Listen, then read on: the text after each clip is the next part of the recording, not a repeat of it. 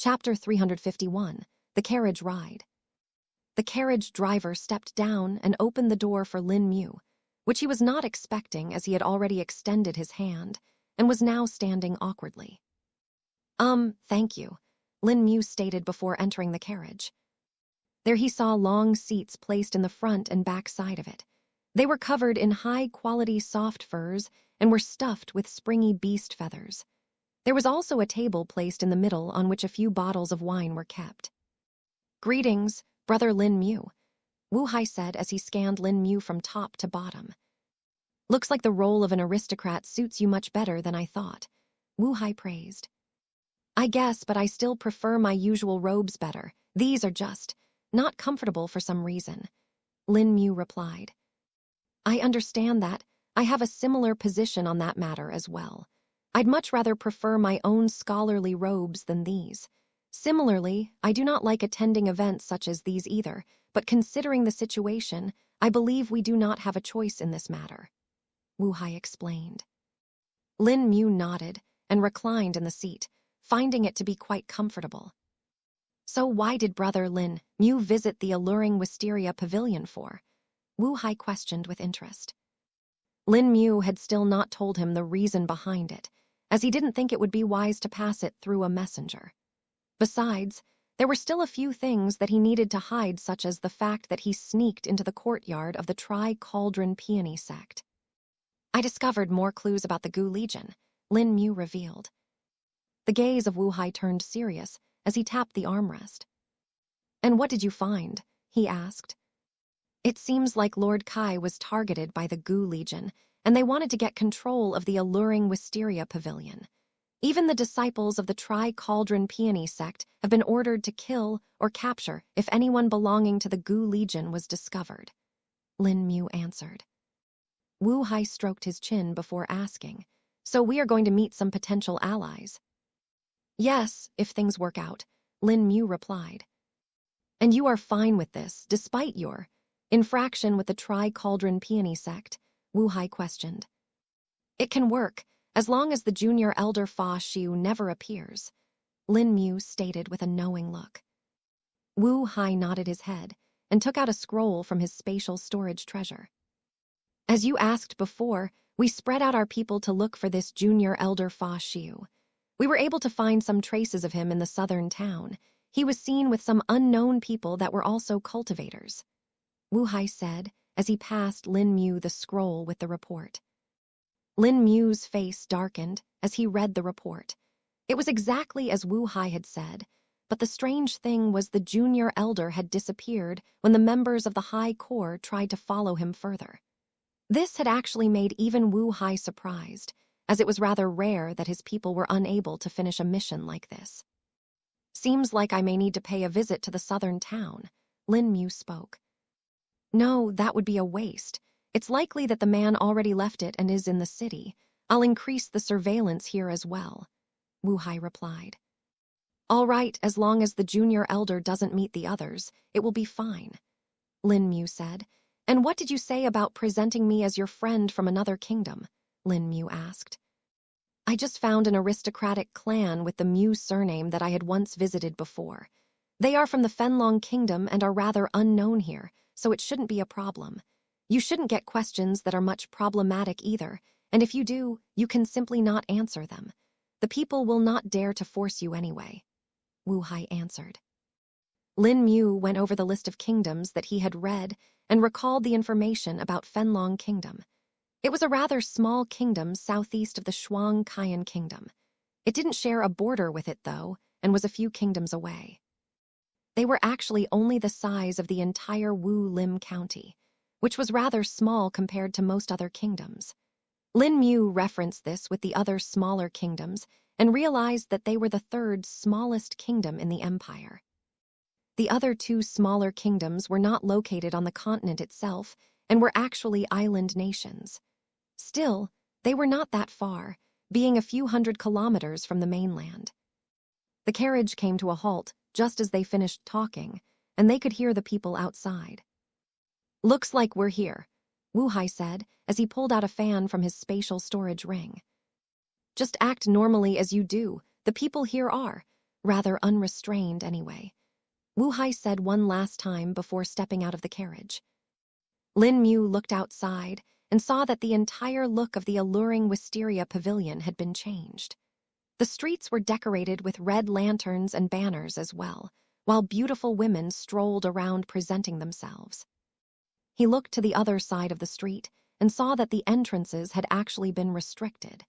The alluring wisteria pavilion had in fact reserved the entire district for this event. "Welcome, Lord Hai," a person greeted at the entrance. Wu Hai simply gave a slight nod before gesturing to Lin Mu. They continued onward and received the seductive looks of a lot of women that were standing around. Lin Mu was feeling a bit strange, as this was the first time he had been to a big event like this. "I'll just take this as practice for the marriage later on," Lin Mu muttered to himself. But then he suddenly felt something sofa squishing his arm. Chapter 352, Officially Meeting Lord Kai. "Ah, Tilda, young Lord Mu Lin.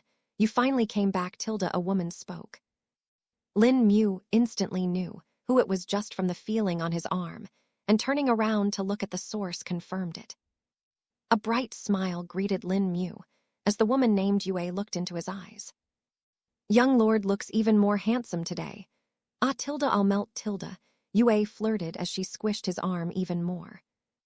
Lin Mu looked at her closely and saw that she was wearing a different type of robe today. It was multi-layered and had fairy bands hanging from it. The robe was quite revealing like the previous one, but was of a much better quality from what he could perceive. He had to admit that it did look good on her. "Thank you," Lin Mu replied simply. "Ahem," Wu Hai interrupted. Lin Mu gave him a thanking look for that and waited for him to speak. "I believe we are getting late. We should pay our greetings to Lord Kai," Wu Hai said, saving Lin Mu from the awkwardness. "Oh, I'm sorry," Yue apologized. "Please come, I'll guide you to the owner. They are sitting in the private section for now and are waiting for the rest of the guests to arrive. After half of them arrive, we will move on to the central area for the banquet," she explained. "All right, that's fine," Wu Hai replied. Lin Mu nodded in approval as well, and she left his arm. They were then guided into a different part of the alluring wisteria pavilion. This was opposite to the one that Lin Mu had been to and was rather small. Yue nodded to the pair of guards that were standing at the entrance, and they cupped their hands in salute. "Owner, some honored guests are here to meet you," Yue said after knocking on the door of the room. Tilda slide Tilda. The door was opened by a servant woman, and an old man walked out of it. "What a pleasant surprise, Lord Hai. I never expected that you would visit when I sent you the invitation," Lord Kai joked. "Lord Kai was correct, I must admit," Wu Hai countered. "But my friend here was invited as well, so how could I not present him?" he added. "Ahaha, you jest." The old man lagged before taking a look at Lin Mu. "And may I have the honor of knowing your name, sir?" "This is young Lord Mu Lin that I informed you about before, owner," Yue spoke with excitement. Lord Kai's eyes lit up at this moment as he scanned Lin Mu from top to bottom. Looking at his clothes, he could tell that he was an aristocrat, but his temperament showed something else. In his life, he had met a lot of people from all walks of life and could gauge them rather easily. Just from the faint aura that Mu Lin exuded, he could tell that he was no simple man. He had heard the entire report from Yue and the madam before, thus knew that Mu Lin was quite strong, at least stronger than himself. He was now even more interested, as he knew who Lord Hai was. Perhaps he was among the few people in the city that actually knew Lord Hai was none other than the youngest son of the city mayor Wu Zun. Just from this, he increased the importance attached to Mu Lin. He must be someone influential if Wu Hai was willing to present him, Lord Kai thought. "So it is, Lord Mu Lin. I am happy that you are willing to give us another chance. I believe your experience this time will be better." Lord Kai spoke. "I am happy to meet with you too, Lord Kai. Hopefully we'll have some good conversations," Lin Mu replied. "Oh, I almost forgot. The few imbeciles that offended Lord Mu Lin have been punished well, but if the Lord wants, he can do whatever he wants with him as he pleases." Lord Kai stated with a toothy grin. No, it is fine. I do not wish to be bothered, Lin Mu said as he lightly shook his head. Let's talk inside then. We have some other guests that I would like to meet you too. Lord Kai gestured for them to enter. Lin Mu and Wu Hai walked in while Yue followed behind. The room was rather large, much larger than the other rooms in the eastern and western wings that Lin Mu had seen. He did a quick sweep with his spirit sense and got a layout of the entire building. There were multiple smaller rooms attached to this one, and Lin Mu could also feel the formations that were set up. Finally, he saw the other people that were in the room currently. They were none other than the disciples of the Tri-Cauldron Peony sect. Including the 3 he saw before, there were 4 more, all of them men. Seniors, please meet Lord Wu Hai and Lord Mu Lin, Lord Kai introduced. Yue's ears perked up after hearing the full name of Lord Hai. Wu Hai, the youngest son of the mayor who's elusive. Then this means, young Lord Mu Lin is even more special than I thought. No wonder Lord Kai had that look in his eyes. Yue thought to herself as she stole a glance from Lin Mu. The people in the room looked at them, but not all of them spoke, some merely nodding their heads gently. Pleased to meet you. I am Fa Lao, the man who Lin Mu only knew as senior brother greeted. The others greeted and introduced themselves as well, but Lin Mu's mind was on the senior brother. Fa Lao, is he related to the junior elder Fa Xiu, perhaps? Lin Mu wondered. Ahaha, Lord Wu Hai is as impressive as was described to us by Lord Tang. The Peak Master was also wondering when he would have the chance to meet you, seeing the 2 of you are going to be related soon. Quan Hong stated. Chapter 353, Investment. Lin Mu did not say anything and simply listened on. He didn't want to interfere and wanted to see how Wu Hai would react to this. He looked at Wu Hai from the corner of his eyes and saw that there was no change in his expression. But when he felt his aura, he could sense the disturbance. Lin Mu also got a peek into his cultivation base for the first time properly. But it didn't look like others felt it. Only Lin Mu's sensitive spirit sense did. Didn't expect that he would be in the core condensation realm as well. But what stage is he in? Lin Mu wondered. While he could perceive the fluctuations of a core condensation realm cultivator from him, he couldn't tell the exact stage as they were not strong enough. But if he estimated it from Hai Yingji's cultivation as a mid-stage core condensation realm expert, Wu Hai must be at least equal or higher to him. Ha ha, I've been intending to do the same, but I've been busy with some research. But do not worry, I'm free now and we can meet soon. Just send a message to my mansion whenever the Peak Master is free. I'll be sure to visit, Wu Hai said with a smile. He's good, but still needs more practice in hiding his true intentions, though it may be enough for these people, Zhu Kong analyzed. Lin Mu didn't say anything and kept on observing. Of course, I will inform the Peak Master, Quan Hong replied with a smile as well. Please, gentlemen, let's sit, Lord Kai said. Everyone sat down, and the servants started serving them all wine. I propose a toast, to all the men here and to our glorious future relationship. Lord Kai raised his cup. To a glorious future relationship. Everyone joined in, but Lin Mu was a bit slow in responding. He was not used to things like this and was not expecting it. Seeing as how everyone picked up the cups, he looked at the one that was kept in front of him. Go ahead, pick it up. You have to join in certain etiquettes, Zhu Kong said. Lin Mu picked up the cup and brought it to his lips before swallowing the wine in one go. At first, he didn't feel anything. But a second later, the strong, burning taste of the wine spread in his mouth. The wine flowed to his stomach, and a warmth filled it. He would have gagged if it were not for him forcibly holding his expression. That's gonna take a while to get used to, Lin Mu thought. Everyone placed their cups down, and the servant poured them all another serving. Lin Mu looked at it with a slight aversion. Brother Mu Lin here prefers tea, Wu Hai interrupted. Oh, is that so? Please get some of our finest tea for Lord Mu Lin, Lord Kai ordered. A minute later, a fresh pot of fragrant tea was brought and poured for Lin Mu. He nodded his head to the servant girl, who giggled in response. Good tea, Lin Mu muttered. Seeing that Lin Mu was satisfied, Lord Kai nodded his head in approval. Now then, I believe you already know the cooperation between my establishment and the Peak Master. And since Lord Wu Hai is also here, I wonder if you would be interested in this venture too. Lord Kai finally asked what he really wanted to. A slight smirk appeared on Wu Hai's face, as he had expected this to happen. Why not? I think it could be beneficial to us all.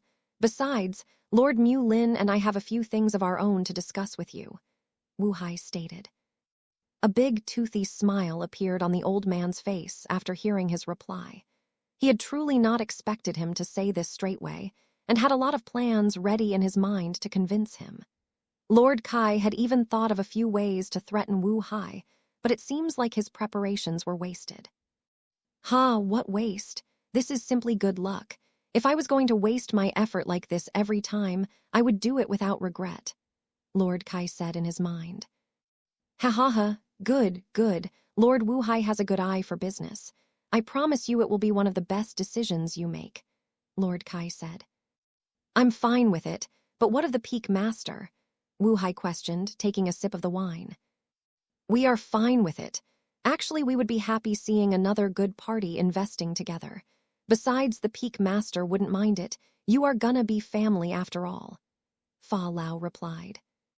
Well then, this all works out, Lord Kai affirmed with a clap, and then looked at Lin Mu. Lord Wu Hai said that you and Lord Mu Lin have something to discuss with me. May I know what it is? Lord Kai questioned. Lin Mu calmly turned to see how Wu Hai would make this work. Well, you see, Brother Mu Lin here has a bit of a trouble. A certain group of people have offended him, and the last he heard of their traces was here in this region, Wu Hai answered. Lord Kai raised his brows, while the disciples continued to listen with interest. And who would be so unfortunate so as to offend Lord Mu Lin? Lord Kai asked. While he did not know the background of Lin Mu, he knew that he must not be someone simple if Wu Hai was friends with him. And with Lin Mu's strength, he wondered even more about his background. But this also meant that the people who offended him must not be weak either. I don't know if Lord Kai has heard of the Gu Legion, Wu Hai revealed. Upon hearing the two words, the faces of everyone turned serious, while the servants tensed up due to the change in the room. What?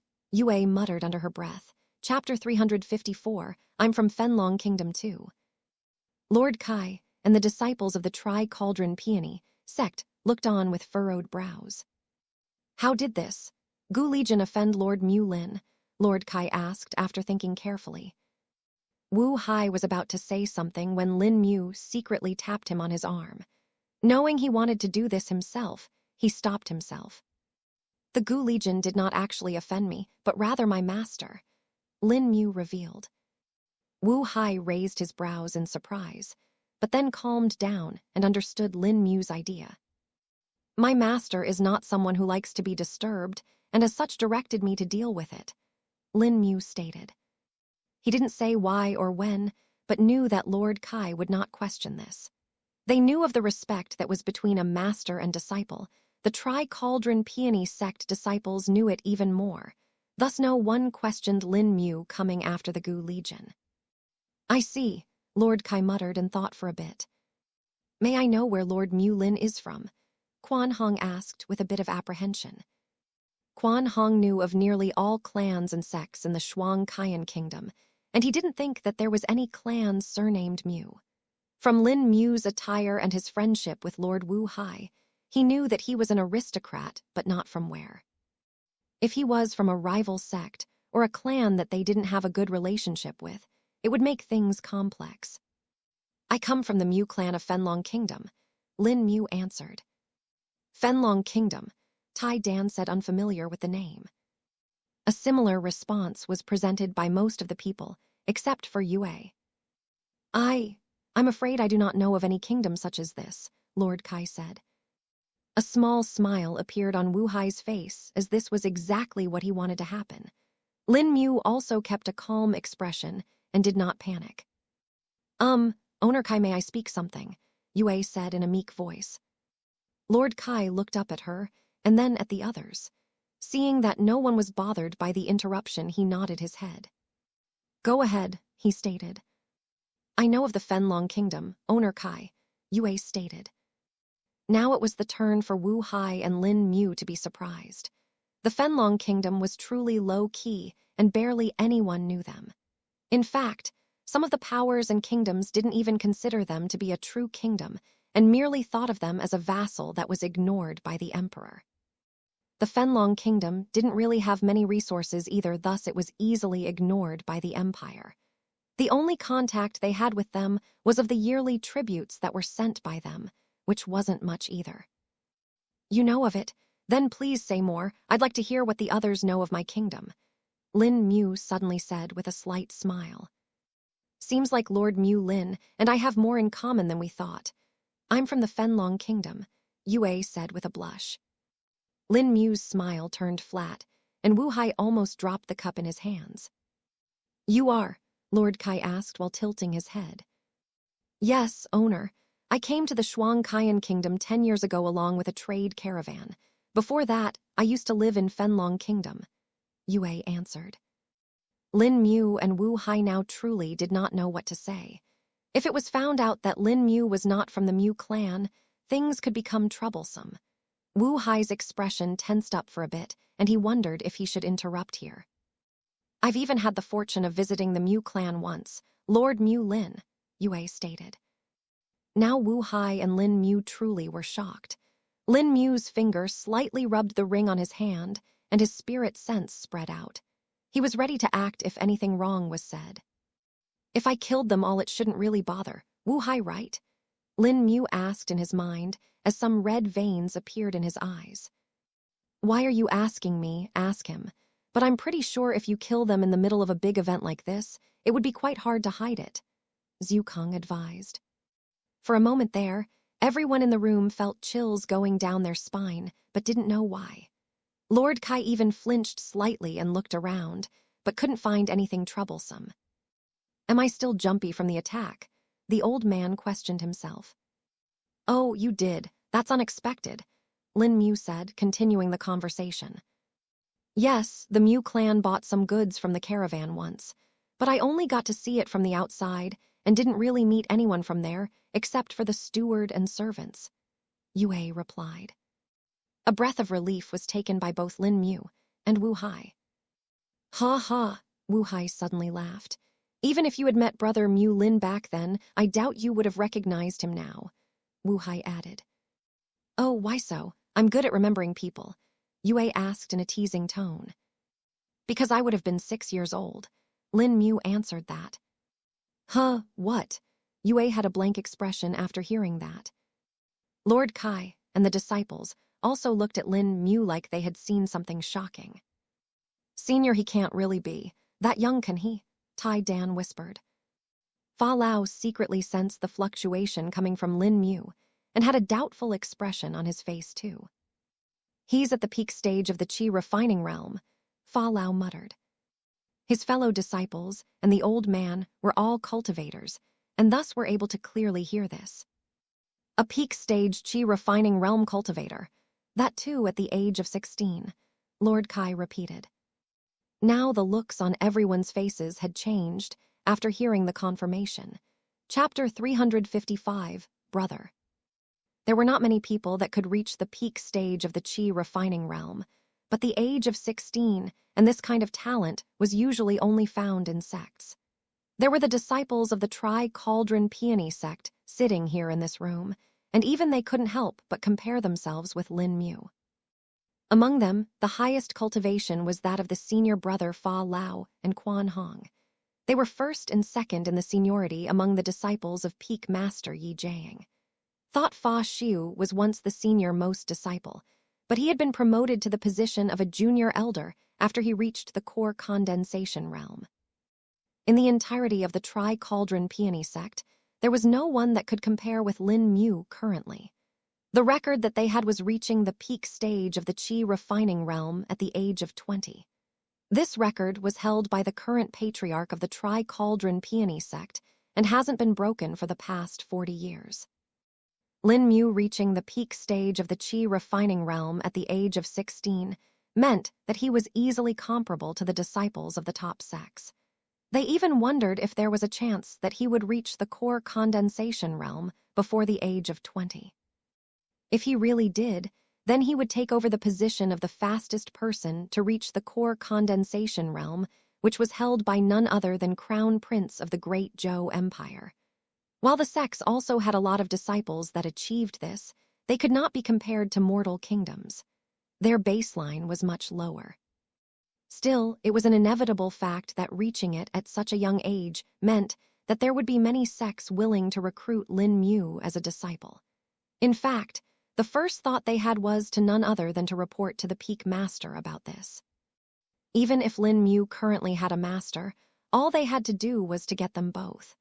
The sect would definitely be willing to get a cultivator that could teach a person like Lin Mu and would not be stingy with benefits.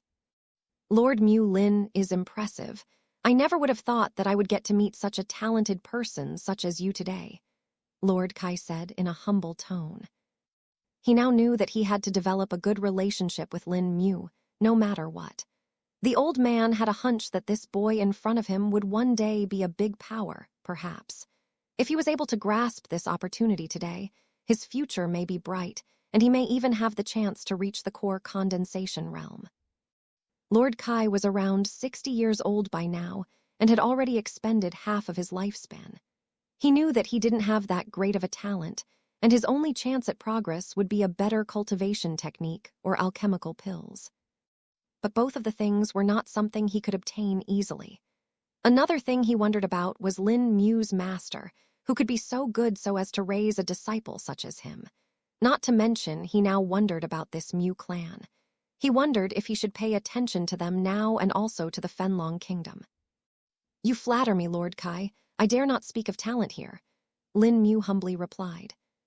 The disciples also praised him, but did not do it as overtly as Lord Kai. They knew that they had to make a good impression but not repulse him. Besides, they still had to get the confirmation from the peak master first. Well then, Lord Kai, do you know about this Gu Legion? Wu Hai interrupted, bringing the conversation back on track. Tilde cough tilde. Ah yes, I unfortunately do, Lord Wu Hai. I had a few run-ins with them and they threatened me to hand half of my establishment to them, Lord Kai replied. Indeed, this is one of the reasons why we are cooperating with each other now, Senior Brother Fa Lao revalued. Actually, all the sects in the kingdom have been alerted about the Gu Legion and have been asked to capture or kill them if they are found. Quan Hong spoke. I see, then I guess our cooperation should only be of benefit, Lin Mu stated. Yes, this is in line with both of our goals, Lord Kai agreed with a toothy smile. Knock tilde. Someone knocked on the door and the room suddenly went silent. Owner Kai, nearly all of the guests have arrived now. A person spoke from outside the room. Seems like we will have to discuss the rest of the matters later. Let us all go and enjoy the banquet for now, Lord Kai said before standing up and walking towards Yue.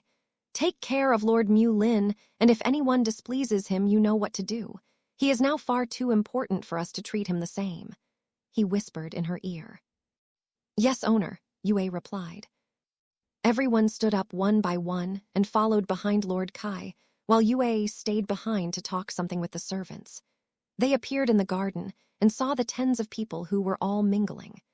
Lin Mu did a quick scan of the area and saw that the people here in the garden were only half.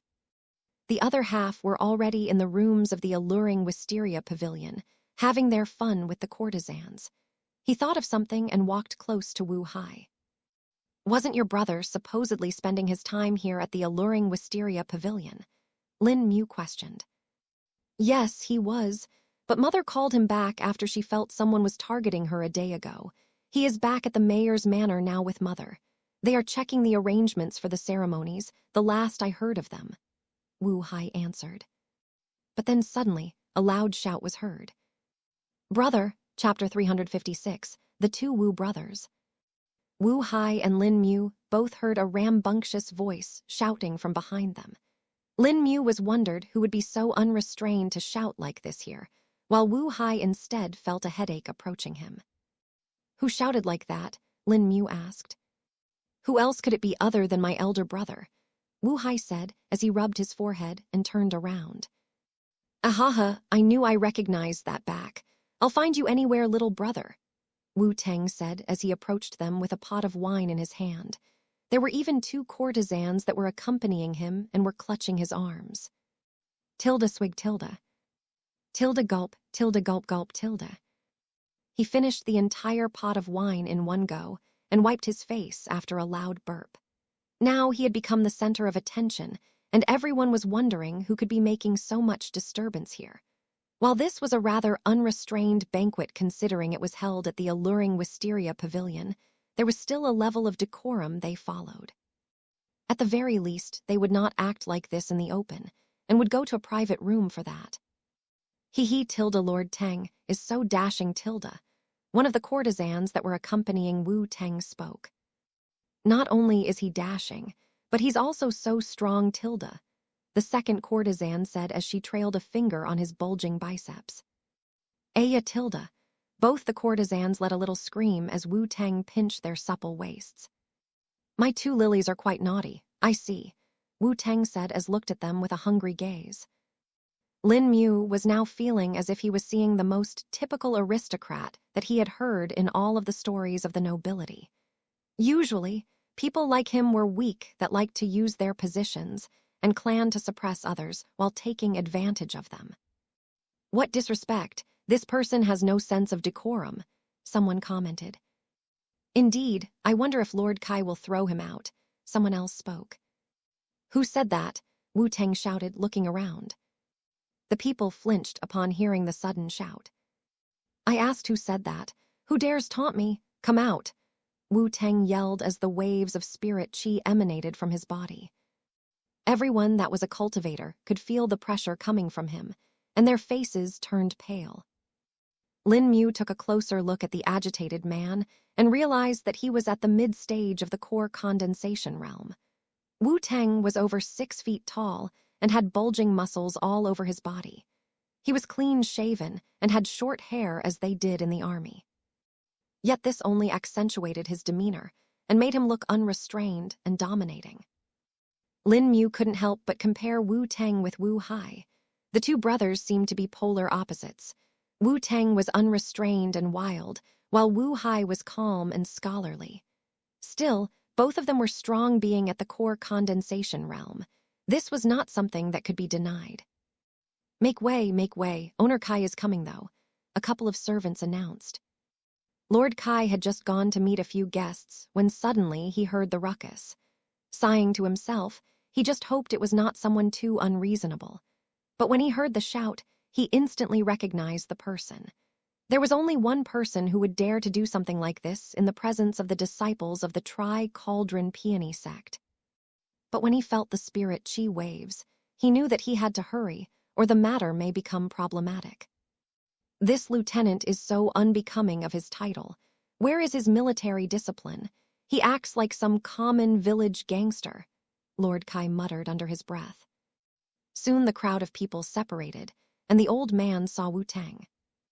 Lord Wu Teng, please be calm, I'm here now. Let us talk separately, Lord Kai said. Humph! Wu Teng harumphed unwillingly, but still decided to follow Lord Kai's words. Brother, please keep some semblance of respect for your image, if not for yourself then for mother. Wu Hai also spoke. All right, if you say so, Wu Teng said and followed them to the corner. A table had been set up under a gazebo, and they could see the entirety of the garden from it. Lin Mu stayed silent and simply followed behind them without interfering. He wanted to see how this would progress, and was now quite interested in this lieutenant. I didn't expect that Lord Teng would also be coming to the banquet, seeing how you've been busy with the predations, Lord Kai said, starting the conversation to take Wu Teng's mind of the previous thing. Ah, yes, of course. But how can I miss the chance to attend a banquet like this? Ahaha! Wu Teng laughed while slapping the table which shook under his strength. Wu Hai gave a look to his brother, which made him stop. Come one little brother, you are no fun, Wu Teng complained. This is no time for fun, brother. You should be back home, not here at this establishment. What will sister-in-law think of this? Wu Hai scolded lightly. "Oh, she'll be fine, Tilda," Wu Teng replied while waving his hand. Wu Hai looked at the two courtesans that were still clinging to his brother and stared at them.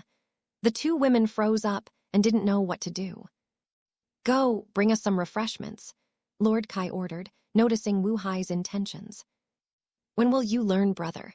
Wu Hai muttered while rubbing his forehead. Lin Mu lightly chuckled, seeing the banter between the two brothers. While on the surface it seemed like they did not like each other, the reality was rather opposite. Lin Mu could tell this now and felt like laughing a bit. "Oh, and who's this? Don't tell me. Did little brother finally make a friend?" Wu Teng spoke upon seeing Lin Mu, chapter 357, Opposites. Wu Teng had seen the boy accompanying his brother right from the very start, but did not know who he was. At first, he had guessed that he was just one of the people that were trying to get close to the mayor through his little brother. But Wu Teng knew that his younger brother would not tolerate people like that near him. Seeing Lin Mu freely accompanying Wu Hai, and seeing that he did not mind his presence and was actually accommodating of him made Wu Teng suspicious. But now that they had sat down on this private table and Lin Mu was still here, confirmed it for him. Ever since he had been a child, Wu Teng had seen his younger brother staying alone. His sole companions were none other than books and more books. The very few people that he tolerated were the family and the servants. He would never play with the other children, and even he had to coerce him a lot to make him play. Years passed by like that, and his younger brother only became more and more distant. Then, back when he was 14, he decided to go on a scholar's journey. His father Wu Zun was opposed to this and wanted Wu Hai to stay at home and cultivate properly. Compared to him, he knew that his brother's talent in cultivation was quite low, and even after 20 years of cultivating, he had barely reached the peak stage of the qi refining realm, while he himself had reached the mid-stage of the core condensation realm, just one stage below his father, the mayor. Still, under the incessant petering of his little brother, their mother eventually caved and pleaded Wu Zun to let him go. And thus, Wu Hai went away on his scholar's journey throughout the empire. He spent 10 years like this and only returned 6 years ago. But after his return, he had only become more cold. Their mother had also become dissatisfied with their father during this time, and their relationship was cold. While his brother stayed in contact with him throughout the years he was gone, Wu Teng still felt as if he had greatly changed and was hiding something. No matter how much he tried, he couldn't get him to open up, and at this point, he had just given up and had accepted that Wu Hai was simply just like this. This was his natural personality, and there was nothing he could do to change it. Even now, Wu Teng had fully expected that his little brother would deny his teasing question, but he didn't know that today was going to be surprising to him. "Yes, elder brother, Brother Mu Lin is a friend of mine," Wu Hai accepted. Wu Teng was dumb-stuck and was frozen for a bit. Then, finally, a big grin appeared on his face. Today is a truly great day. My brother brought a friend, an actual friend, I say." Wu Teng laughed out loud. "No need to be so loud, brother. You are needlessly disturbing others," Wu Hai chided again. All right, but now I want to know who this is," Wu Teng said. "Fine, then.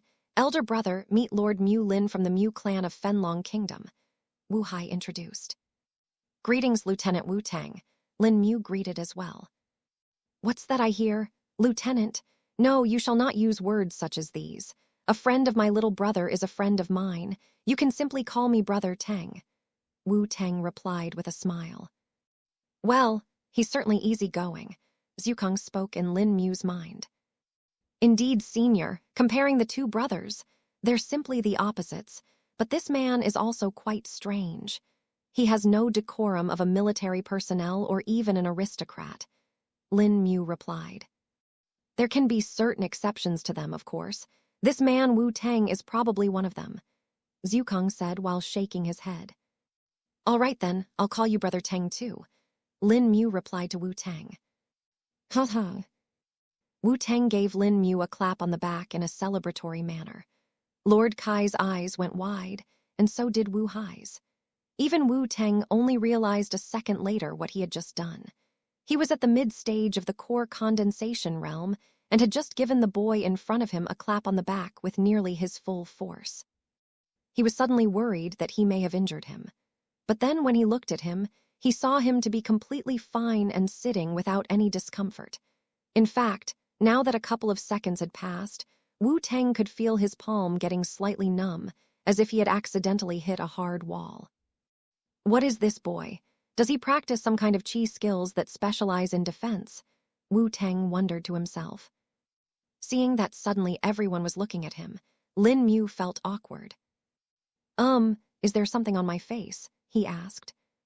Oh, no. Everything is fine, Lord Mu Lin. Lord Kai hurriedly spoke.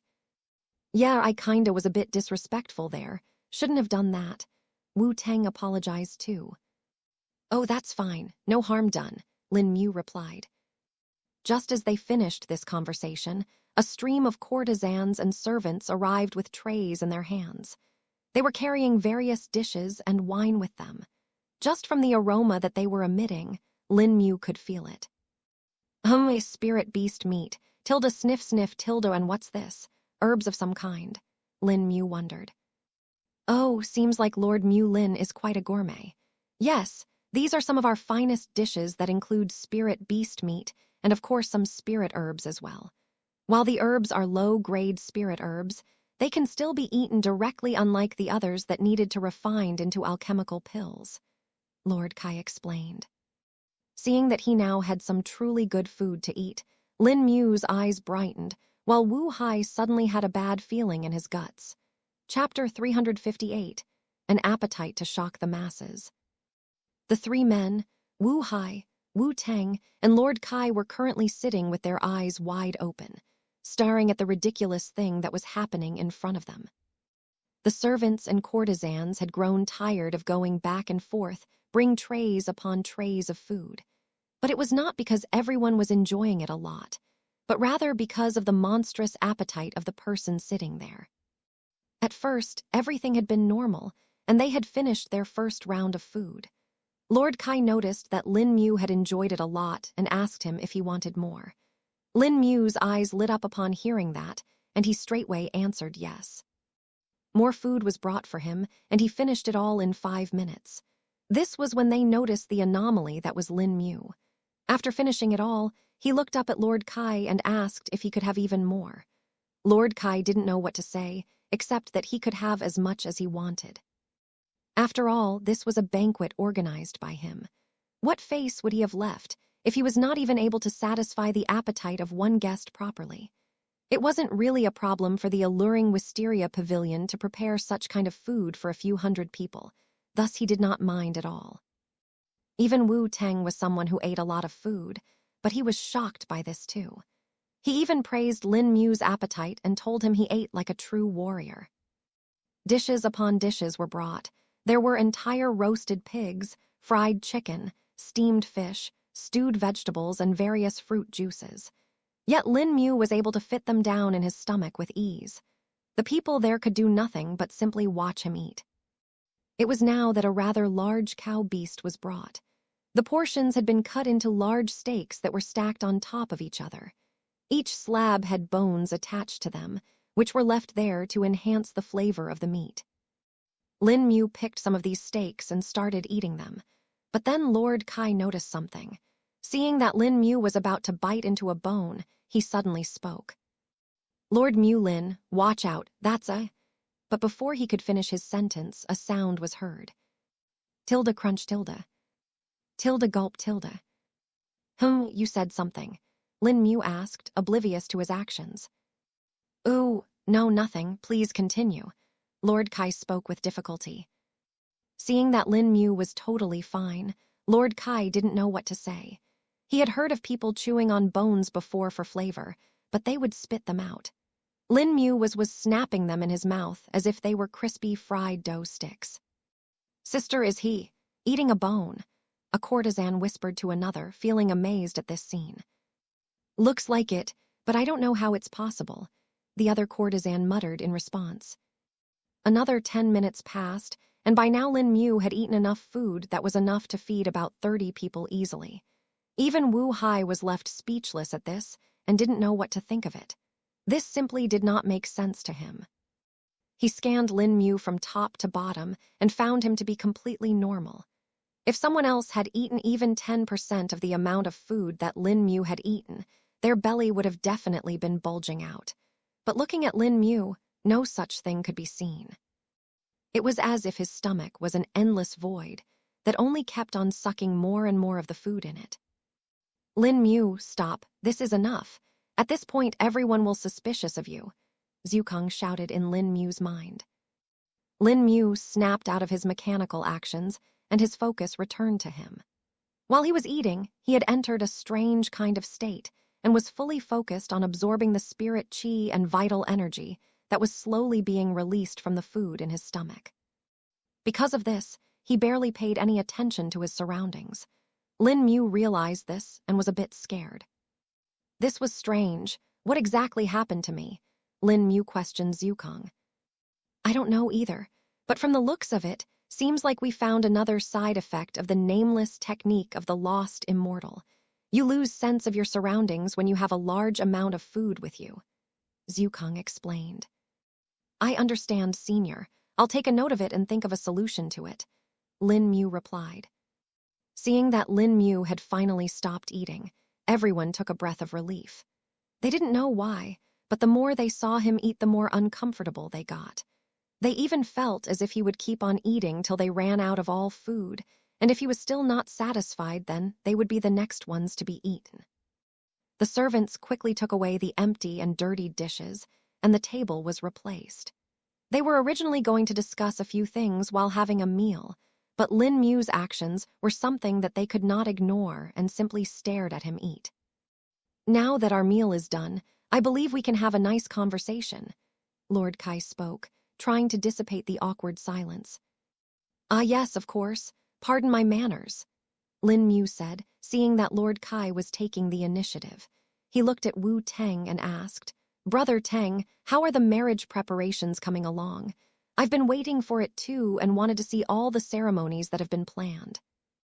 Oh, yeah, the marriage, Wu Teng said with a sigh, almost as if he was unwilling to do this.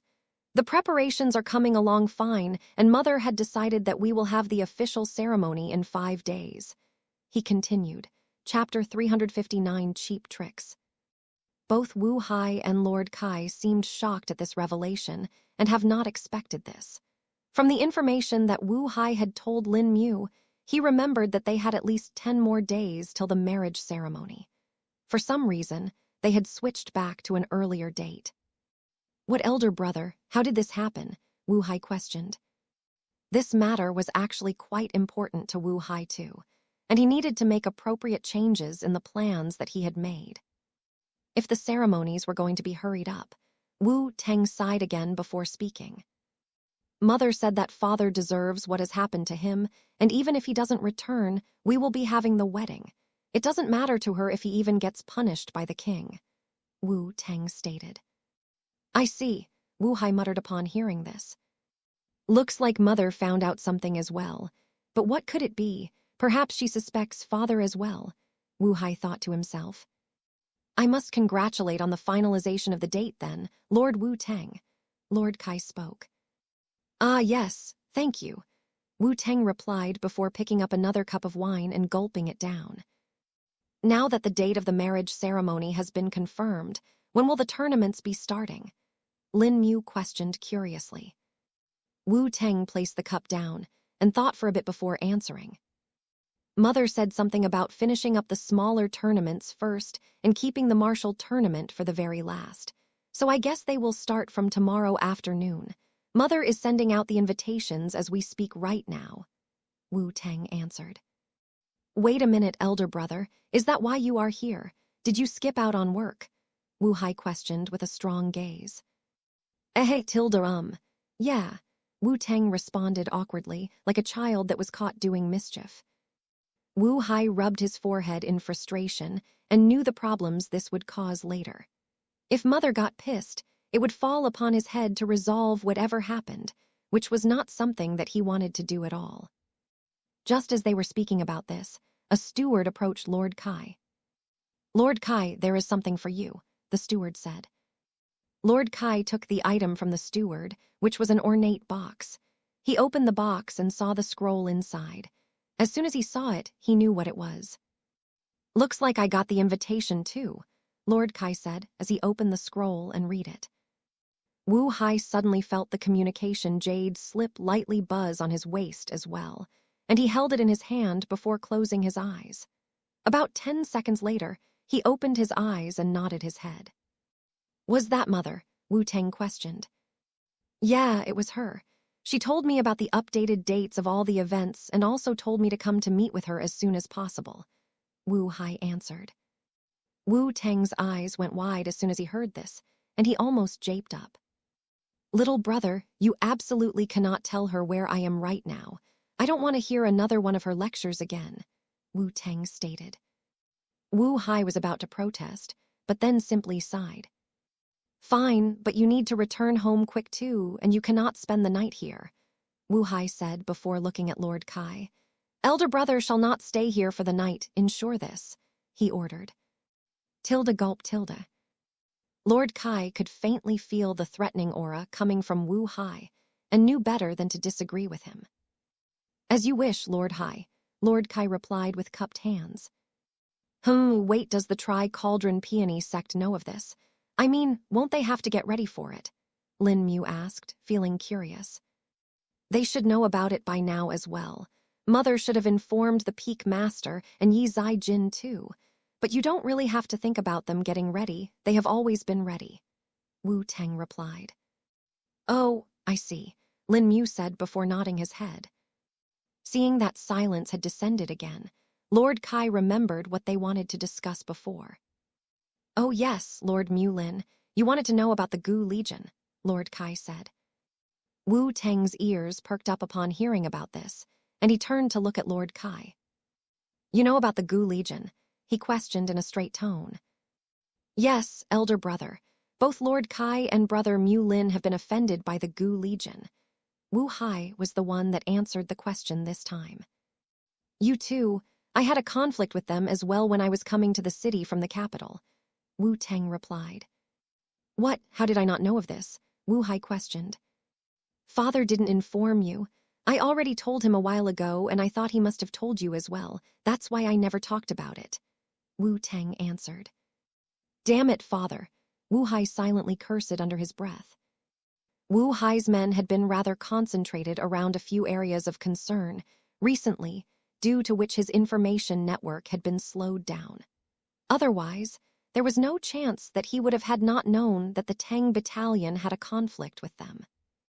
"What exactly happened in the conflict, tell me," Wu Hai questioned again. "Well, nothing too much, really. A few of their men sneaked into one of the towns we were resting in, and I noticed them. They were killing one of the patrons of the inn that I was staying at, and I sensed them. Regardless, they were dead soon and couldn't even bear a couple of blows from me," Wu Tang answered. "But how did you find out they were from the Gu Legion?" Wu Hai questioned. "They told me themselves. Those bastards thought they could fool me with cheap tricks. Can you imagine they called Father Master? Ha, the audacity." Chapter 360, Wu Hai's story. "Ha ha ha, ridiculous. Absolutely ridiculous," Lord Kai exclaimed. Lord Kai couldn't help but laugh at the words of Wu Tang. Even he couldn't understand how the people of Gu Legion, who were all smart and threatening till now, would act dumbly like that. But Wu Hai had a different reaction. He was deep in thought. Still, the one who was the most shocked yet didn't have any expression on his face was Lin Mu. "So it really is Wu Zun who's the master of the Gu Legion, and not someone else," Lin Mu thought. Hearing the words of Wu Tang pretty much confirmed it for Lin Mu, as he understood that the men were trying to convince Wu Tang to spare them. Seems like while the people of the Gu Legion know Wu Tang is Wu Zun's son, they don't know that he isn't aware of their existence. Zhu Kong suddenly spoke. Seems like a misunderstanding that we can take advantage of. At least his confirms another thing for us. Wu Hai and Wu Tang are truly unaware of the actions of their father," Lin Mu replied.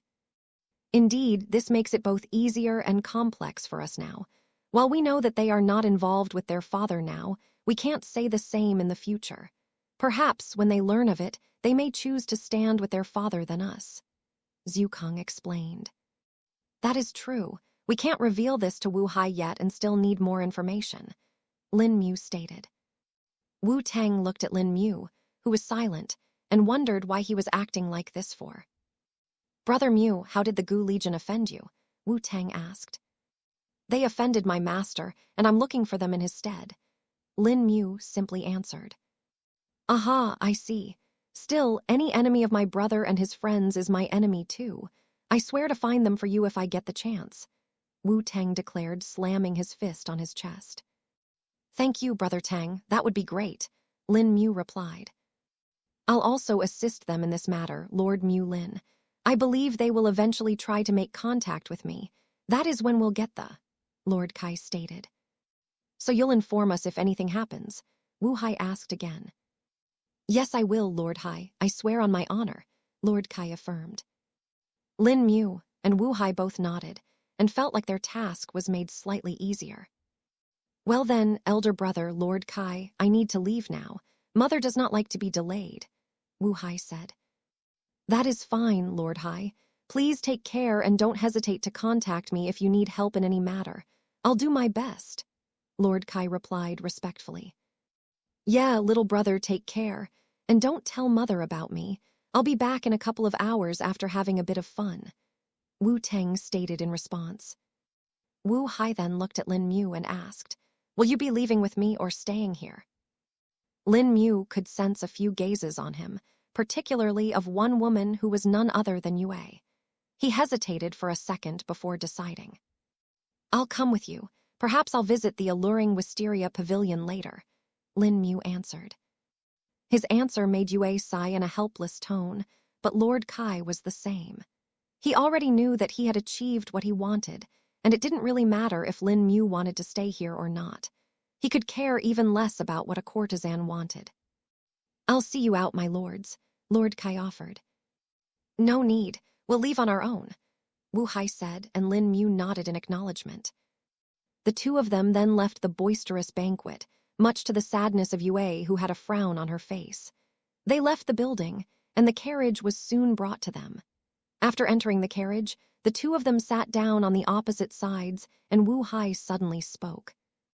Brother Lin Mu, I may have a suspicion about the person behind the Gu Legion, Wu Hai said in a serious tone.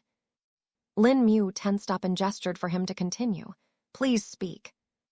I think it may be my father, the mayor, Wu Hai revealed. Lin Mu showed no reaction to this and simply kept a calm face. And what made you think this, Lord Hai? Lin Mu questioned. Honestly, I had the suspicion for a long time now. About 15 years ago, I found some documents in my father's study which showed that he was involved in some dark businesses. I thought that he was just the same as all aristocrats and did some things in the shadows. I had this in my mind for a few years till I first had the encounter with the Gu Legion. I didn't know who they were, but knew they were bad. I was quite naive back then with ambitions of justice. Of course, like a naive kid, I went a fight with a few of their members when they were attacking a village under the guise of a bandit group. I sustained injuries, but thankfully had my servants who protected me. They died protecting me while the Gu Legion members retreated. While I was busy fighting with them, the other part of the bandits had raided and killed half of the village. I swore to not be helpless like that and took an oath to become stronger. That was also where I started my group, which I later named the High Corps. Hai Wen was one of the villagers that were attacked back then. She was a mere teen back then and was severely injured. I rescued her and she vowed to follow me, becoming part of the High Corps. And just like this, I would recruit more and more people till it reached the level it is today, Wu Hai revealed. Lin Mu was silently listened to his story and could feel the pain in it. Chapter 361, The Creation of High Corps. Lin Mu had not expected the start of Wu Hai would have been like this. It was evident that he had gone through a lot, and that was why he was at the position he was right now. But he was still a bit confused about one thing, Wu Hai's cultivation. The mayor and his elder brother seemed to think he had a low cultivation, but Lin Mu could clearly sense that he was at the mid-stage of the core condensation realm at the very minimum or likely even higher. It is likely due to an auxiliary cultivation technique that he practices. It is able to hide his cultivation base and makes it seem like he has a lower cultivation base than it actually is, Zhu Kong explained. Lin Mu internally nodded his head before continuing to listen to the story that Wu Hai was saying. I then had a few minor encounters with the Gu Legion, but there wasn't much I could do except let them escape. Eventually, while on my journey, I came across a village at the border of the Shuang Kaiyan Kingdom. It was nighttime, and it seemed like everyone in the village was asleep. This was strange, as even the guards who should always be alert were fast asleep. We checked them and discovered that they were not sleeping, but rather unconscious. No matter what we tried, we couldn't wake them up and knew that something must have happened. Our fear turned out to be true, as most of the people in the village seemed to unconscious as well. We waited and observed until morning arrived. The people eventually woke up, but seemed to have no memory of the night before. I questioned them and found out that a curse had been put on the village.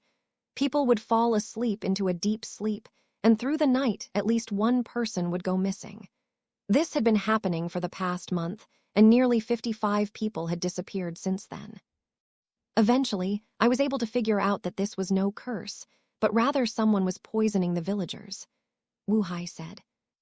When Lin Mu heard this part, he instantly recognized this, as this was the very thing that happened in the northern town as well. It was the memory-confounding poison, wasn't it? Lin Mu questioned. Yes, it was indeed, but we were still a bit late in finding it out as some of my men were affected by it too. Thankfully, I had people that were cultivators and were able to stop the Gu Legion that night. But what I had not expected was that they would have cultivators too, and more numbers than I had. I lost half of my men in that conflict, but was able to finish all of them off.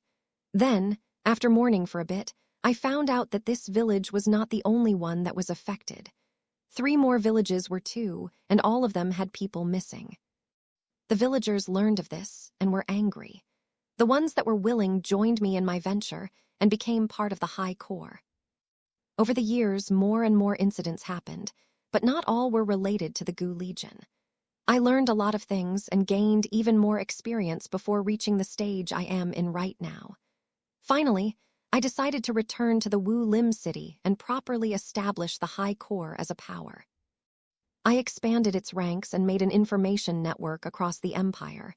In the years that I had traveled, I learned one thing that was at the very apex: knowledge. If you had knowledge, you could change the very fate itself, Wu Hai explained. Lin Mu was lost in thought after hearing the entire story and spent a minute on it. During this time, they had finally reached the district where the mayor's manor was located. My lord, we're here, the carriage driver lightly spoke from behind the blinds. Lin Mu snapped out of his thoughts and looked out of the window, only to learn that they were at the manor of the mayor. You want me to come with you? Lin Mu asked with raised brows. Yes, I was hesitant at first, but seeing that we are on the same page about the mayor, I believe this would be best. Perhaps Brother Lin Mu would be able to see something here that I was unable to all these years, Wu Hai answered. Lin Mu then remembered the tunnels and nodded his head. All right, but I also want your help with another thing, Lin Mu stated. What do you need? Wu Hai questioned. I need access to the ancestral temple, Lin Mu answered. That is something even a bit difficult for me, Wu Hai replied with hesitation. Why, I thought it would be easy with your authority, Lin Mu asked, feeling confused. The problem lies with that very authority. Not many people know this, but the ancestral temple is actually run by a different power, and even the mayor has barely any control over it, Wu Hai answered. What? How's this possible? Who runs it then? Lin Mu questioned, feeling extremely shocked. He had not known that there was another power here that he was unaware of. When he had talked with Jiang Wei and Duan Qi, they had talked about a few powers, but this was not one of them. Perhaps it is not as important for them, Lin Mu thought. Well, it is run by an organization of priests who take care of all ancestral temples of the Shuang Kaiyan Kingdom. Their head is none other than the high priest of the royal court of the Shuang Kaiyan Kingdom. though they are not a threat, and they only deal with the temple matters. As for the entry to the temple, while I'm allowed inside and commoners are allowed on certain days, getting permission for another person from those stubborn priests is difficult. They would simply say that we are disturbing the rest of the ancestors and push the request aside. Wu Hai explained. 362, visiting the manor. Having heard that it would be a problem getting access to the ancestral temple, Lin Mu started to think of other solutions.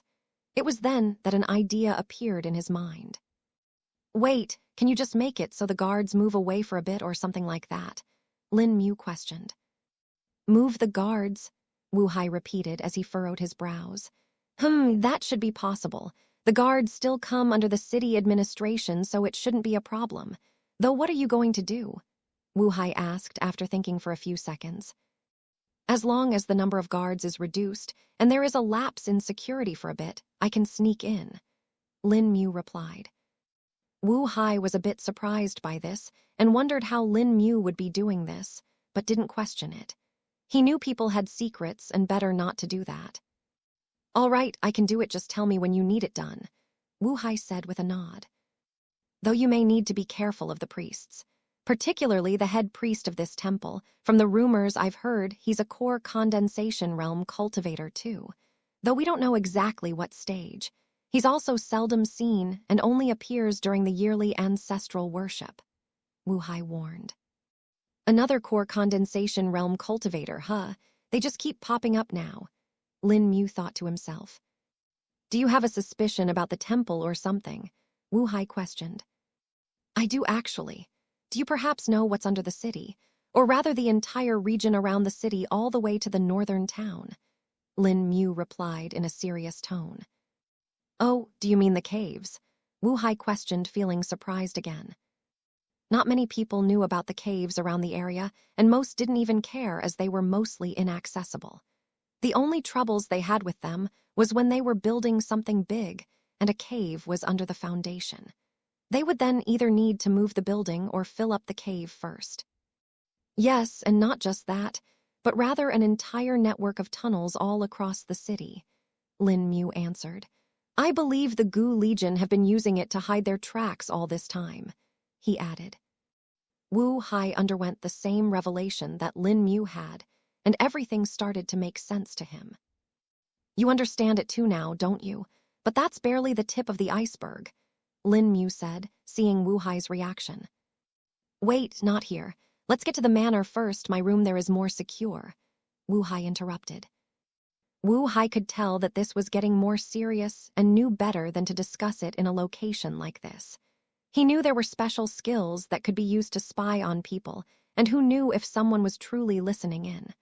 While the chance was low, it was not fully zero.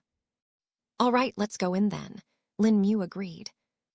The carriage had entered the compound of the manor by now and had reached the front entrance. Lin Mu and Wu Hai stepped out to see an old steward that was waiting for them outside. Madam told me you were coming. It has been a while, young master. Hai, the old steward spoke. Greetings, old Lan, Wu Hai responded. Please come in. Madam is waiting for you in the lounge, old Lan said before looking towards Lin Mu. And this is Lord Mu Lin. He's one of my friends, Wu Hai answered. Ah, this is a pleasant surprise. I believe Madam will be happy to meet the young master's friend too, old Lan said while giving a smile. He then turned around and opened the door of the manor. Wu Hai and Lin Mu walked in silently while Lin Mu took in the sights. He had expected that the manor would be luxurious and well decorated like the town head's office. But surprisingly, it was not. Even though it did have decorations, they were rather tasteful and not ones that blared opulence at your face. Lin Mu internally nodded at this and found it to be much better than the town head. I guess the mayor still has some sense even if he's bad, Lin Mu internally said. Well, if he is gonna be greedy and survive for a long time like this, he has to be smart. There is no use in splurging for showing off. But this also means the man is rather wise and could prove a more difficult opponent than we thought, Zhu Kung advised. I understand, senior, Lin Mu reasoned. While he was having this conversation in his mind, They had reached the lounge where a middle-aged woman was sitting on a sofa. She looked the same as Lin Mu had seen her a couple of days before, but only her clothes were different, and a bit of fatigue could be seen in her eyes when she glanced them. "Zio-hai," she uttered. "Hello, mother," Wu Hai calmly greeted. Lin Mu could see her eyes light up for a moment when she saw Wu Hai, and could sense the longing hidden in them. But then, "You insolent brat, why do you never come home?" A loud voice assaulted Lin Mu's ears and almost made him flinch. Seeing that the situation was getting uncomfortable, the steward interrupted. "Madam, we have a guest too, Lord Mu Lin." Then almost in an instant, her expression changed to become calm and mellow.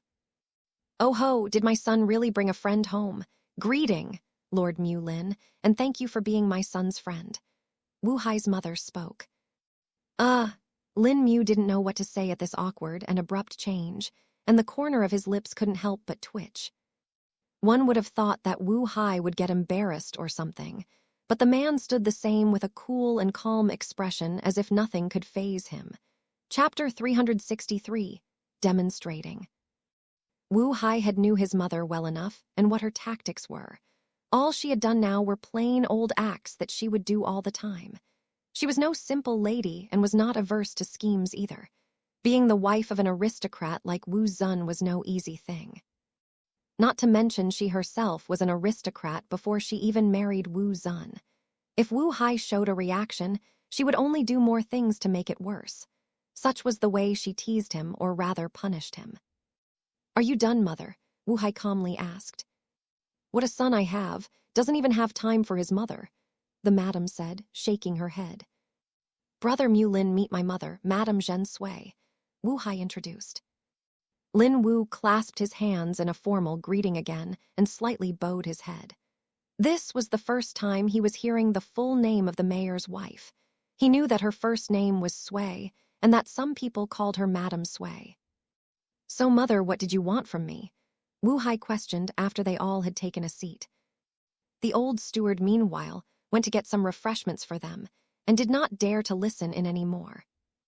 "Well, I need you to take care of the marital tournament, to be precise. This was supposed to be done by your father, but now that he's unavailable, you are the only one who can do it. I'll be handling the other tournaments, but the martial tournament is the prime jewel of the ceremonies. It needs to be perfect," Zhen Sui answered. "What about elder brother? Can't he do it?" Wu Hai asked with reluctance. "You think he would really do it? All that happens in that thick skull of his is food, women, and fighting. He has no idea how to do things like this. I still don't know how he leads his battalion with his management skills," Zhen Sui replied. Wu Hai nodded his head in agreement. He knew that his brother was rather ill-suited to tasks such as this. But this didn't mean that he was willing to take the task of organizing the competition. This would mean that he would have to talk with other aristocrats and important people, which was a thing that he usually disliked. He would much rather go back to his mansion and continue his research. But then, after thinking for a while, he realized that this could actually work in his favor. It would make it easier for them to investigate the Gu Legion, along with him being able to fulfill the challenge that Wu Zun had given him. "All right, mother, I accept," Wu Hai stated. "Ah, that's good. Finally you came to your sense and decided to become an obedient son," Zhen Sui teased again. Wu Hai let out another sigh before shaking his head helplessly. Zhen Sui chuckled before looking at Lin Mu, who was calmly sitting there and looking around. "Lord Mu Lin, I wonder how you met my son," Zhen Sui curiously asked. She knew that her son did not like to make many friends, and even if he had met a lot of people during his journey, there weren't that could be said to be his friends. Perhaps only some of his subordinates could be considered to be his friends. Lin Mu turned his neck upon hearing her speak and raised his brows. "I met Brother Mu Lin in the Fenlong Kingdom when I visited the Mu clan there. He's one of the young masters of the clan and seldom goes out in public," Wu Hai quickly answered. "Oh, I see. Well then, you must be quite an intellectual for my son to find you worthy to be his friend. But what made you come here all the way to Wu Lim City? I mean, If my knowledge is correct, then the Fenlong Kingdom is a few thousand kilometers away from the border of the Shuang Qian Kingdom. Zhen Sui questioned. Wu Hai wanted to answer again, but Lin Mu decided to interrupt. He knew that if Wu Hai continued answering everything for him, Zhen Sui might find it suspicious. Besides, he had the perfect answer for Zhen Sui that would work and was also legitimate. "Oh, madam, I'll be representing Brother Hai in the tournament," Lin Mu said with a smile.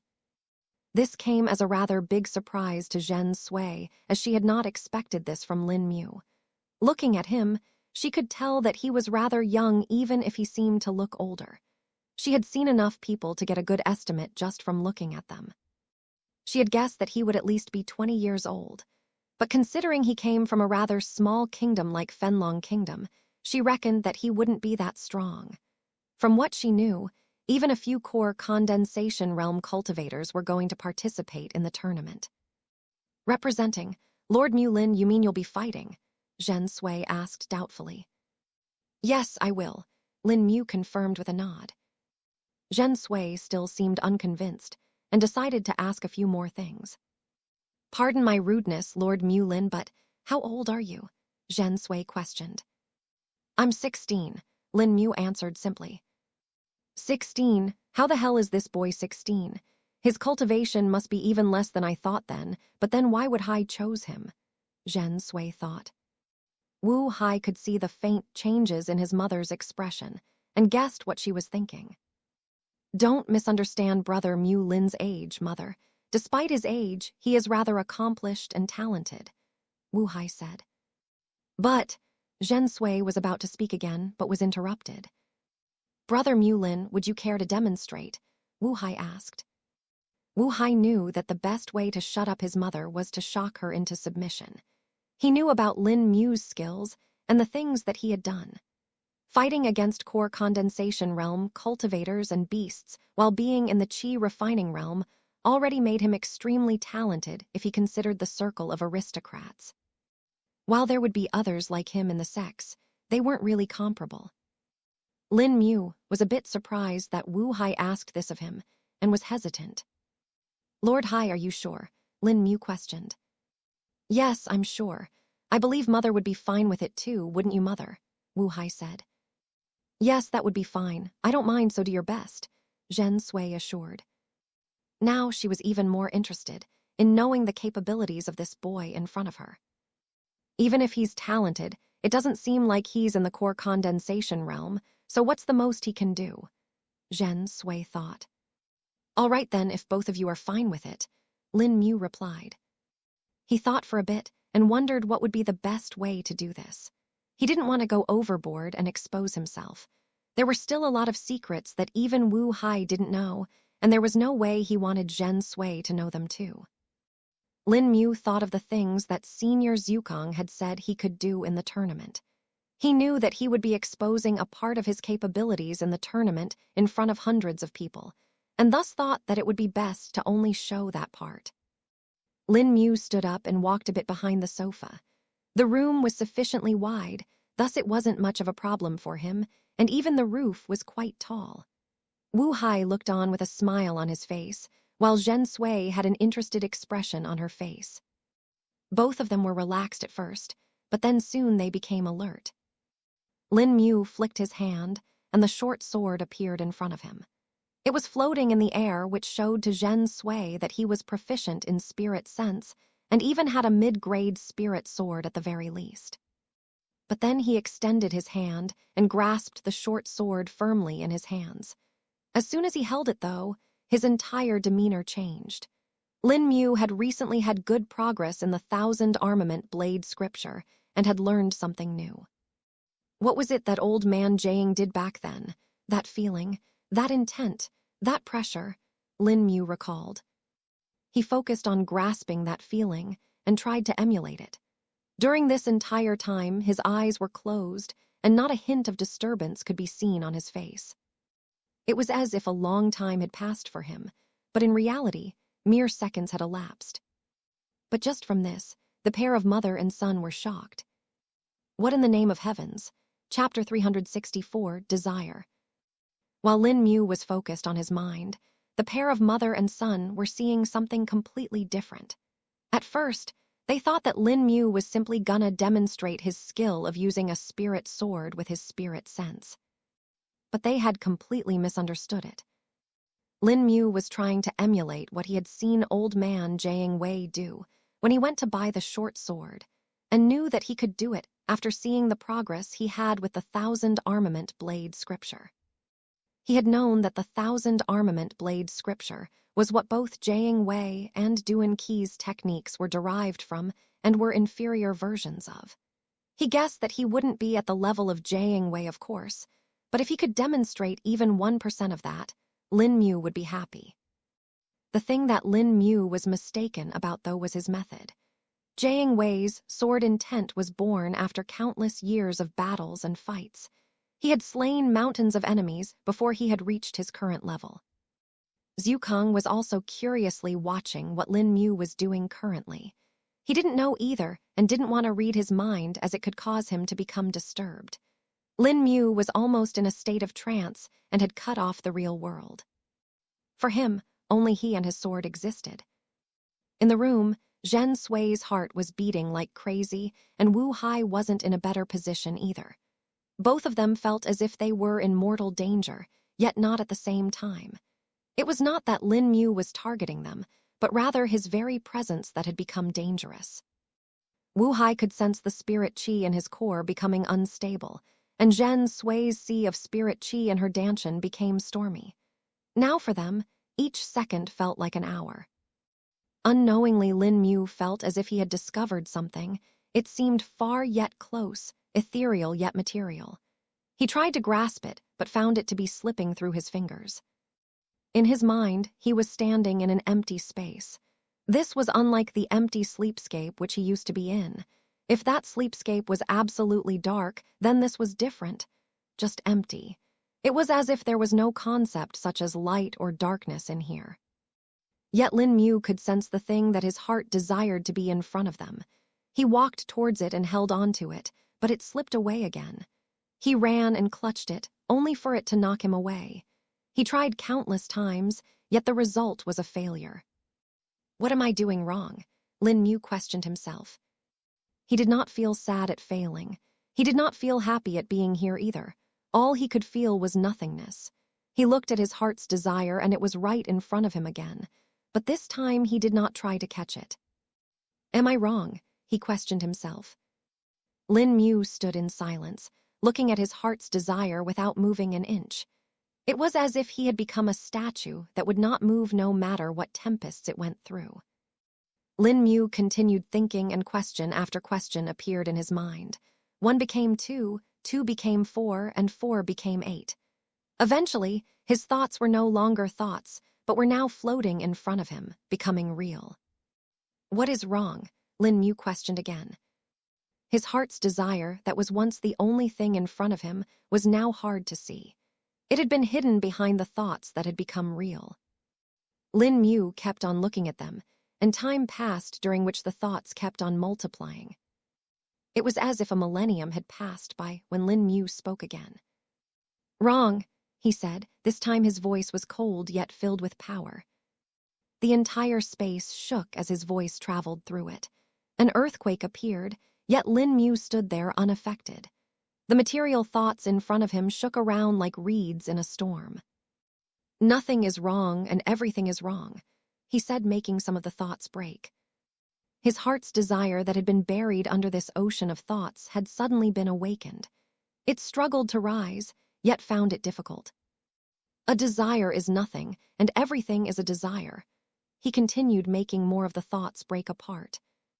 It was as if they were crumbling to dust and fading away into nothingness. With each thought that dissipated, Lin Mu's voice became more powerful. A desire is born from nothing, and everything can become a desire, Lin Mu whispered, but the whisper was as if lightning striking a mountain. A desire is power, and a desire is poison, he declared, wiping away half of the thoughts. His heart's desire that was struggling to float rose above, coming to the top of the ocean of thoughts. Yet it was far away, as if a mirage on the sea. Lin Mu took a step forward, and all the thoughts moved backwards, his every step causing tremors, creating waves in the ocean of thoughts. A desire can be strength, and a desire can be weakness, he claimed, shattering another quarter of the thoughts. Now it was as if the thoughts had become alive. They were scared of Lin Mu and angry at the same time. Some of the thoughts that seemed to be stronger came to attack him while the rest ran away. Nothing matters when my heart desires everything, and everything matters when my heart desires nothing, Lin Mu uttered, destroying the thoughts that came to attack him. Now there were only the 8 original thoughts left. They appeared as if mountains and were the strongest of them all. Lin Mu's heart's desire was still there now, being crushed by the 8 mountains. Sever the heart and gain everything. Sever everything and gain the heart, Lin Mu proclaimed, but this time his voice was inaudible with merely his lips moving. Chapter 365, No Desire. The 8 mountains that were crushing Lin Mu's heart's desire were pulverized in the next instant. He finally looked at the desire that floated up and came towards him, pleading like a wronged child. But Lin Mu's gaze was cold, as if what he was looking at was less than dirt. You are not needed either, he stated.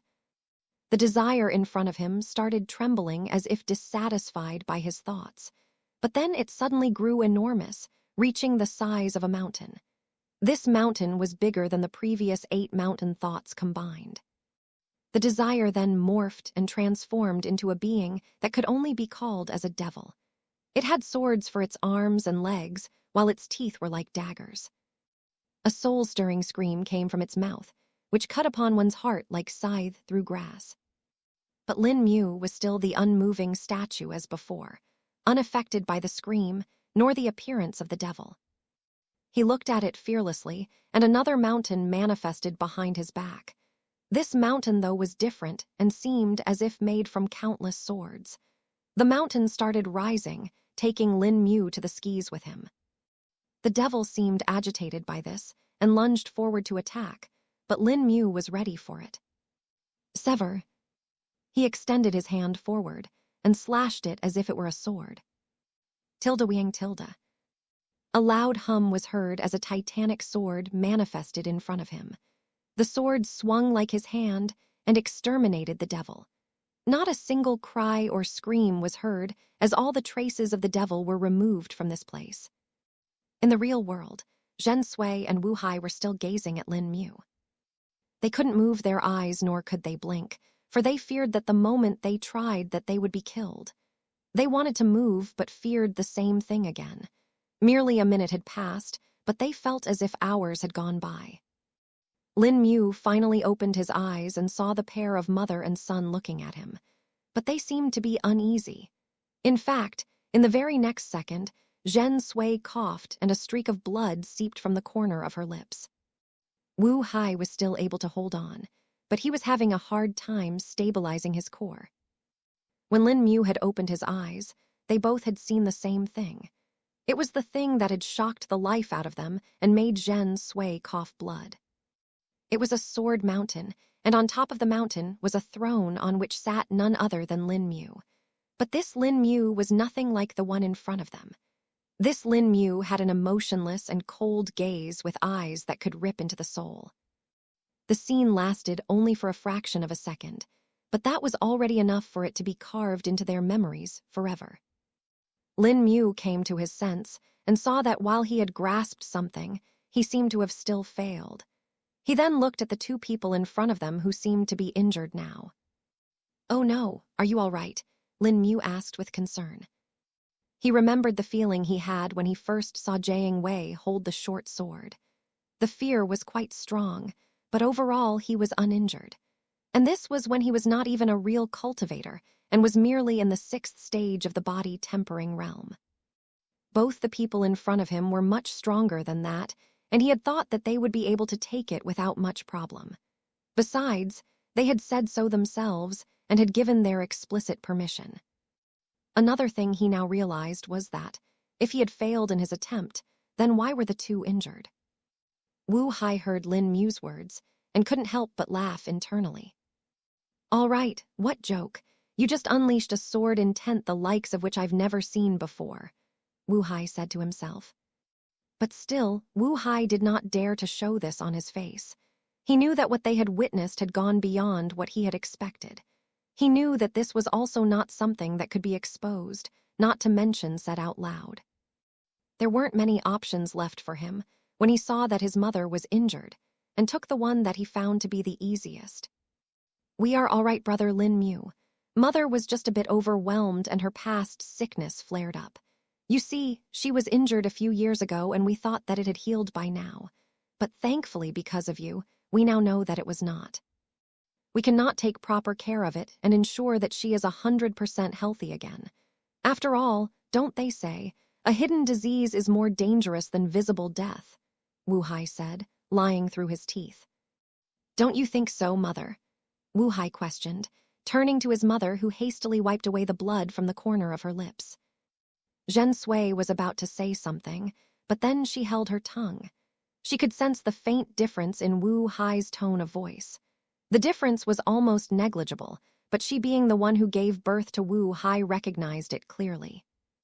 She could sense the faint warning in his voice and knew that this had gone beyond what she had expected. The boy was a monster no matter what angle she thought about it, and hearing the straight-up lie that her son told confirmed it. So he's afraid too. Is this boy really his friend or something else? Is he even who he claimed to be? Is he really from the Mu clan? Zhen Sui couldn't help but think. Still, she heeded her son's words and reasoned appropriately. Yes, Lord Mulin, I'm fine. Do not worry. Chapter 366, showing the proof. Lin Mu couldn't help but feel that he had gone overboard. He was about to say something when Senior Zukong suddenly spoke. Just go with the flow, he advised. Lin Mu silently nodded and then looked at Zhen Sui. If you are fine with it, then it's all good, Madame Zhen, Lin Mu said in a calm tone. Of course, Lord Mulin, I cannot fault you with this. It was my mistake that I did not take proper precaution, or you wouldn't have to see an embarrassing situation like this. Zhen Sui spoke. Brother Mulin, I'll show you some of the literary works that I told you about. Come, let's go to my room. Mother will see you later. Wu Hai spoke, wanting to end the conversation quickly. Yes, please go ahead, Lord Mulin. If you need anything, just ask, we will do our best to satisfy. Zhen Sui spoke. Ah, thanks for your hospitality, Lin Mu stated before leaving with Wu Hai. Once the two of them were gone, though, the eyes of Zhen Sui lit up. I can't believe Wu Hai found someone like him to represent him. That boy is a monster. I don't think I've ever seen sect disciples like that. Perhaps only the top sects may have someone like him, Zhen Sui said to herself with excitement. She didn't mind one bit that she was injured, and her fear from before had faded away, replaced by the joy that they may have a new ally. But that sword intent, that isn't normal. Who is that boy's master, someone from Centennial Sword Sect? Zhen Sui wondered. Then suddenly her expression darkened. Wu Zun cannot find out about this, at least not until the tournament, Zhen Sui muttered before leaving the room. Back in the corridor, Wu Hai and Lin Mu were walking down while he admired the paintings hung on the wall. All of them were ink paintings and seemed to be made by an expert painter. Even though Lin Mu had no idea about art, he could still tell that the paintings were good. These are made by using special ink that contains spirit chi, Wu Hai spoke, seeing Lin Mu's interest. Oh, is that why they give off such a feeling? Lin Mu questioned. Yes, while the spirit chi has long since faded away from it, the intent that the painter drew it with still lies within it. That is the function of the special ink, Wu Hai explained. Hearing about the ink made Lin Mu think of the refinement of the awakened bloodline. He remembered the runes that he had drawn using the blood of the trunk-faced cow. Wasn't that technically just using blood as ink? And it definitely had a lot of spirit chi in it as well. So making formation can also be said as translating one's intent into reality, Lin Mu pondered. A couple of minutes later, the two of them finally reached Wu Hai's room. Rather than room, it could be said to be more of an apartment, to be honest. It had a front room that could be used as a living room, another room that was a bedroom and also a study room office. To the other side, there was a smaller room, which was none other than a bathroom. While the room was clean and dustless, it still seemed like it hadn't been used for a while. Lin Mu didn't know why he could tell this, but it just felt like it. It lacks aura, Lin Mu wondered. You are correct. The place that a person usually resides in absorbs their aura and would give it a unique presence, Zhu Kang explained. Is that so, senior? Lin Mu replied. Wu Hai meanwhile waved his hand and activated some of the formations that he had set up in the room. Once all of them were activated, the room was completely isolated and soundproof. Now we can talk, Brother Lin Mu, Wu Hai stated. Finally, so the thing I was talking about was regarding the caves and tunnels underground. Most of them are natural, that seem to have been artificially modified. Not only that, but some of the tunnels even have runes carved on them. Though the thing that bothered me was the aura that I felt there. It was uncomfortable and made me want to leave, but I continued on and found out the place for the blood sacrifice. Lin Mu revealed. Wu Hai's eyes went wide as he almost gasped due to the shock. He would have never expected that this would have been hidden right below their noses. Lin Mu then went on to explain the layout of the underground area and how he came to the conclusion that the place where the blood sacrifice is being done is right under the ancestral temple. Wu Hai started connecting the dots and found all of the hypotheses to be reasonable. But he didn't just want to hear it. He wanted to see it with his two own eyes before coming to a proper conclusion. Can you show this place to me? I want to see these sludge pools and runes, Wu Hai asked. Sure, it wouldn't be much of a problem. We don't have to go far anyway, Lin Mu said. But we will still need an excuse to enter the well, wouldn't we? I'm pretty sure the mayor would have some of his spies as guards here in the manor, Lin Mu added. That you don't need to worry. I'll take care of it, Wu Hai said as his eyes showed a dangerous glint for a moment. Wu Hai removed the formations, and they walked downstairs to the garden.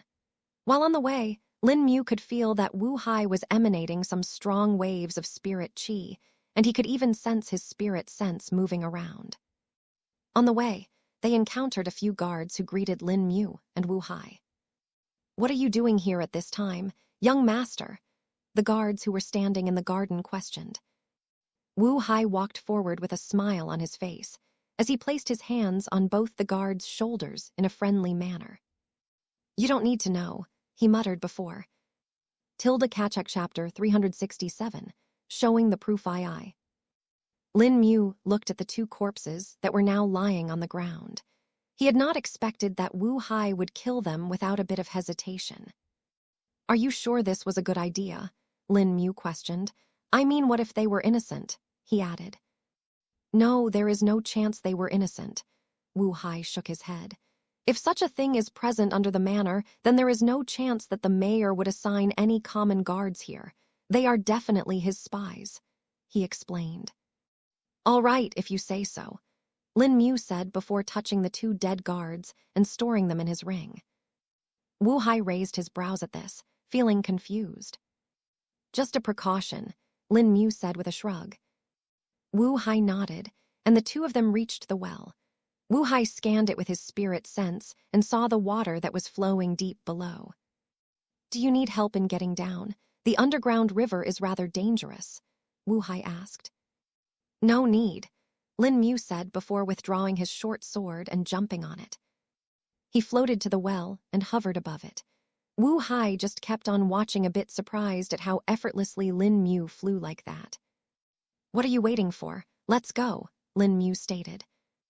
Wu Hai took out a spirit sword as well and flew down the well along with Lin Mu. It was dark here, but Lin Mu simply raised his hand and a flame started burning on it. He lit a torch with it and passed it to Wu Hai. We will need to blow out the torches when we get near the sludge pool, though. Don't need another explosion, Lin Mu informed. Oh yes, I know. It's similar to the gas from the swamps. They are flammable, Wu Hai said, showing his knowledge. Lin Mu nodded before talking him to the place where he had gone before. He showed him the damaged runes and finally the blocked door at the end of the corridor. Wu Hai could also smell the foul smell and squinted his nose. He used his spirit sense and checked the barrier on the door. This is definitely a defensive barrier, but one that's beyond our level currently. I believe only a nascent soul realm cultivator would be able to set up something like this, Wu Hai analyzed. He stroked his chin a couple of times before speaking. I'll try and see if we can find a solution to this. I'll have to research a bit. As long as you can get me into the ancestral temple, we may not need it at all. Or, if we can find the entrance that the Gu Legion has been using, there should definitely be one somewhere, Lin Mu replied. Yes, that would be much easier. After we leave, let me take care of the temple guards, Wu Hai said. The two of them then headed to the sludge pool and stopped a distance away from it. They could see that the torches were flaring up, and the gas was probably causing that. I have something that can help, Wu Hai said. He then took out a small, fingernail-sized marble from his spatial storage treasure and poured some spirit chi into it. Then, with a muffled noise, the marble started glowing. The light grew brighter and was now enough for them to see an area of 10 meters clearly. This is an illumination marble, a low-grade spirit tool, Zhukang explained. This was the first time Lin Mu was seeing a spirit tool like this. But he could also understand that this was technically a luxury item for people, as there were easier and cheaper ways to create light than using spirit chi. Under the illumination of the marble, they could finally see the sludge pool and the small troughs which carried the waste blood to it. Wu Hai furrowed his brows and had not expected that the sludge pool would really be this big. And if Lin Mu is right, then there are more of these, Wu Hai thought as he tried calculating the amount of blood and corpses that would be required to fill them all. No matter what denomination he used, the numbers kept on being high according to his calculations. Beyond that wall is possible the main chamber where the blood sacrifice happens. I've tried to break it, but it has a chi barrier on it too, Lin Mu stated. Wu Hai flipped his hand, and the spirit sword appeared in front of him. He closed his eyes and swiped his index and middle fingers over the flat side of the blade, making some runes appeared on it. Tilde ha tilde. Wu Hai slashed the sword forward, and a sword beam traveled forward, striking the wall. A cloud of dust was knocked up, but was quickly blown away with a flick of Wu Hai's sleeve. Looking at the result made Wu Hai a bit depressed. It is tough, Wu Hai simply said before turning around. Let's get out. I'll go figure out something to get you into the ancestral temple, Wu Hai spoke. All right, Lin Mu replied before they quickly left the tunnels the same way they had come in. Once they were out, Lin Mu thought of something and asked, How will you explain the disappearance of the two guards, though? It will be easy. I can just blame it on whatever intruder that came here a couple of days ago. Mother has still been bothered by it, Wu Hai answered. Lin Mu muttered awkwardly. Is there a problem? Wu Hai questioned, seeing his reaction. That intruder, that was me. I checked the carriage that your mother was traveling in curiously and didn't expect that this would happen, Lin Mu explained. Ahaha, this works then.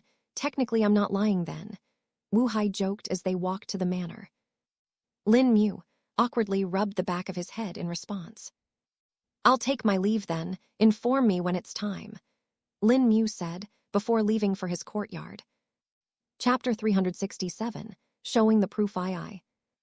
Lin Mu looked at the two corpses that were now lying on the ground. He had not expected that Wu Hai would kill them without a bit of hesitation. Are you sure this was a good idea? Lin Mu questioned. I mean, what if they were innocent? He added. No, there is no chance they were innocent. Wu Hai shook his head. If such a thing is present under the manor, then there is no chance that the mayor would assign any common guards here. They are definitely his spies, he explained. All right, if you say so, Lin Mu said before touching the two dead guards and storing them in his ring. Wu Hai raised his brows at this, feeling confused. Just a precaution, Lin Mu said with a shrug. Wu Hai nodded, and the two of them reached the well. Wu Hai scanned it with his spirit sense and saw the water that was flowing deep below. Do you need help in getting down? The underground river is rather dangerous, Wu Hai asked. No need, Lin Mu said before withdrawing his short sword and jumping on it. He floated to the well and hovered above it. Wu Hai just kept on watching, a bit surprised at how effortlessly Lin Mu flew like that. What are you waiting for? Let's go, Lin Mu stated. Wu Hai took out a spirit sword as well and flew down the well along with Lin Mu. It was dark here, but Lin Mu simply raised his hand, and a flame started burning on it. He lit a torch with it and passed it to Wu Hai. We will need to blow out the torches when we get near the sludge pool, though. Don't need another explosion, Lin Mu informed. Oh yes, I know. It's similar to the gas from the swamps. They are flammable, Wu Hai said, showing his knowledge. Lin Mu nodded before talking him to the place where he had gone before. He showed him the damaged runes and finally the blocked door at the end of the corridor. Wu Hai could also smell the fouled smell and squinted his nose. He used his spirit sense and checked the barrier on the door.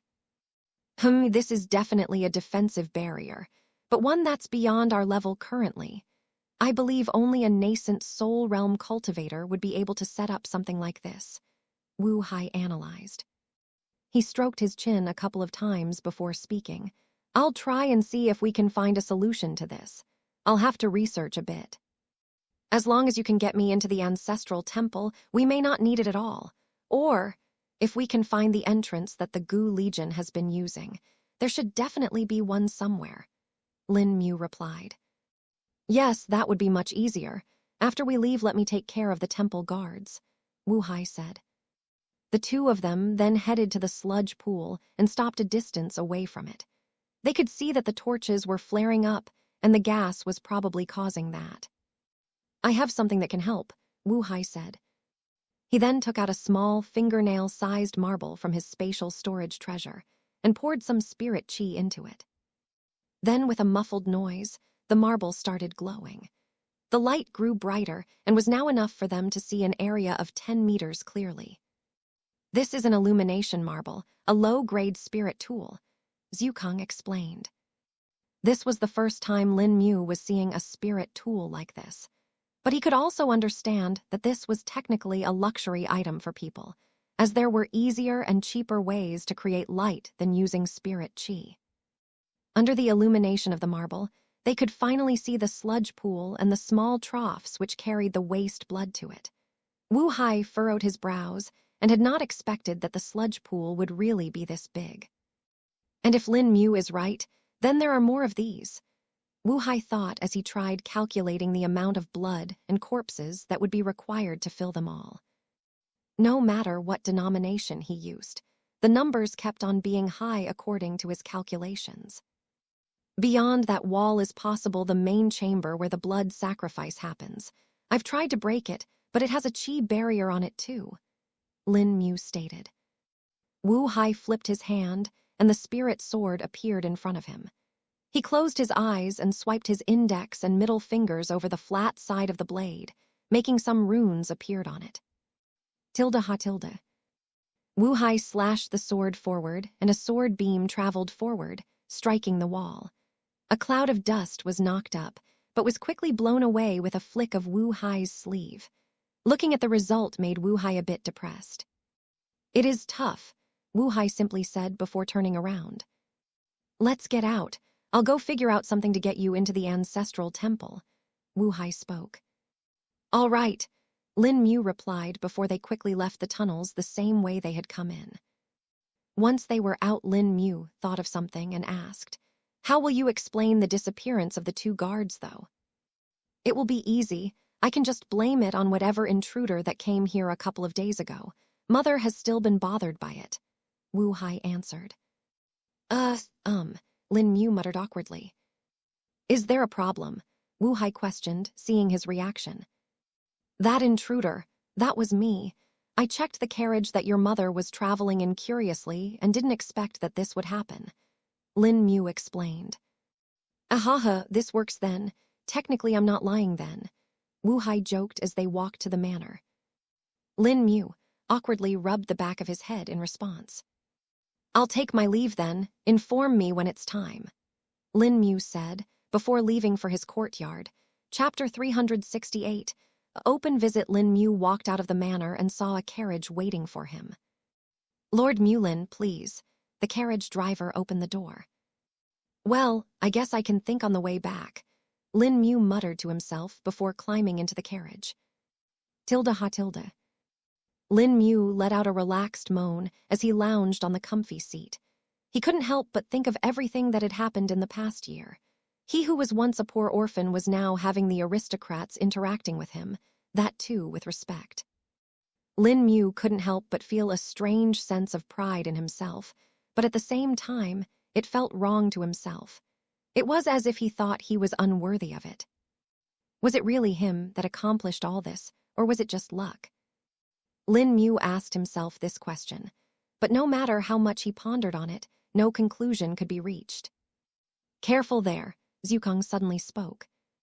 Lin Mu broke out of his stupor upon hearing Senior Zhukong's voice. You said something, Senior, Lin Mu asked. You are having a bad train of thought. Know this, that self-doubt can be your biggest enemy if not controlled well. And by an enemy I mean one literally. If you let it grow for long, it will turn into a heart demon, Zhukong warned. Lin Mu's eyes went wide as he realized the seriousness of Senior's words. I understand, Senior. But wait, why was I thinking of this? Oh yes, the thing that happened at the manor, Lin Mu muttered. That, Lin Mu, was you touching upon the edge of sword intent, Zhukong said. Zhukong did not know what Lin Mu had actually seen. He had not seen the ocean of thoughts that had become demons, and neither had he seen the desire that Lin Mu had slain. This was not present in his thoughts either, thus Zhukong could not read them. But Zhukong could still tell that Lin Mu had touched upon the realm of sword intent. I did feel different when I held the short sword. It's as if there is a connection, but not the same one that I had before. It's as if the sword was becoming part of me, Lin Mu said, trying to recall. That's correct. You'll eventually get there and grasp the sword intent. The gate is already open. All you need to do is cross it, Zhukong reapplied. Lin Mu nodded his head in acknowledgement. An idea then appeared in his mind, and he took out the refined bloodline crystal. He scanned it with his spirit sense and found it to be a bit easier for him this time. While it was still extremely dense and hard to penetrate, Lin Mu figured out that by condensing all of his spirit sense into a fine needle could see penetrate it a bit. Lin Mu then observed some fine connections that existed in the structure of the crystal. These were invisible to the naked eye, but were still present there. He could sense the energy within the crystal concentrating around the joints. He could sense that the energy flowed and circulated inside the bloodline crystal, creating an equilibrium. These joints seemed to be what were keeping the energy contained. He remembered when he first observed the core of the trunk face cow, the joints did not exist, and the energy within the core was just integrated into the structure. Lin Mu recalled the ink paintings that he had seen in the manor and compared them with the formations that he had used to refine the bloodline crystal. He sensed that there was some kind of a link between them. But it was still a bit beyond his level. While he had learned a bit about formations from Senior Zhukong, it was only at a basic level. He still didn't know the higher nuances of it and was still trying to understand them on his own. Just like this, while pondering on the matter, he reached the courtyard. We're here, Lord Mulin, the carriage driver spoke. Lin Mu put the bloodline crystal away and left the carriage. A few minutes later, Lin Mu had changed out of the gaudy aristocrat clothes and was now sitting on the bed cross-legged. He needed to recover the spirit chi that he had used up today. Lin Mu spent the night cultivating and did not feel like sleeping. The next morning he was interrupted by the servant calling for him. Lord Lin Mu, a letter had come for you, the servant said. Lin Mu took the letter from him and saw that it was from Wu Hai. Looks like he was fast, Lin Mu muttered after reading the letter. He figured out a way to get rid of the guards, Zhukong questioned. Even better, we would be going in through the front door openly. The aristocrats and sect officials that would be coming today are going to go to the temple. Wu Hai was able to get me a place in the entourage as well, Lin Mu said, feeling happy. Lin Mu was honestly a bit tired with all the sneaking around he had to do. It was stressful on his mind, too, and being alert all the time took a toll on him. This method would be much more easy for him, and he wouldn't have to be on his toes all the time. So when do we leave?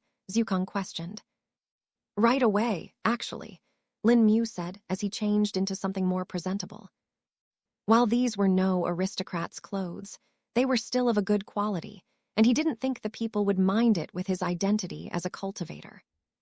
He swiftly left the courtyard and headed towards the ancestral temple, reaching there in 15 minutes. The streets were populated with a lot of carriages, which meant that the people had started coming for the wedding. This made him slow down, as he would have bumped into a lot of people otherwise. At the ancestral temple, he could see around 20 carriages parked and a group of people standing near the entrance. Let's see what the truth is. Chapter 369. Entering the ancestral temple, a couple of guards blocked Lin Mu when he got closer, but then a voice called out. Let Lord Mulin pass, Wu Hai ordered. Hearing that the person in front of him was a lord suddenly made the guards anxious. They wondered if they had accidentally offended an aristocrat and were bracing for the punishment, but surprisingly, the person in front of them had no reaction to it. They moved aside and let Lin Mu pass, still feeling a bit speechless. Have you ever seen an aristocrat act like that? One of the guards asked the other. Very few, but they are in the minority. Seems like we were lucky, the other guard muttered. Lin Mu was observed by the other people that were wanting to enter the ancestral temple. All of them were either aristocrats or officials of the nearby sects. Lin Mu particularly paid attention to the sect officials and tried to recognize which sect they were from. Lin Mu secretly took a breath of relief, seeing that they were actually from small sects that were not that powerful. Makes sense. A cultivator wouldn't particularly come to visit an ancestral temple once they have severed their mortal ties, Zhukang spoke. Lin Mu nodded his head, ignoring the curious gazes of the people. The sect officials looked away rather quickly, but the aristocrats were still wondering about his identity. They were from different places, but could still tell that the person in front of them was not normal. No normal aristocrat would walk around that casually in clothes like that. Who is he? One of the younger aristocrats questioned another. I heard Lord Wu Hai call him Mulin. Do you know the clan he's from? The other one replied. I know of a couple of Mu clans, but they are not aristocrats. Another person added. Greeting brother Mulin.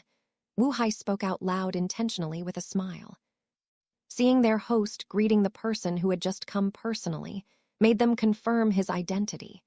Wu Hai took a quick glance around and was satisfied by the result. This was another one of his methods that he was using to softly introducing Lin Mu to the others.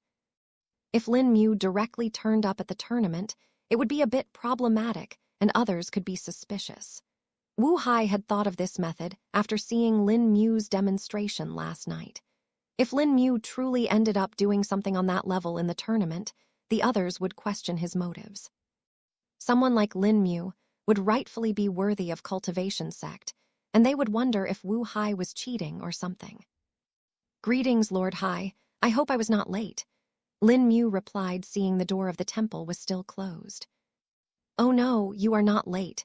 The priests should be ready to open the doors at any moment, Wu Hai said, and the very next moment a sound was heard. Tilde rumble tilde. The two big doors of the ancestral temple moved, and the people could finally see the inside of the temple. The door was opened by two priests, and they seemed to be middle-aged. Wu Hai cupped his hands and slightly bowed his head in respect. We greet the priests of the ancestral temple. May the spirits of ancestries bring us prosperity, he greeted out loud.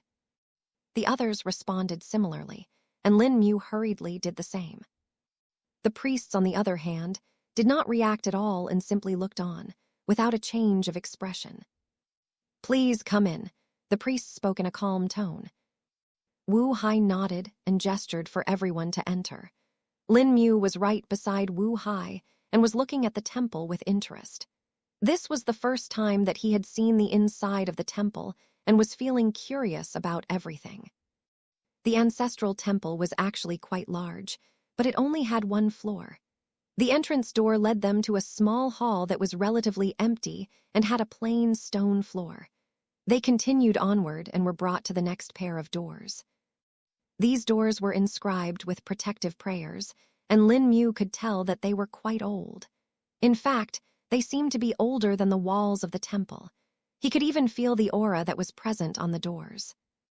That aura is the amalgamation of many years of prayers of the priests. It has been imbued with their very intent and is close to becoming a treasure on its own, Zhukang explained. Lin Mu had not expected for something like this to be possible. He could not feel a single fluctuation of spirit chi from the doors, but the aura on it was still strong. Finally, the doors opened and the great ancestral tablets were visible to everyone.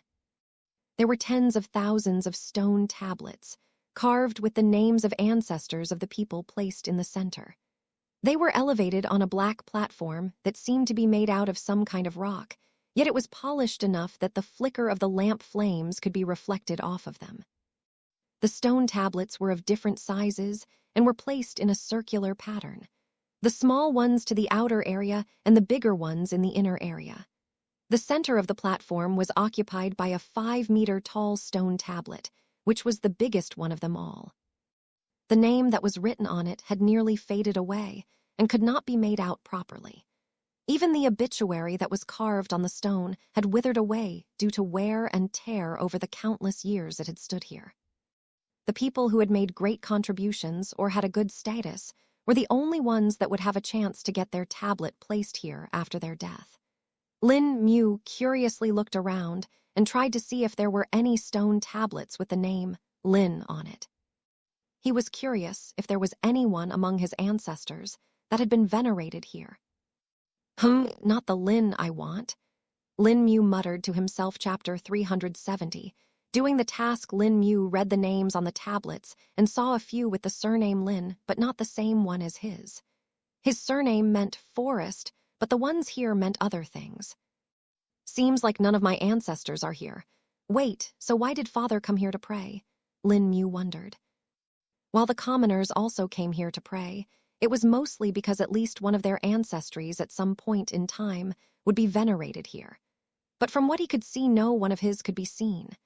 Still, no matter how much Lin Mu thought, he couldn't figure out a reason for his father coming here. Did you father ever see the tablets himself? Zhukang asked Lin Mu. No, he didn't. Oh, wait, I understand now, Lin Mu replied as he realized. He never knew. Most of the commoners in the region had a link to the same family line, thus would have an ancestor here. But seems like father just went with that idea in mind and came to pray here every year, Lin Mu thought to himself. Now that he thought about it, Lin Mu felt a bit sad for his father. He had passed on and yet never knew that there was no one to listen to his prayers. Lin Mu's heart ached for his father and mother again, making his hands tremble ever so slightly even though he tried to control. Far beyond the limits of the universe, beyond the void, there existed a wheel.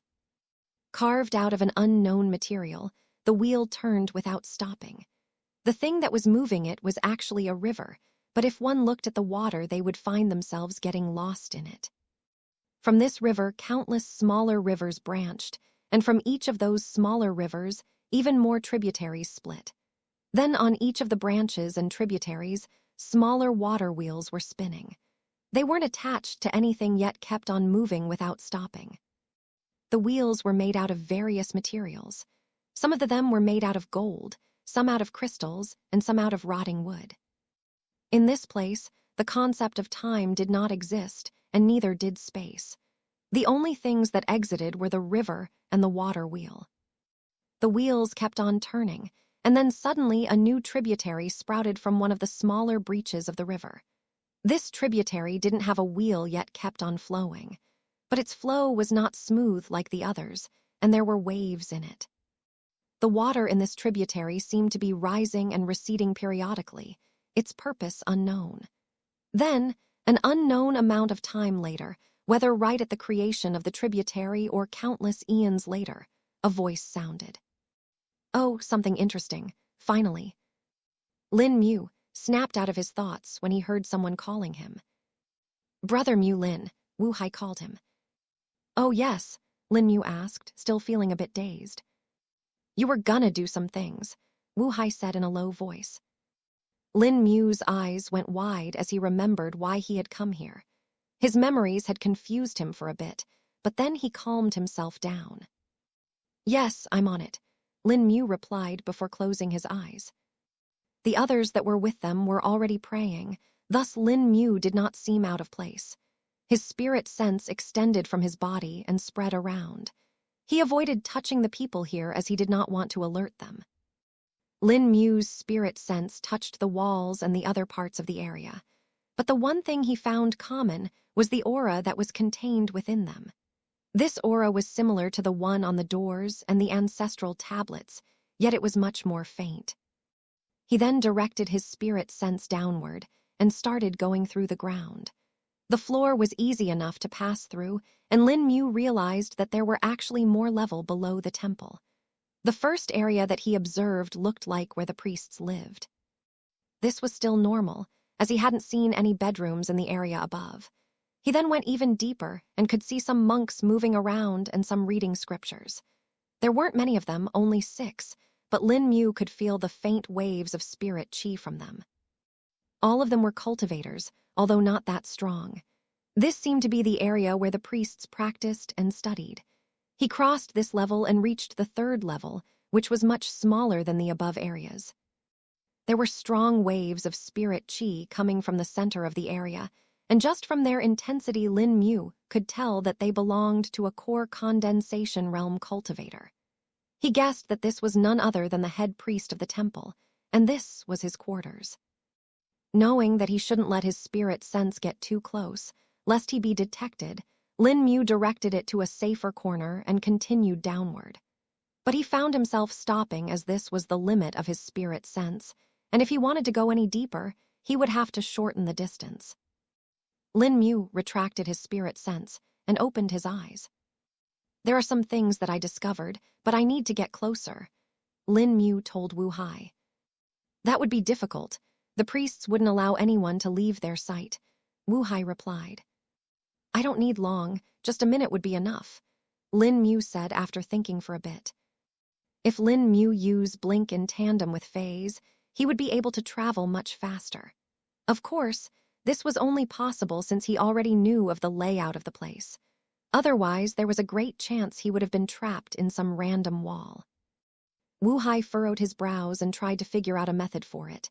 Lin Mu saw his troubled expression and spoke again.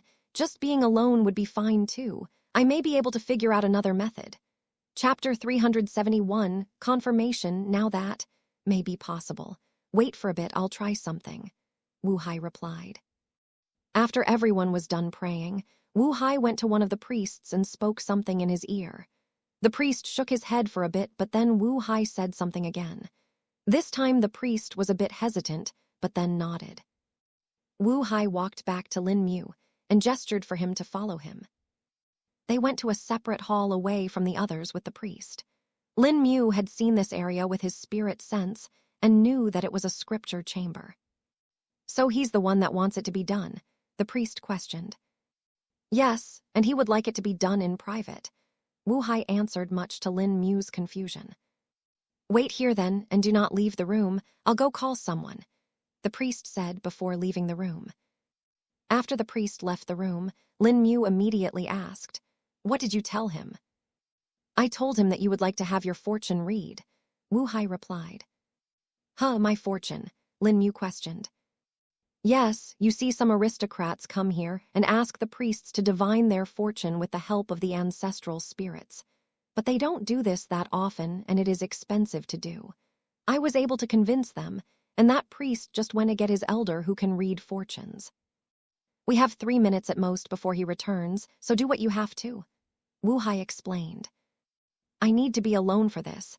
Having another person would disturb my concentration," Lin Mu said, giving an excuse so as to not expose his skills. "All right," Wu Hai replied and did not question his methods. He went out of the room and extended his spirit sense all the way to the corner. This way, when the priest came closer, he would be able to sense him before he saw Wu Hai standing outside. Thankfully, the scripture hall was at a right angle and thus could not be seen directly. Now to get there and come back safely, Lin Mu muttered to himself after Wu Hai was gone. He checked the area below and then used phase to sink into the floor. A second later, he was at the first basement level, where the bedrooms were located. All of the bedrooms were empty at this moment as it was daytime and the priests were working. Lin Mu went down another level and appeared in the working area of the priests. There were 6 priests here, and he had actually appeared right behind one of them. Thankfully, the priest was deep in mediation and did not notice him. Lin Mu scanned for an empty room and blinked there. Now that he was in a safe place, he checked the depths again. He didn't want to go to the 3rd basement level of the temple, as there was a chance the head priest could detect him. He could only use his spirit sense to observe ahead. But when it went beyond the 3rd level of the basement, Lin Mu realized that the ground here was extremely dense and packed with solid rocks. The extent of his spirit sense was being restricted, and he could only extend it for 1/3 of its entire length. Still, he eventually reached a new level that was different than the temple. It was another cave and looked to have been carved out. Lin Mu was sure that this wasn't a part of the temple's structure as there were no paths connecting it, unlike the other 3 levels. While Lin Mu's spirit sense was able to reach this level, he found it to be stopped again. But this time it was a spirit chi barrier, one that was similar to the ones at the sludge pools. Seeing that he was unable to go any further, Lin Mu decided to check the nearby areas instead. There was some furniture placed here that seemed to be quite old. Everything was carved into the very stone itself and could not be moved from their place. Someone lives here, Lin Mu wondered. While there was some dust in the area, it was still relatively clean. Seeing that he would have no progress further, Lin Mu decided to return. At the very least, he had confirmed that the central area of the caves was right below the ancestral temple. Now the only question left was why here? Lin Mu had already spent about a minute here and wondered if he was late. He checked for the priest with his spirit sense and saw that he was going up the stairs with another older priest. This one had white hair and a beard, making him look old and wizened. I need to get back up fast, Lin Mu muttered to himself before blinking to the level above. He blinked another time and then appeared back in the scripture hall. He extended his spirit sense and touched Wu Hai, who was standing outside, signaling him to come back inside. Did you find anything? Wu Hai questioned, seeing that Lin Mu was standing at the same place he was before leaving. Yes, I did. There are more levels below this and an entire cave system below that. I tried to go beyond that too, but finally met the spirit chi barrier there, the same one that we saw before. This confirms it, Lin Mu answered. At least we got this much, which is good, Wu Hai said. Tilde creak tilde. The door of the scripture hall opened just as he said that, and in walked 2 priests. This is the person who wants his fortune read, elder, the younger priest informed. Lin Mu and Wu Hai looked at the elderly priest with interest. The priest came forward and stared into Lin Mu's eyes before placing his hand on his head. Lin Mu would have almost reacted on an instinct and knocked the old priest away had it not been for Wu Hai's nod. The old priest closed his eyes and did something before furrowing his brows.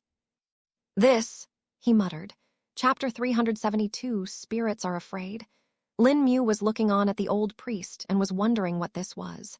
He knew that he was gonna read his fortune, but this seemed to be a bit unusual to him, and he hadn't seen this method before.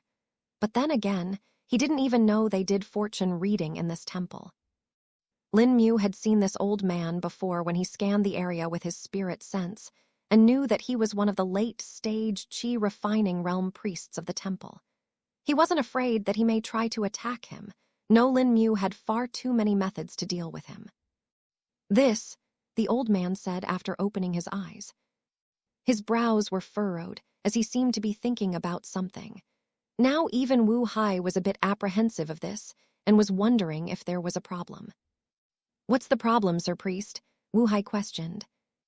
I cannot seem to be able to read his fortune. It is as if the ancestral spirits are unwilling, or rather, I must say, afraid of revealing his fortune, the priest said.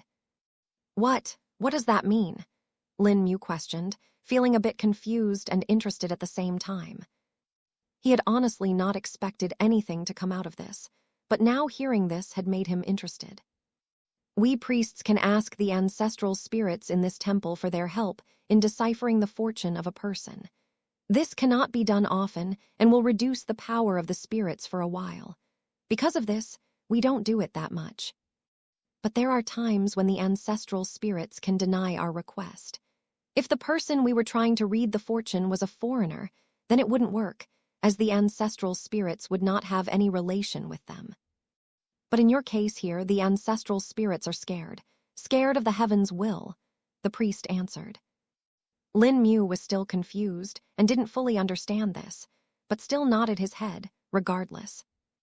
Well then, thank you for your attempt, Sir Priest. Your compensation will be sent to the temple at the earliest by tonight, Wu Hai said, seeing that nothing had come out of it. Thankfully, their main aim in coming here was already finished, and the fortune reading was merely an excuse. No need, Lord Wu Hai. I dare not take when even the ancestral spirits are scared, lest I endure the wrath of heavens, the old priest hurriedly said before almost running away. You two can leave now, the younger priest said before gesturing to them. Lin Mu and Wu Hai left the room and made their way to the main hall. Well, that was weird, Lin Mu said. Don't worry about it. The priests give excuses when they don't want to do this, though it looks like they did not dare to take the donation seeing the current situation, Wu Hai replied. Lin Mu nodded, and they soon reached the main hall. There most of the aristocrats had already finished praying to their ancestors, and everyone was now ready to leave. They looked at their host that had just arrived, and a few people even asked him questions on where he had gone. Wu Hai gave some simple excuse of discussing things with the priests about the marriage events and blessing ceremony. The people lost their interest rather quickly after hearing these words and went back. Well then, since everyone is done, we can leave now, Wu Hai announced. Everyone cupped their hands and paid obeisance to the ancestral tablets one last time in farewell before leaving the temple. One by one, the carriages started to leave, and by the time half of them left, Lin Mu had already checked the cultivation of everyone here. Wu Hai was telling him who was going to be his competition in the tournament, and thus he was checking who he was gonna go against. So far, the strongest person he had seen was an aristocrat that had the cultivation base at the peak stage of the qi refining realm. That man seemed to be in his 30s, and Lin Mu was sure that he can defeat him in a couple of blows. Even the sect officials that had come were mostly at the qi refining realm, with one that was at the core condensation realm. But that was an elder and was not eligible to participate in the tournament anyway. So what did you think? Wu Hai asked. Nothing much. They don't really seem that strong to me, Lin Mu replied straightforwardly. Ahaha, that's good then, though the best candidates are yet to arrive. From what I've heard, there should be 2 people in the core condensation realm participating as well, Wu Hai informed. All right, we'll see it when the time comes, Lin Mu said. We have about 4 days till the competition and 5 days till the marriage ceremony. What else do you think we need to prepare? I don't know if there is anything that's going to happen seeing so many powerful cultivators will be at the manor, Lin Mu questioned. I am a bit confused about it too, but till now there is no movement of the Gu Legion. I think they may be resisting it because of the presence of the nascent soul realm elder Yideng here, Wu Hai replied. What about that junior elder Fa Xiu? If he turns up, everything can become problematic, Lin Mu asked after thinking for a bit. That man is another mystery that we can't seem to be able to solve. All of his traces have disappeared for some reason, and even the Tri-Cauldron Peony sect is in the dark, Wu Hai said. Lin Mu stood there in silence as he started to think of what else that could be done now. There didn't seem too many extra paths left for him to take. All he could do now was to fight in the tournament and see if the Gu Legion decided to attack, but with the mayor away, that also seemed to be unlikely. Chapter 373, Getting ready for the tournament, Lin Mu looked at the temple and had a complex expression on his face. From what he could understand, the temple itself wasn't involved in any way with the Gu Legion or the blood sacrifice. In fact, he was sure that everyone in the temple was unaware of what existed beneath it. What are we going to do about the blood sacrifice chamber beneath the temple? Lin Mu questioned. I'll try to get some formation masters to analyze it, though I'm afraid that it won't be easy and will take up to a month. Those formations were set up by at least a nascent soul realm cultivator, so it would be quite difficult for anyone below that level to break it. I'll have to call some core condensation realm formation masters for this, Wu Hai answered. All right, I guess there really isn't much we can do except for waiting, Lin Mu replied. Inform me when it's daytime. I'll spend my time cultivating till then, he added. That's no problem. I'll inform you as soon as something happens, Wu Hai assured. Lin Mu then bid Wu Hai farewell before heading back to the courtyard. On the way, he did see more people coming to the city, and among them, there was a core condensation realm cultivator too. Lin Mu hadn't totally probed the person, so as to not offend them. But he was sure that this was one of the participants in the tournament. He looked at the symbol that was carved on the carriage he was sitting in and found it to be a bit unfamiliar. He jogged his memory and realized that it was none other than the Autumn Valley sect.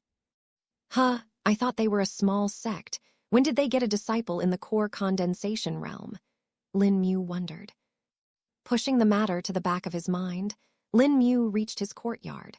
The servant was already there prepared with lunch, and Lin Mu ate it before beginning his cultivation. Lin Mu's Danshan was currently at about 2,200 drops of liquid spirit qi, and he wanted to use these 4 days to increase it as much as possible. He wasn't going to practice the nameless technique of the lost immortal and fully contribute his spirit qi to increasing his cultivation base. Him eating the spirit food last night at the alluring Wisteria Pavilion had also helped in increasing his overall stores of spirit qi. He would cultivate for about 15 hours every day and then sleep to practice in the sleepscape as well. Even if he was confident of being able to defeat most of the people at the tournament, Lin Mu did not want to be complacent and make a mistake. Besides, his experiences had taught him that the future was unpredictable and anything surprising could happen without anyone knowing. His progress in comprehending sword intent had also helped him a lot. Lin Mu felt as if his progress in learning the 1,000 armament blade scripture had increased by a lot. He had already exceeded half of the weapons that were mentioned in the manual and was at the basic proficiency with the newer weapons. For the ones that he used more, he was rather decent with them. Besides, the aim of the 1,000 armament blade scripture wasn't to become an expert with all the weapons. No, rather it was to gain the experience of using different types of weapons and applying those experiences to your swordplay. Wanting to become an expert in all weapons was rather foolish, and even the immortals would not dare to attempt that. Each weapon had an intent of its own, and becoming an expert at it meant that they would have to develop its unique weapon intent. If it had taken Lin Mu so much effort just to gain an understanding of the sword intent, and yet he was only touching the surface, then one could imagine how long it would take for the other weapons. Another thing was that Lin Mu only had 2 types of spirit weapons, the short sword and the iron thorn spear. He did have the other spirit swords he got from the Tri-Cauldron Peony sect disciples, but they weren't as good as his. They were both high-grade spirit weapons. Only spirit weapons and above could be useful in exerting his skills to the full potential, and thus he couldn't go beyond a certain level with the other weapons anyway. Lin Mu spent the few short days cultivating just like this, and time passed quickly. The day of the tournament finally came, and he was awakened by the servant knocking on the door. "Master, Lord Wu Hai has called for you at the manor." The servant spoke from outside the door. Lin Mu, who was sitting cross-legged, opened his eyes as they glowed with a faint light. He let out a strong breath that ruffled the curtains on the other end of the room. He had just exceeded 2,500 drops of spirit qi and was happy with his progress. He had used the same method he had used before, which was to continuously refine spirit qi till a large amount was accumulated. Lin Mu was only able to do that twice during these 4 days, yet it was enough to give him more than 300 drops of liquid spirit qi. He had already finished it last night and had spent the rest of the time calming and relaxing his mind, making sure that it was in tip-top condition. "I'm coming," Lin Mu simply spoke. He then changed his clothes and ensured that he had everything ready. Finally, he took out a few pill bottles from his ring. These were the pills that Duan Qi had given him, and they were used for helping the cultivator during a fight. Lin Mu did not eat them, but just checked them as he wanted to be ready if anything problematic happened. There was one pill, though, that he still wanted to take, though. It was none other than the Earthen Qi pill that he had received a while ago from Duan Qi. It could form a defensive armor on the cultivator's body that would last for up to 12 hours, and could bear one attack of a core condensation realm cultivator. Chapter 374. Start of the tournament, Lin Mu looked at the Earthen Qi pill for a bit and deliberated on it before finally consuming it. As soon as the pill touched his tongue, it released its medicinal properties and melted. Lin Mu swallowed the medicinal liquid and felt it spreading in his stomach. The earth elemental spirit qi traveled through his meridians before reaching the surface of his skin and settling there. Lin Mu then saw it forming a thin brown layer of light before it faded away. "Is that it?" Lin Mu said, feeling the same as before. "The armor will activate when you take an attack," Zhukeng explained. "Oh, I understand, Senior," Lin Mu said before leaving the room. Today was going to be a big day, and it was better if he was at the manor earlier than the reported time. Lin Mu saw that there was already a carriage waiting for him outside the courtyard. "Lord Mu Lin, please." The carriage driver was standing beside the door of the carriage waiting for him. Lin Mu entered the carriage and it started moving. He peeked out of the window and could see fewer people on the streets, but the number of guards had increased instead. Did Wu Hai do this, or is this just the normal procedure?" Lin Mu muttered to himself. Thankfully, because the streets were rather vacant, the carriage was able to reach the manor rather swiftly. Lin Mu alighted from the carriage and saw the other carriages that were parked there. More of them were also arriving, and he could see the neatly dressed aristocrats. Some of the people looked at him for a bit before going on their way. Because of how simply Lin Mu was dressed compared to others, the aristocrats didn't pay much attention to him. Lin Mu was thankful for this and liked it better than being stared at all the time. "Lord Mu Lin," someone suddenly spoke. Lin Mu looked at the source of the voice and found that it was the steward Old Lao. "Young Master Wu Hai is waiting for you inside," the steward spoke. "All right, take me to him," Lin Mu said.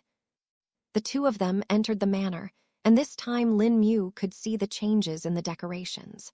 Everything was much more opulent than before, and there were more servants than before as well. "Where is the martial competition going to be held?" Lin Mu asked, seeing that it was unsuitable to hold it inside the house, as it could be easily damaged. "We have set up the stage in the grounds behind the manor, and the seating arrangements have been made as well," Old Lao answered. Lin Mu nodded his head, as that did seem to be more appropriate.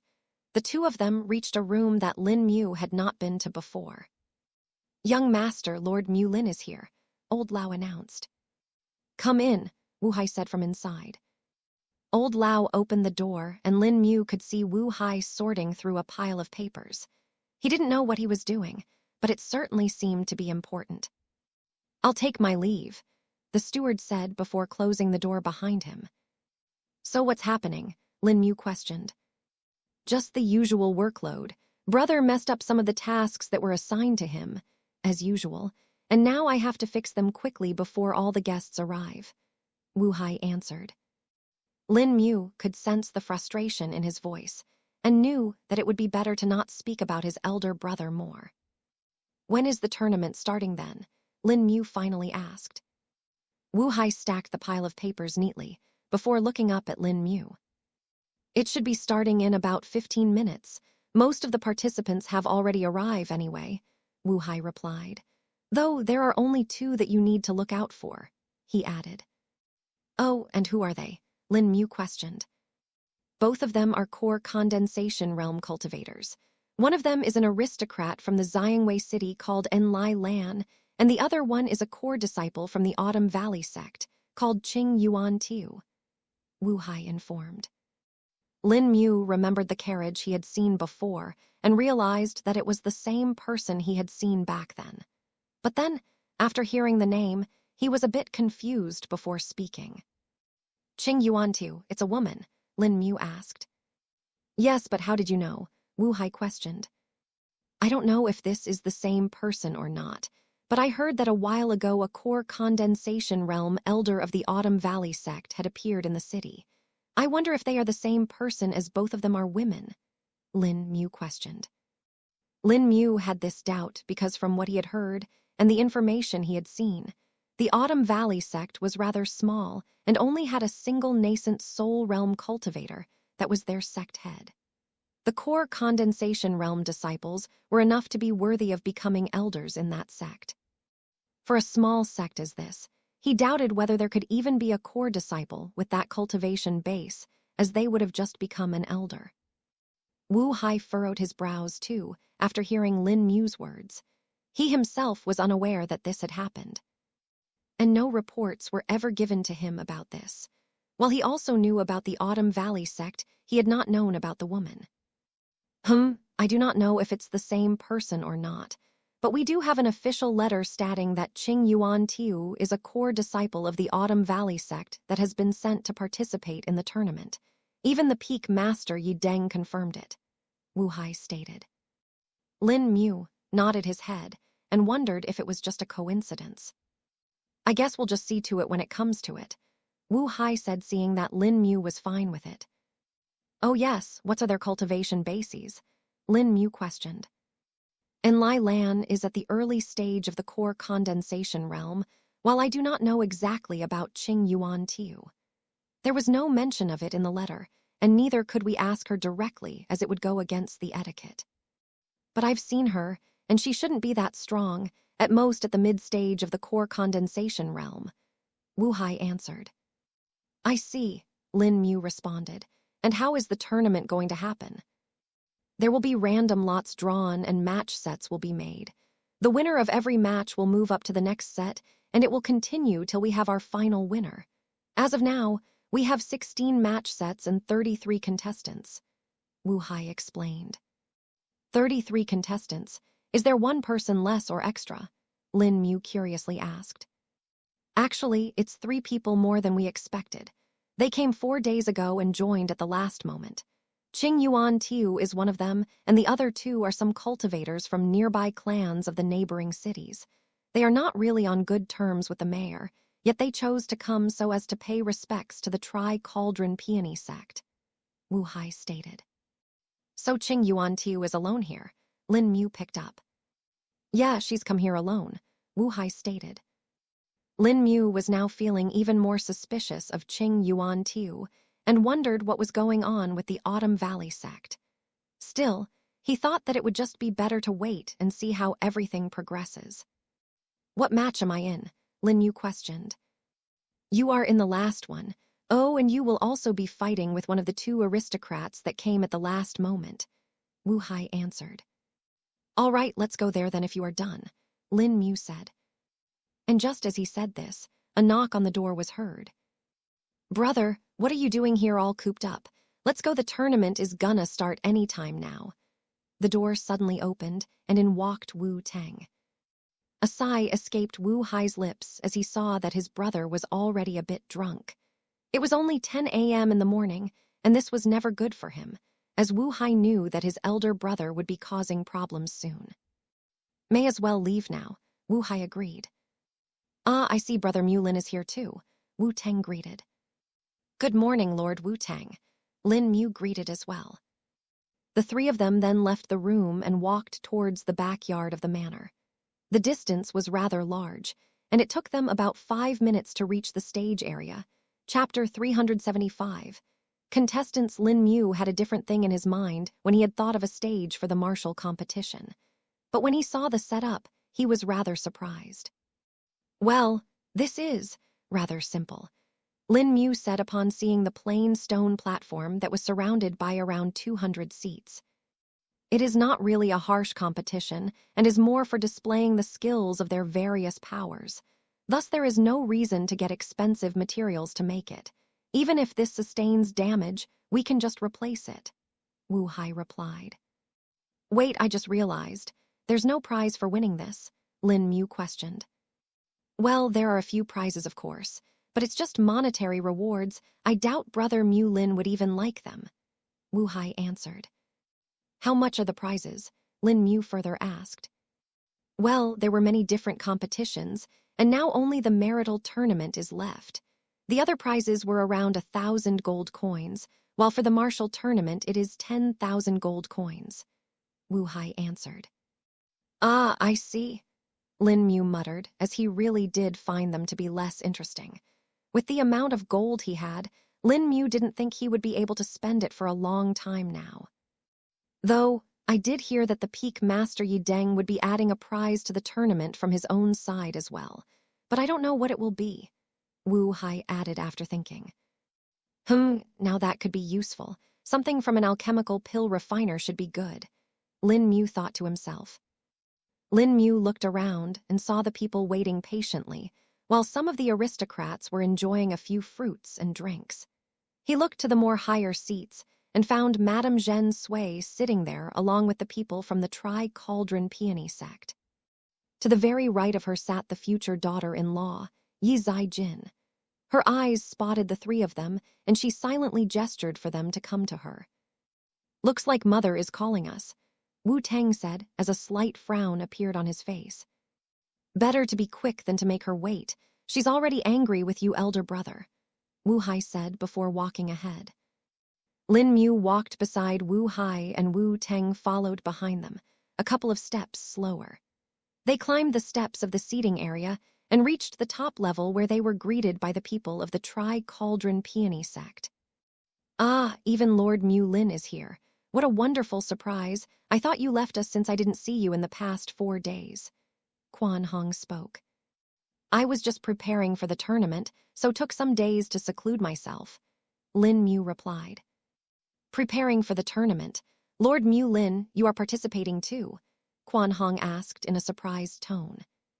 Similar expressions could be seen on the faces of the other people that heard it. Only Wu Teng, Wu Hai, and Zhen Sui had calm expressions as they already knew about it. In fact, Zhen Sui was even secretly happy with it. Yes, I am. I will be fighting on behalf of Lord Wu Hai, Lin Mu stated.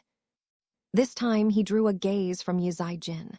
The girl had kept to herself since the start and was silent the entire time, but she had finally found something to be interesting. Wu Teng, come sit here, Zhen Sui said, gesturing to the seat beside Yi Jin. Let's go take a seat, Brother Mu Lin, Wu Hai said. They then went and sat there as well. Next to Wu Teng was Wu Hai, and next to that was Lin Mu himself. Oh, I almost forgot to introduce. This is disciple Yi Jin, the senior Bother Fa Lao spoke. Greetings, Lord Mu Lin, Yi Jin spoke in a light voice. This was the first time Lin Mu was hearing her and didn't expect her voice to be like this. Still, he responded to it and cupped his hands in respect. Now that the formalities were done, the people were back to their usual discussions. Lin Mu scanned the area with his spirit sense, being careful not to accidentally touch anyone. Thankfully, his sensitivity to the faint spirit chi fluctuations was getting better, and he could barely estimate the cultivation realm of what a person may be in. He still couldn't tell the stage, but just knowing the realm was enough as he could estimate the stage by looking at their appearance too. Where is Peak Master Yi Deng? Lin Mu questioned Wu Hai. He'll be coming later. He's got some last-moment work to do, Wu Hai answered. Lin Mu nodded his head and went back to check out his competitors. Out of all of them, the only ones he didn't know were the 2 aristocrats that had joined at the last moment, while for the rest he had seen them at the ancestral temple. Another person that Lin Mu found missing was none other than Qing Yuan Tiu. He couldn't see her anywhere and wondered if she was late. Now that everyone has arrived, we shall be starting the tournament. The first to fight will be Xuanyuan Fei and Murong Kai, a referee spoke. Lin Mu's eyes went to the stage and saw that 2 men had stood up from the seating area and headed towards the platform. The first person is a small aristocrat from here, while the other one is from Blue Mill City, Wu Hai informed. Lin Mu nodded in understanding and saw the 2 of them greeting each other with a Dao salute. I shall explain the rules once more. There shall be no maiming and killing. If the referee asks you to stop, you are to stop immediately. If anyone falls outside the ring, they are considered defeated, and if someone falls unconscious, they are considered defeated as well. If one contestant wants to admit defeat, they can do so too. The referee explained. Chapter 376, Disappointment. Please guide me, Lord Xuanyuan Fei, Murong Kai spoke. I shall do my best, Lord Murong Kai, Xuanyuan Fei replied. This was the standard etiquette at the start of the fight, and the 2 contestants would create sufficient space between them before fighting. Murong Kai took a fighting stance and let Xuanyuan Fei take the first attack. A punch was executed by Xuanyuan Fei, which was dodged by Murong Kai. Lin Mu could see that they were using some martial skills and the change in their spirit chi fluctuations that arose. Just from looking at them, Lin Mu estimated that Murong Kai was at the late stage of the chi refining realm, while Xuanyuan Fei was the same. But from the strength of his attack, Lin Mu was a bit disappointed. He had expected them to be much better than this. The rest of the fight went rather quickly and was finished in 5 minutes, with the winner being Murong Kai. That was a bit boring, Lin Mu muttered to himself. But when he saw the rest of the audience, they were excited and were cheering the contestants on. Wu Hai also heard Lin Mu's words and gave a wry smile. When he had originally thought of choosing Lin Mu as his representative, he had also thought of him to be on this level or a bit above it. Now that he had the personal experience and witnessed a simple demonstration, Wu Hai knew that the competition would be a joke for him. Only the core condensation realm cultivators would give him a challenge, but even then, since it wasn't a full-fledged fight, the results would be predictable. This was why he had put Lin Mu's fight at the very last, so that the audience could enjoy the fights. Though Lin Mu wasn't the only person that was bored here. Wu Teng seemed to be the same and had already given up on looking. He was now busy stuffing his mouth with the snack that the servants had brought them. Zhen Sui was giving him a warning glare, but he seemed to be oblivious to it, and Yi Zai Jin didn't seem to want to look at him either. Meanwhile, the disciples of the Tri-Cauldron Peony sect were still looking at the tournament with interest. Lin Mu couldn't tell why, but it seemed strange as he thought that they would have seen much better fights than this. 5 more fights happened, and they were rather boring as well. During all these fights, Lin Mu realized that they were only using some physical skills and not any weapons. Are weapons against the rules? Lin Mu questioned Wu Hai. Not really, but most people here are better at physical skills and would not use normal weapons as it would be detrimental to them, while the others that do have spirit weapons would not use them as they would not think it to be worth that, Wu Hai answered. That's all just excuses. They are afraid that they will injure and damage their precious faces, Wu Teng said while taking a bite of fruit. Real men fight no matter what they got and give it their all, he added, this time with a fierce fight. Lin Mu could feel the change in his aura for a moment there, and understood that it was obtained from fighting in many battles. He is right. Look at the people here. While they are cultivators, barely anyone has true experience of fighting with their lives on the line. That is why they only have appearance but not quality. Zhu Kang agreed. Wu Teng, mind your manners, you cannot speak like that about the guests, Zhen Sui chided. Humph, they know their worth, and if they want to complain, they can take it up with me, Wu Teng said, not cowering, with core condensation realm cultivation at full display. Teng, Zhen Sui said again, this time in a stronger tone. Wu Teng rolled his eyes as he withdrew his spirit chi fluctuations. Lin Mu saw that now pretty much everyone in the stadium was looking at them, as many of them had been shocked by the spirit chi fluctuations. Even the core condensation realm cultivator and Lai Lan was shocked by it. Seem like your brother is stubborn when it comes to battle, huh?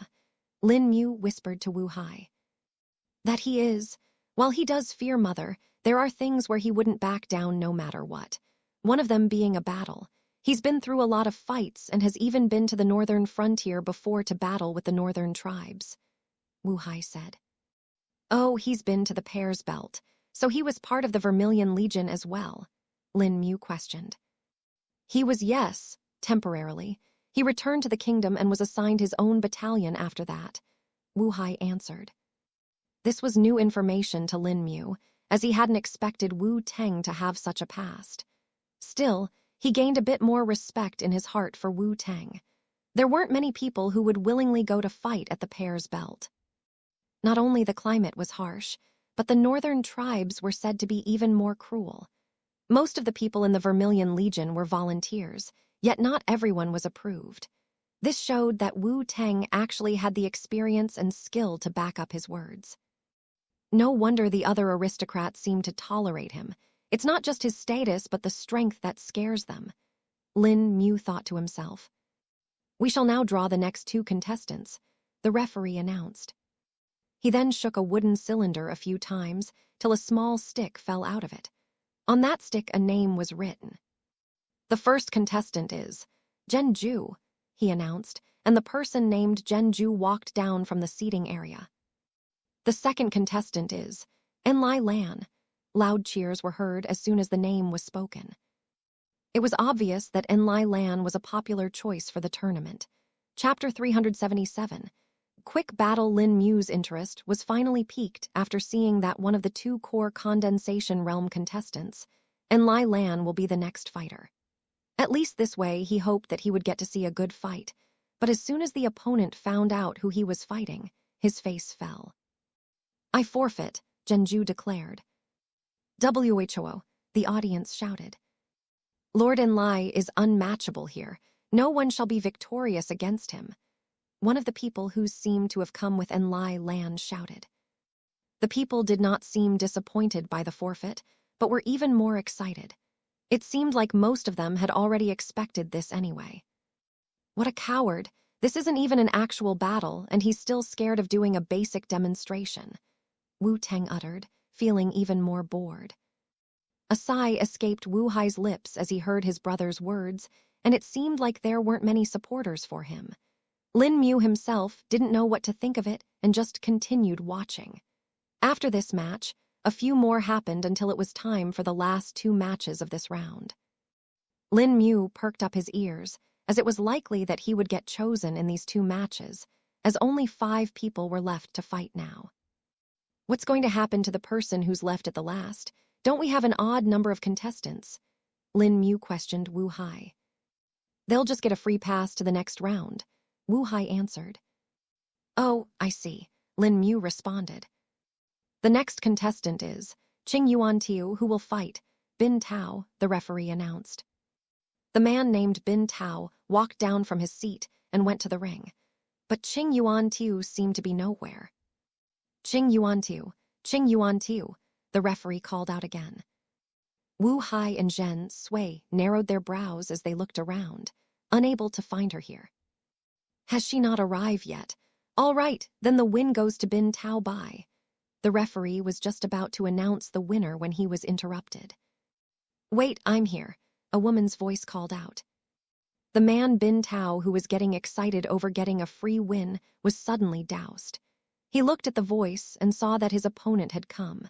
But when she got closer, he saw her appearance and got a smile on his face. Hee, at least this will be enjoyable, he said as Qing Yuan Tiu approached the ring.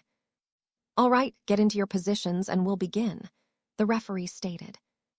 The 2 of them moved into the ring, and Bin Tao had his eyes on Qing Yuan Tiu the entire time. Lin Mu and the others were also observing her from the seats and could see that she was a young woman, probably in her early 20s. She had a pleasant oval face, and yet her figure could not be seen due to the large and bulky robe she was wearing.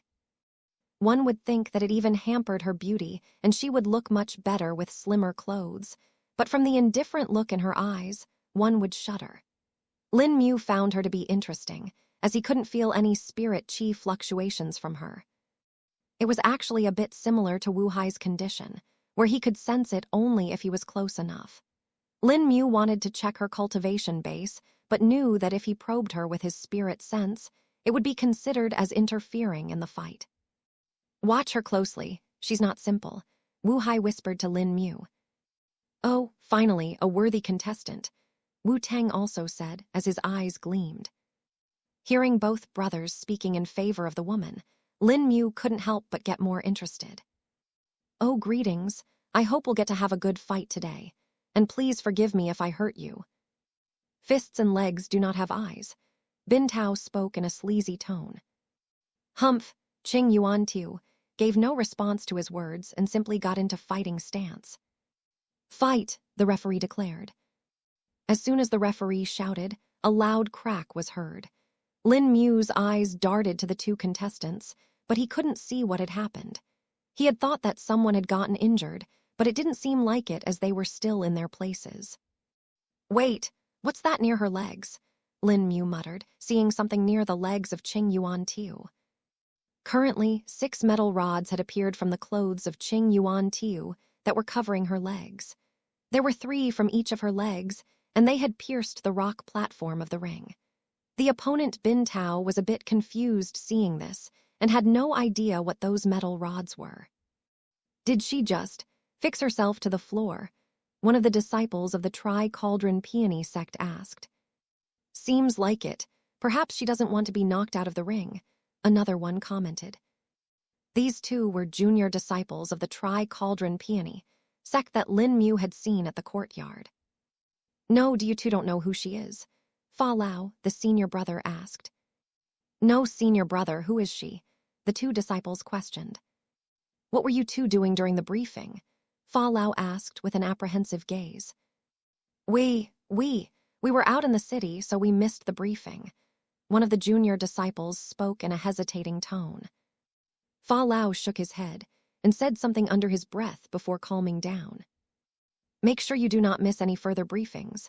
She is Qing Yuan Tiu, the core condensation realm disciple of the Autumn Valley sect. Fa Lao answerer. Core condensation. Autumn Valley sect. The 2 junior disciples only seemed to get more confused after that. Fa Lao and the others seemed to be embarrassed by them now and simply said, just watch. Whatever tricks you're trying won't work, Bin Tao said after noticing the metal rods. Seems like you just trapped yourself here, Bin Tao added as he lunged forward to attack.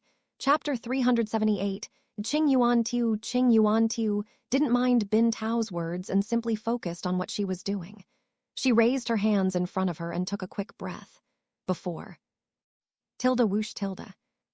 A greenish wind formed on Qing Yuan Tiu's palms as it shot straight at Bin Tao.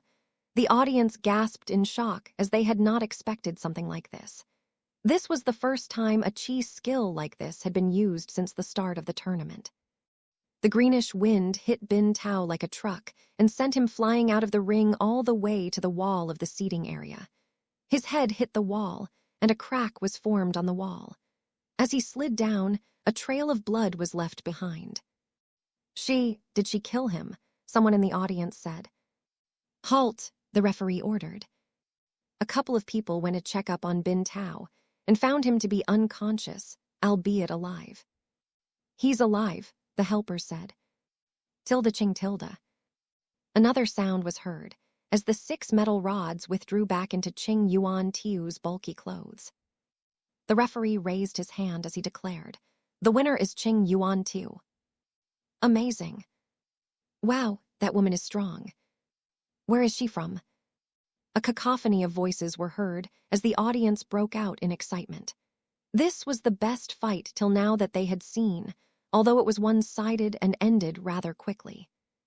Lin Mu was a bit confused too upon seeing the fight. While he could understand the chi skill that she had used, he couldn't understand what the 6 metal rods were that he had seen before. She uses a special fighting style which uses supportive tools along with chi skills to complement its flaws. That chi skill she used had a lot of problems, but would have knocked her back too if she didn't have the support of those metal rods that locked her into her position. Zhu Kang explained. I see, this is rather unique. Lin Mu muttered in response.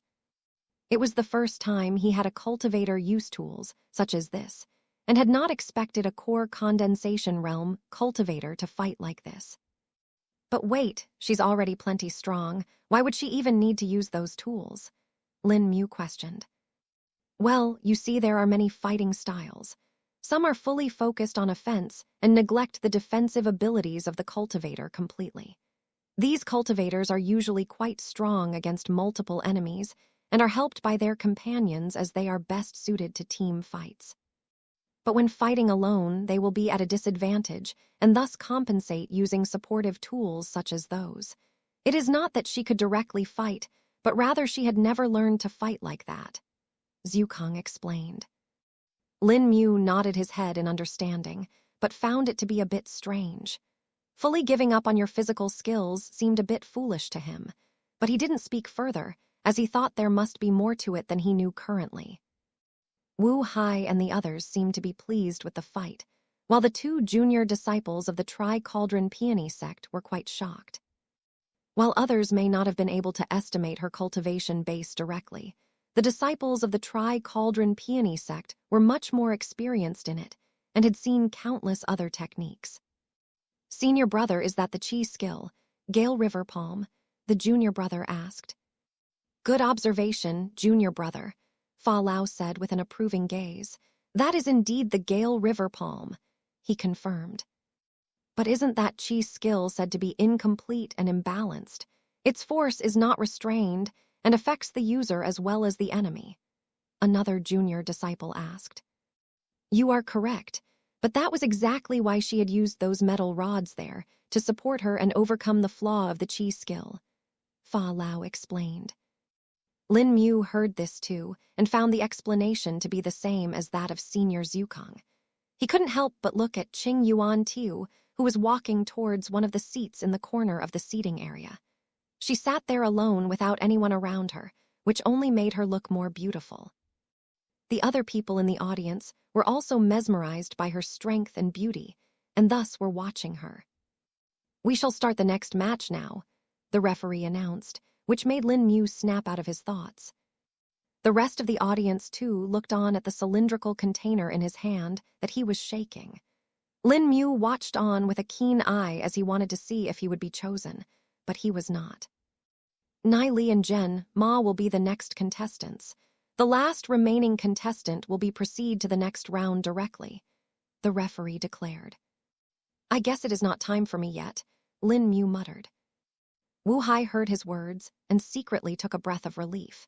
He had intentionally made some changes to the random draw. Lin Mu's name had been removed by him so that he could proceed till to the next round directly. He knew that Enlai Lan and Qing Yuan Tiu would be creating some waves at the very start, and this did not want to let Lin Mu's capabilities be exposed straight away. But he had let the second round be normal, as he knew that people would get suspicious if Lin Mu got the free pass multiple times. Who's the last contestant, though? Do we know? Someone from the audience asked. Probably someone new if we don't know about it. No need to mention them since they won by default, another person who seemed to be part of Enlai Lana's faction said. Lin Mu was carefully hearing everything and was keeping an eye. He heard these words too, but didn't mind them. He had far too many important things to deal with right now. Chapter 379, Etiquette or Not.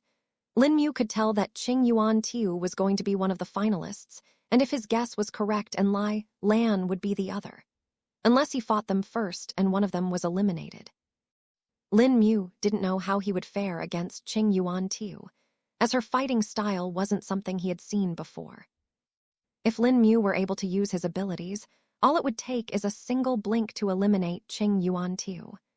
She couldn't move when she used her Gale River Palm, and Lin Mu could dodge that easily with a blink.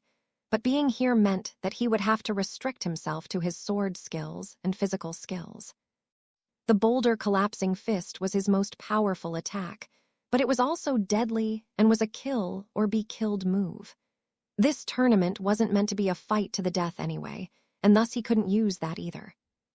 Using the short sword with my spirit sense would be enough to fight Qing Yuan Tiu, but there is no way she doesn't have a method to deal with that as she's from a sect. Lin Mu strategized. The next round started rather quickly, and it began from the ones that had fought first. This time, hate method to draw lots was a bit different. The first winner of the match would fight against the one whose name was drawn. The contestant Murong Kai will be fighting against Nai Li, the referee announced. Whoa, the first match's winner and last match's winner. This is an interesting combination. Someone from the crowd spoke. Though Nai Li will be at a disadvantage. He hasn't had enough time to rest like Murong Kai, an old aristocrat stated as he stroked his beard. Lin Mu heard these words but shook his head. He had seen the last fight, and while it looked like Nai Li was tired, he was. He could sense their vital energy and could get a rough estimate from that. It definitely looked like Murong Kai was still more tired than Nai Li.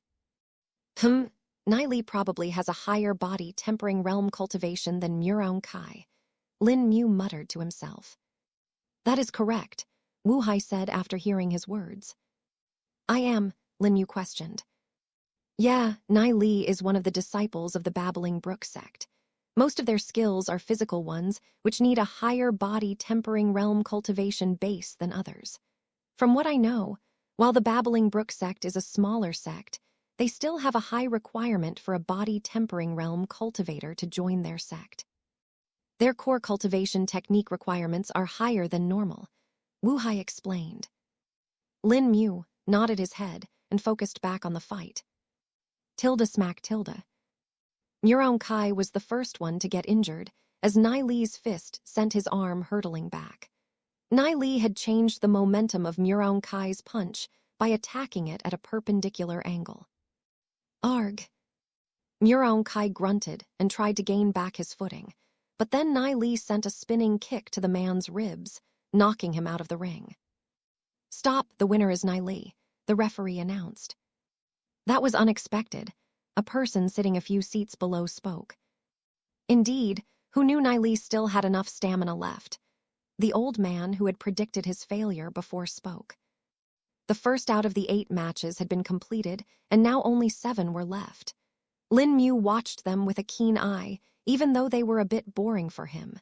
It was now the 5th match, and it was finally the turn for Enlai Lan.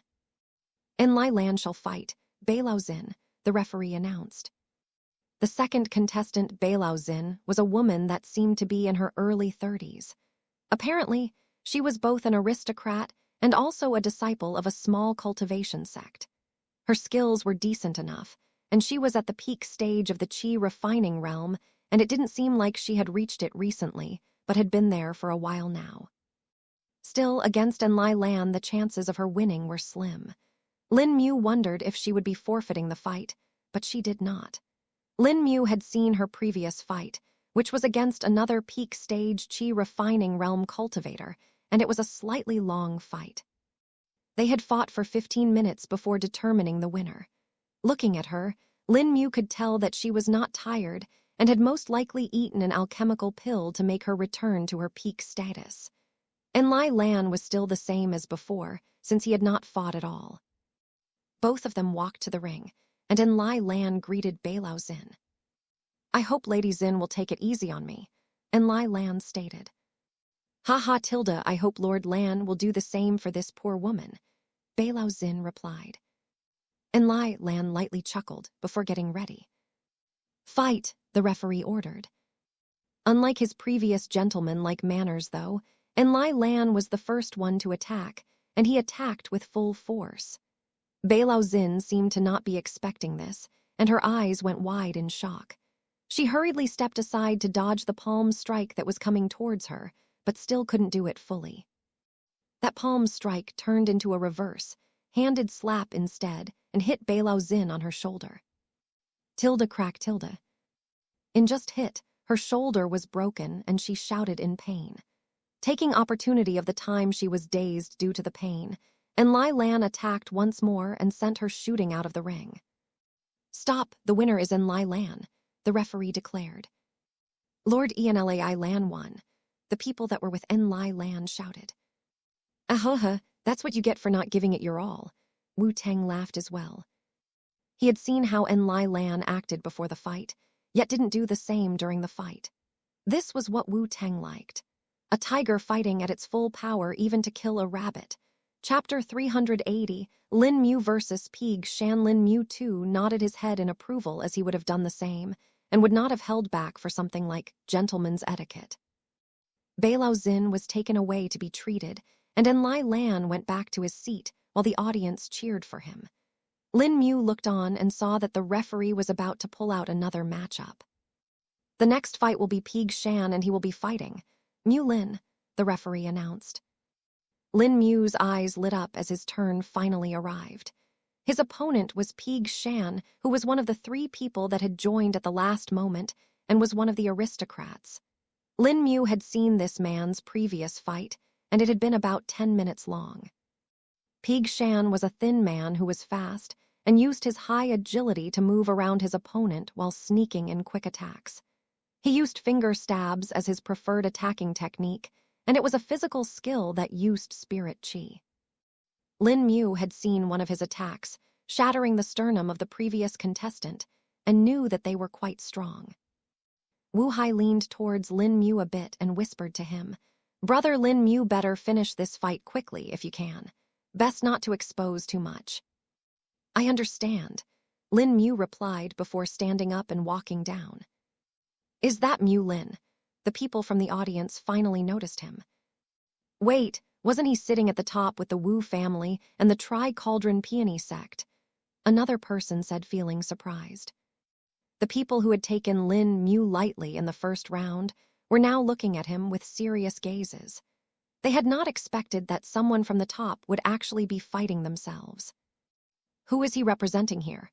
Enlai Lan asked the referee, feeling intrigued by this. "Lord Mu Lin will be representing Lord Wu Hai," the referee said a bit more respectfully. "Oh," Enlai Lan raised his brows as he had not expected this.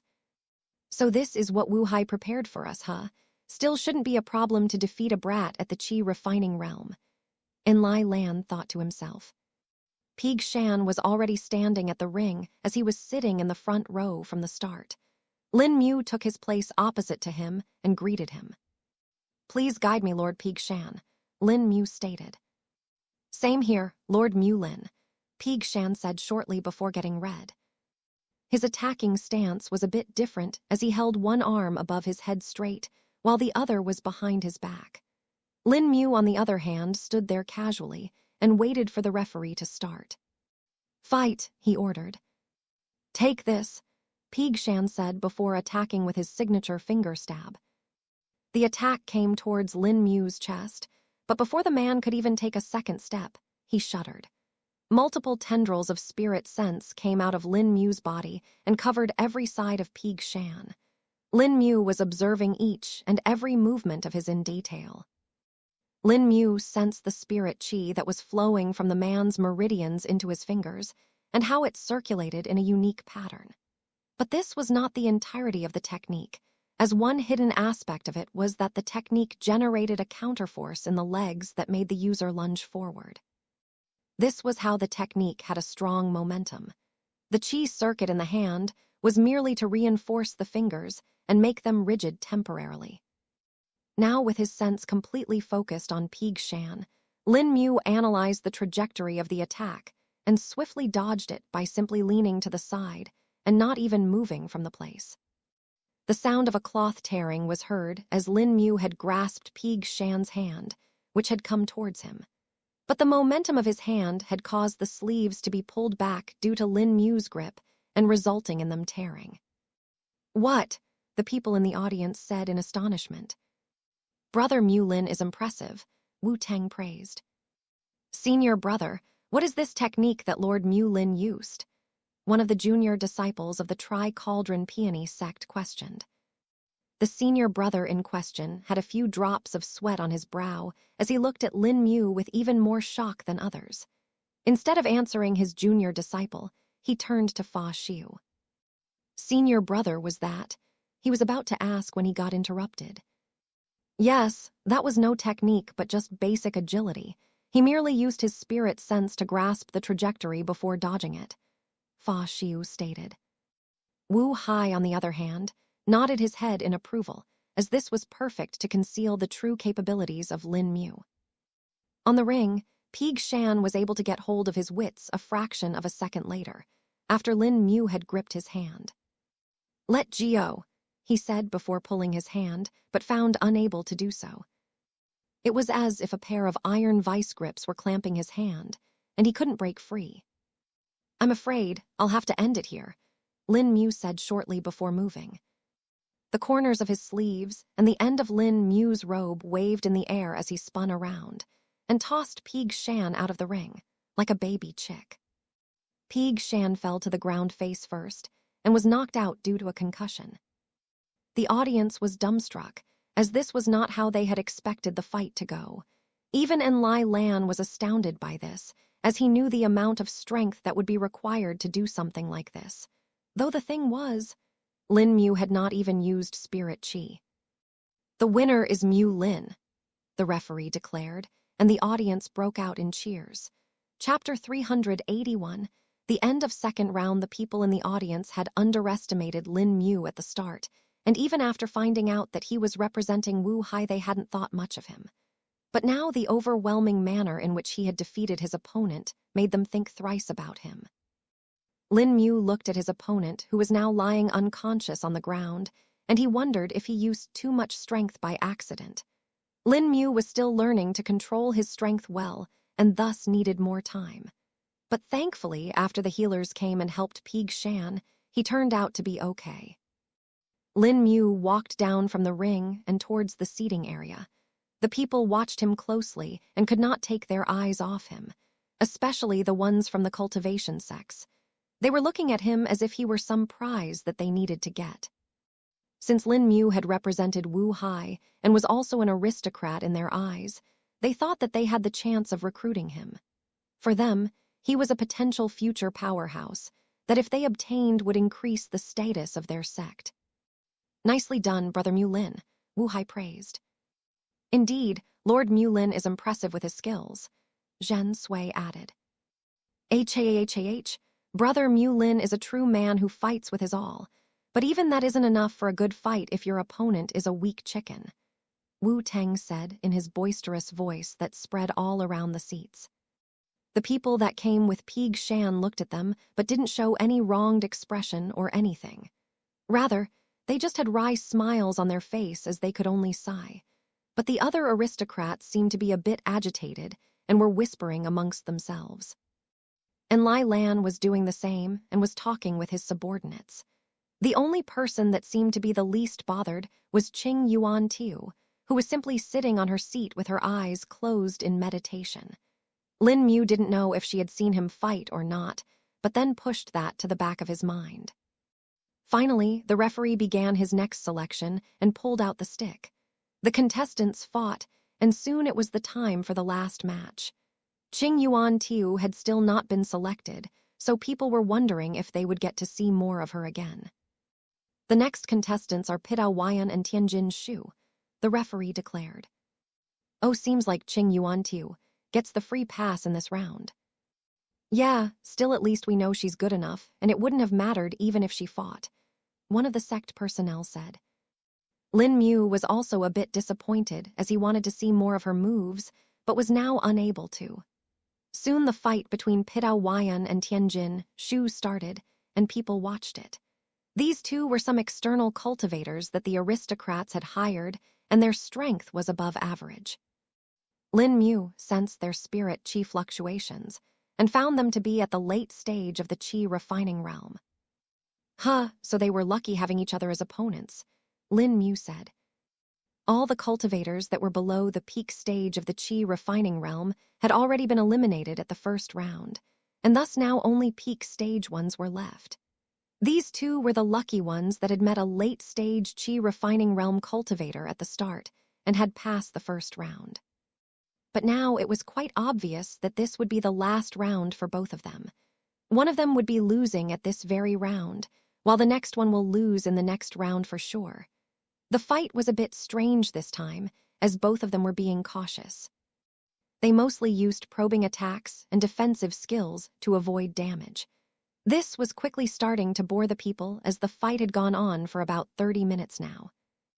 "Come on already, finish it," someone from the crowd shouted. "This is what I was talking about. Chickens that can't do much but strut out their chests and run away when they're in a fight," Wu Tang taunted.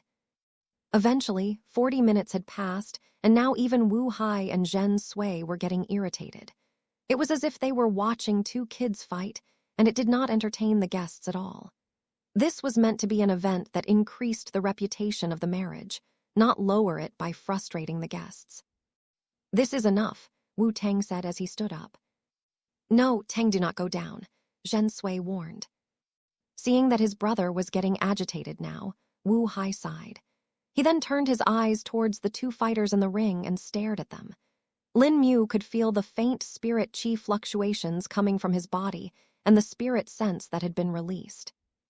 This spirit sense was quite strong, even stronger than his own. Lin Mu didn't know what its range would be, but just from the potency that he could feel, he estimated that it should be more than double his own range. This made Lin Mu interested, as from what he knew, most early-stage core condensation realm experts had a spirit sense range of 100 meters. It was around 200 for a mid-stage core condensation realm cultivator, 300 for the late stage, and 400 for the peak stage one. Just from this, it meant that Wu Hai was at the late stage of the core condensation realm at the very least. Wu Hai's spirit sense reached the two fighters, and they flinched for a moment. This made one of them stumble as he was in an imbalanced position.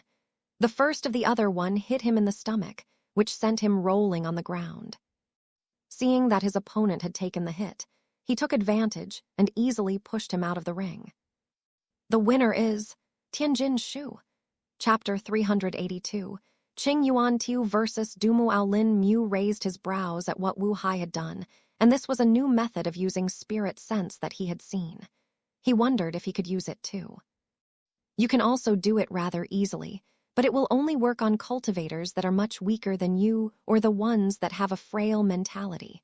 Those with a stronger will not be affected by the pressure of spirit sense, Zhu Kang advised. "Oh, I understand, Senior," Lin Mu replied in his mind. "Though this is kind of obsolete for you.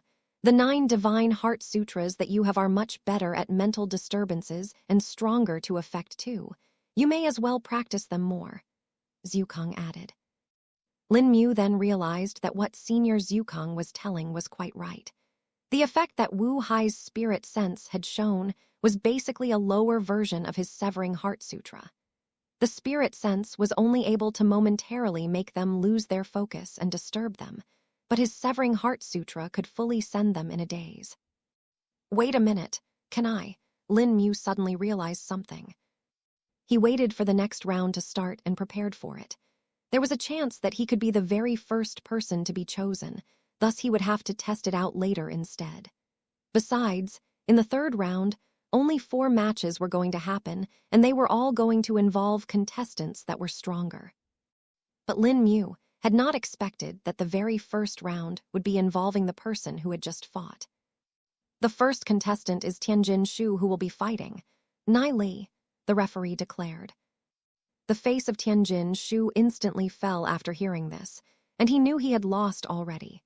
But still, he walked to the ring, as was the etiquette, and formally forfeit the match. "I forfeit," he announced. Nai Li nodded his head in acceptance, as he had already expected this.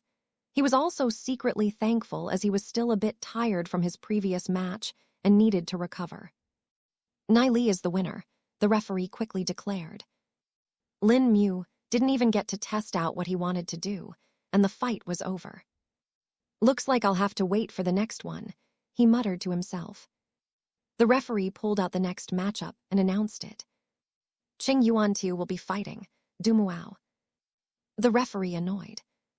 "Oh, it is Qing Yuantiu. This will be a good fight," someone from the audience said.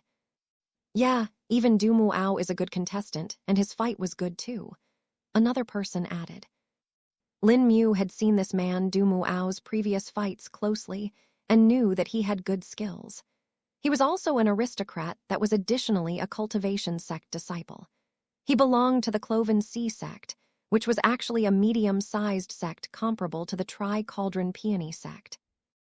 This sect existed in the western border of the Shuang-Kayan Kingdom and was active in the Black Dawn Kingdom as well. Lin Mu had read up on this sect before and knew that they were specialized in emission-type chi skills, with water-based ones being their specialty. Lin Mu watched as the man went down the seats along with Qing Yuan Tiu. But the thing that Lin Mu wondered was if he would even get to test out what he wanted in this fight.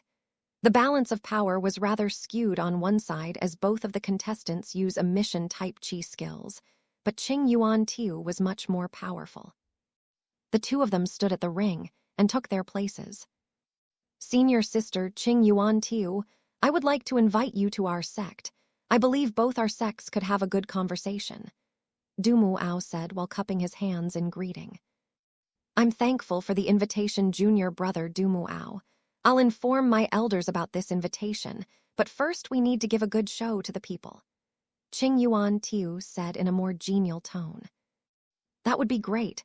I hope senior sister will guide me and teach me today," Du Mu Ao said before taking a defensive stance. He had already known that there was no chance of him winning this round as he was heavily outmatched. Still, he had his honor that he couldn't afford to lose.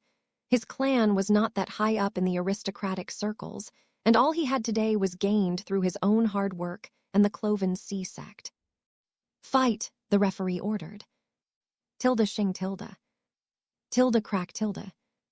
Qing Yuan Tiu did the same thing she had done before, and 6 metal rods appeared from her legs and pierced into the stone floor. But Du Mu Ao was ready for this, and acted differently than he had shown. Instead of defending like he was presented before, his hands glowed in a blue hue before he swung them at Qing Yuan Tiu. The blue hue turned into an illusory whip that seemed as if it was made out of water, yet it was not. Lin Mu was observing it clearly, and sensed that the method of using this technique was rather complex compared to the basic fireball technique. He had thought that it also used basic attributes chi and converts it to elemental chi to execute the technique, but this one seemed to have more complex chi circuits. He would have to directly probe Du Mu Ao body to be able to see it clearly. The whip swished ahead and was about to touch Qing Yuan Tiu when suddenly she swirled her hands. Tilde whirl tilde. A wave of greening energy was released from her hands and spun around her body, blocking the blue spirit chi whip. Tilde thuk tilde. It was as if someone had slapped a plate filled with water with their hands. A few ripples appeared on the green wind bard before the whip dissipated. Chapter 383. The Gale River Palm. The audience watched with wide eyes as the attack faded away like nothing. The green wind barrier that was surrounding was like a shredder that ripped the blue chi whip into nothing.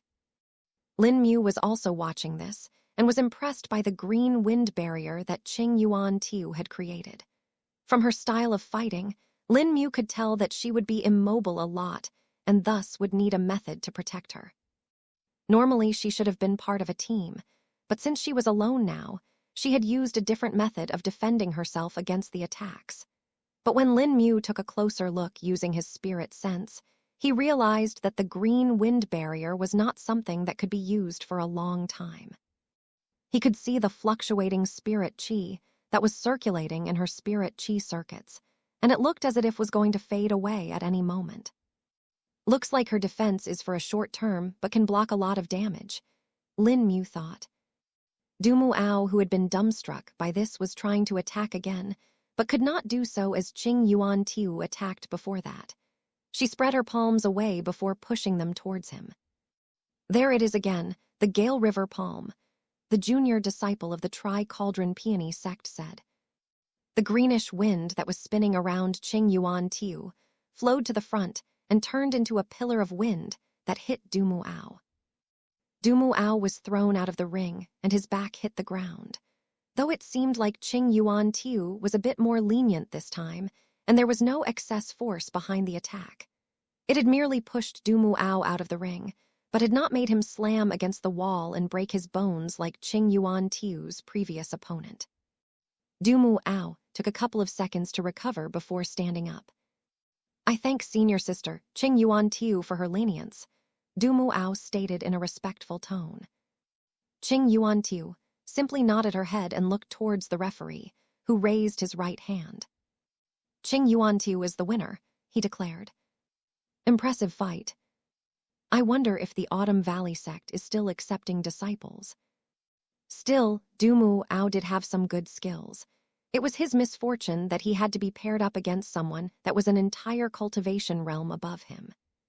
A cacophony of voices came from the audience, and the people cheered with joy. While this fight was also quite short, the people still got to see the different skills which had exacted and entertained them. Qing Yuantiu and Dumu Ao went back to their seats after this, and no healers were needed in this match. Now 2 more fights were remaining, and there was a 50% chance that Lin Mu would end up fighting in this match or the next one. The referee shook the wooden cylinder and pulled out the next matchup. The next match will be Bu Lang versus Kai Wen, the referee declared.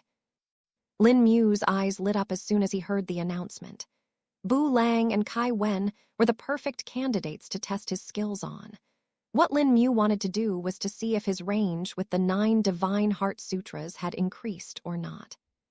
He had not had the chance, neither had he remembered to check it in the recent few days. And with his increasing cultivation, there was a chance that it had increased. Bu Lang and Kai Wen were aristocrats as well and were both at the peak stage of the Qi refining realm, making this match rather fair. The 2 contestants headed towards the ring and waited for the referee to start it. Fight, the referee ordered. Bu Lang and Kai, when both had similar fighting styles, and were even using similar techniques. This Kai Wen, is there any chance he's related to Lord Kai? Lin Mu questioned, seeing some familiarity between them. Yes, you are right. Kai Wen is the nephew of Lord Kai and lives at the capital city. He's come to attend the fight to represent Lord Kai, Wu Hai answered.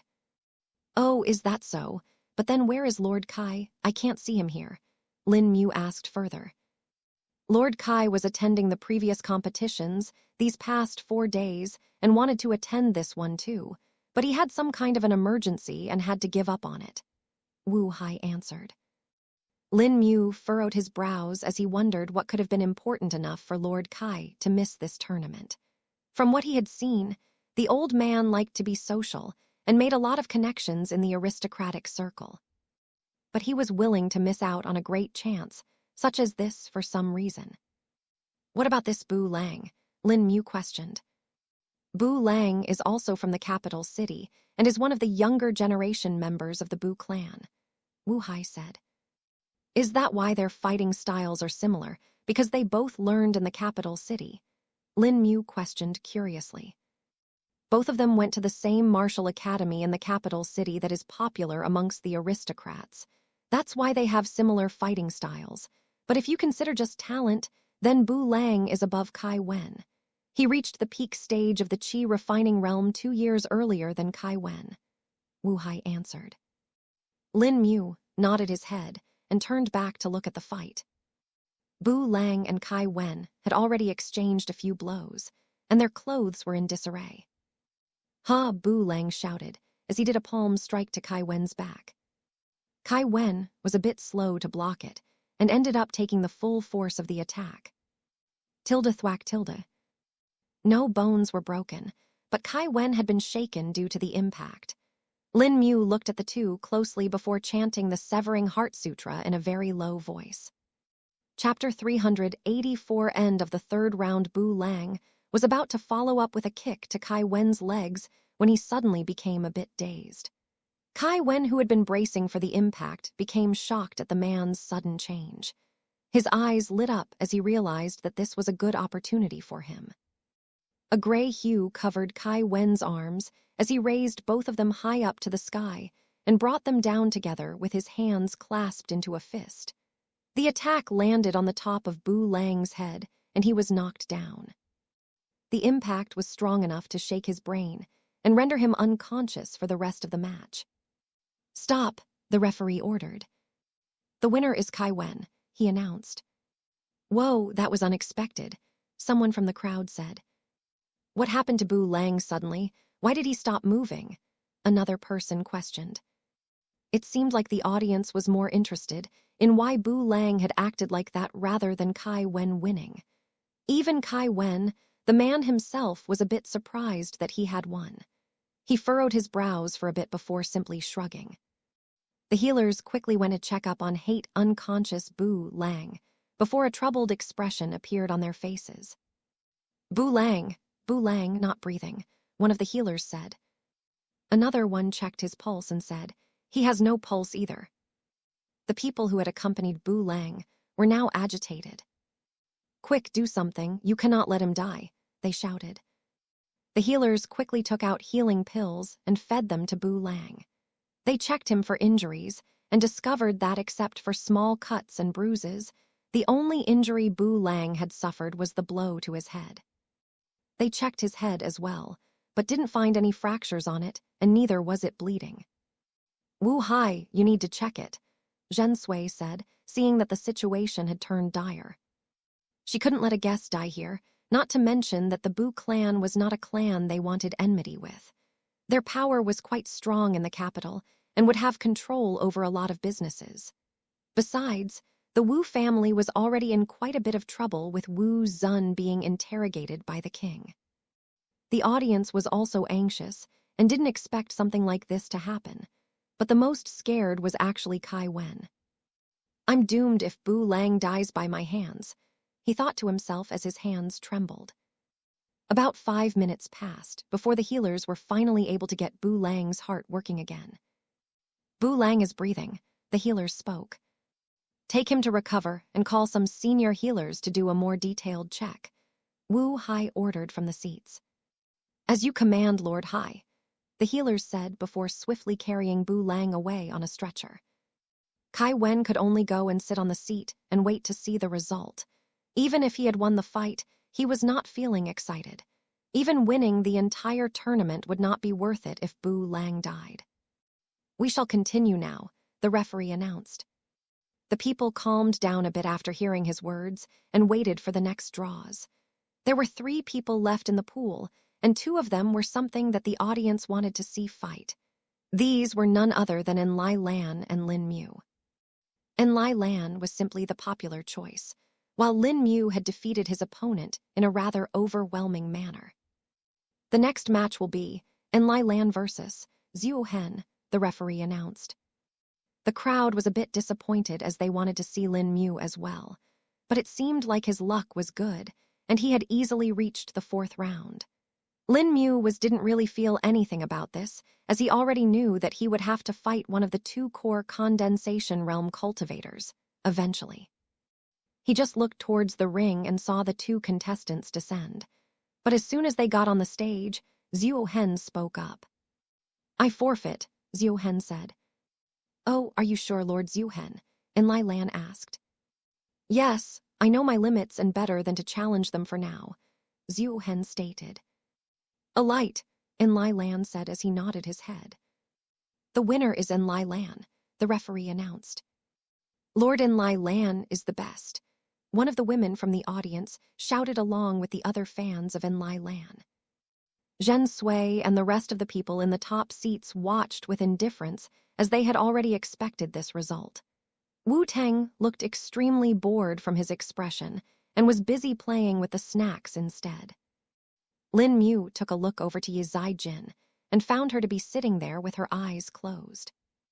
For a bride to be, her behaviors are rather strange, Lin Mu thought. Now the 3rd round had been completed, and only the 4th round and the final round were left. It had been about 5 hours since the tournament had started, and it was now afternoon. We will be taking a break now and let the contestants rest.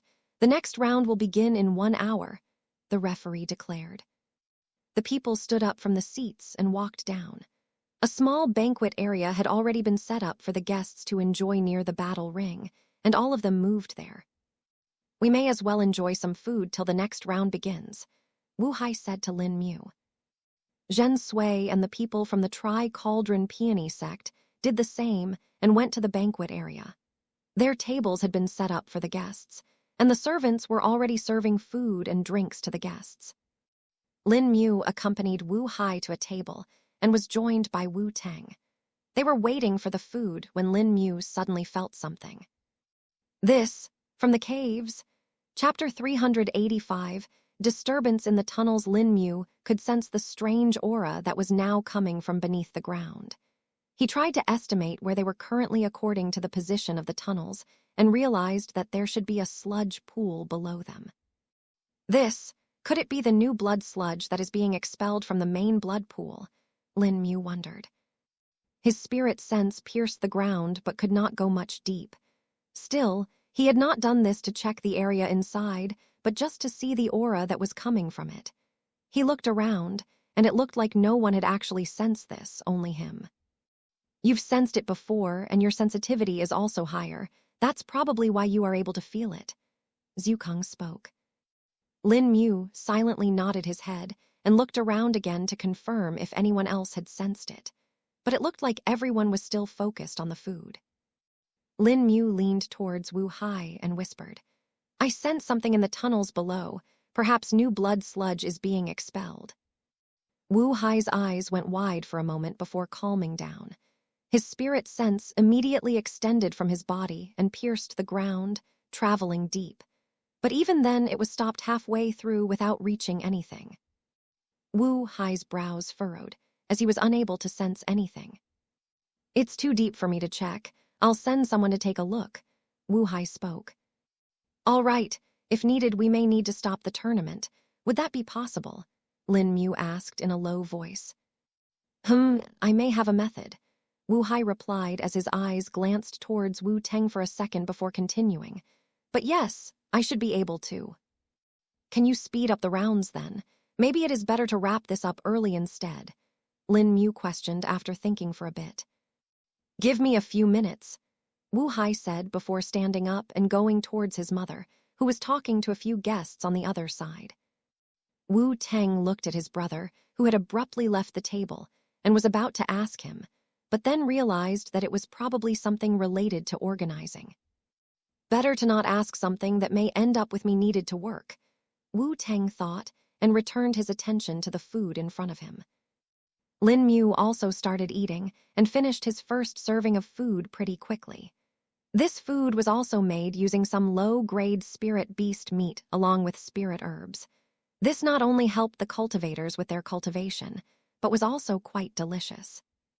After the servants brought him his fifth serving, Lin Mu's gaze accidentally went towards Qing Yuan Tiu, who was sitting at a table with Du Mu Ao and his companions. They were talking animatedly, while Qing Yuan Tiu would add to the conversation from time to time. Her behavior seemed to be different from what it was during the match. Lin Mu then looked at the second core condensation realm cultivator that was there, Enlai Lan. This man was also talking with a few other sect personnel, along with a few aristocrats that had accompanied him. Lin Mu looked at him for a minute before an idea popped into his mind. His spirit sense extended and stayed at a short distance from Enlai Lan. He then started chanting the Severing Heart Sutra and targeted Enlai Lan. Thankfully, Lin Mu had chosen the right moment, and Enlai Lan was not speaking right now. Or the others would have found it strange if he suddenly stopped talking in the middle of the conversation. As soon as Lin Mu saw that he was dazed, he probed Enlai Lan with his spirit sense tendril. It went through his body and observed the cultivation base of Enlai Lan and the items that he had on him.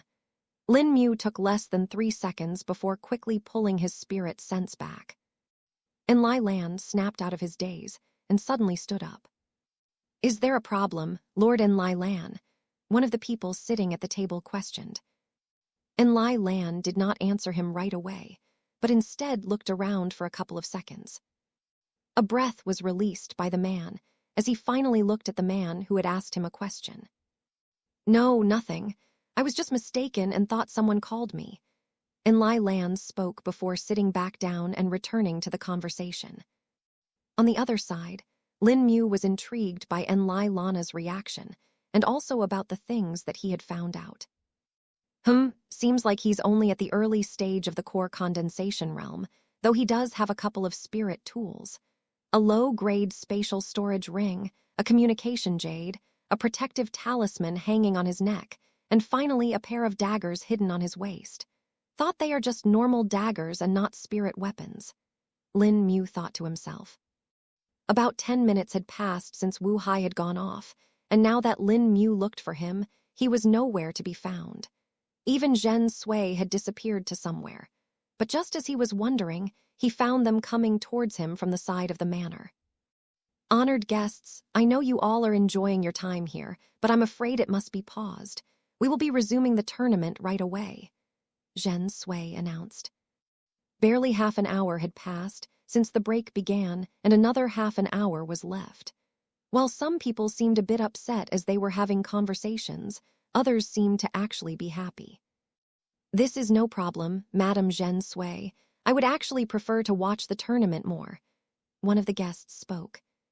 Yes, while I was enjoying my time here, the tournament is definitely more exciting. Fa Xiu, the senior brother, spoke. All right, if everyone is in agreement, then please move back to the fighting ring, Zhen Sui said, and everyone started to return to the seating area. Chapter 386 Cheated. The first matchup of the fourth round is Mu Lin versus Nai Li, the referee announced. After the people had gathered back, everything had proceeded swiftly. Lin Mu didn't ask Wu Hai about how he managed to convince his mother and thought that it was all right. Looking from the faint scowl on his face, it was apparent that he probably had to make some concessions. Another thing that had happened was that Kai Wen had actually resigned from the tournament. His claim was that he was not recovered yet, and neither was he in the right mind to fight.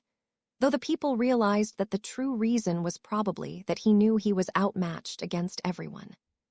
This way, the people in the fourth round had been reduced to 4, and now the matches could progress normally.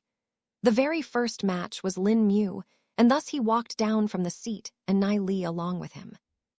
Lord Mulin, please guide me, Nai Li said while cupping his hands.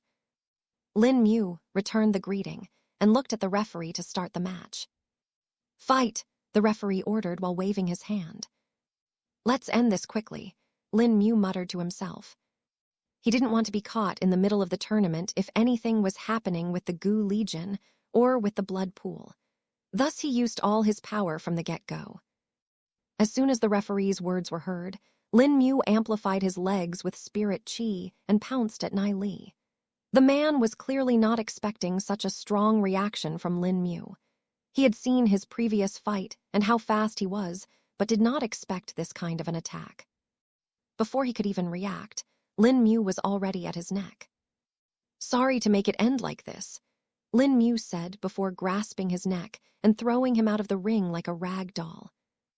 Nai Li landed on the floor outside the ring and could not move for a minute. He was pale with the fear that had filled him when that hand clasped his neck. He felt as if he was being watched by a deadly beast and could not bring himself to resist. Stop, the winner is Mu Lin, the referee declared. Lin Mu nodded and went back to the seats, much to the shock of the people. Since Nai Li had not stood up yet, the healers went to check up on it but found him to have no injuries, except for some bruises and scratches from falling on the ground. That was quick, good, Wu Hai spoke. Better to end this quick. I did not expect it to be easy like this, Lin Mu replied. The corner of Wu Hai's lips twitched as he heard Lin Mu calling the best of the aristocrats weak. Sure, there were people at the nascent soul realm or even the Dao shell realm among the aristocrats, but they were old elders that wouldn't interfere in matters such as this. This was the fight amongst the younger generation, and thus it was expected. It was not that the fights are easy, but you who are a difficult opponent, Wu Hai thought to himself. The referee saw the silence in the crowd and just decided to call out the next matchup. He had already been instructed to speed up the process. He didn't know why they would do this, but he had to follow the orders, and that was what he did. He didn't even have to shake the wooden cylinder to pick the contestants, as only 2 of them were left, and they were a fitting match too. The next match is Qing Yuan Tiu and En Lai Lan, the referee announced. Woo, the audience shouted after hearing it. Finally, this is what we've been waiting for, others spoke. Lin Mu looked around and saw that even Wu Tang and the disciples of the Tri-Cauldron Peony sect were excited about this. It was quite obvious that even they did not get to see the battles between core condensation realm experts as much and thus were expectant. Lin Mu shook his head and apologized to the people for what he was going to do. He watched as Enlai Lan and Qing Yuan Tai walked up to the ring. Sister Qing Yuan Tiu, perhaps we can have some conversation after the competition is over, Enlai Lan suggested with a smile. Perhaps, Qing Yuan Tiu curtly said before cupping her hands. Fight, the referee ordered.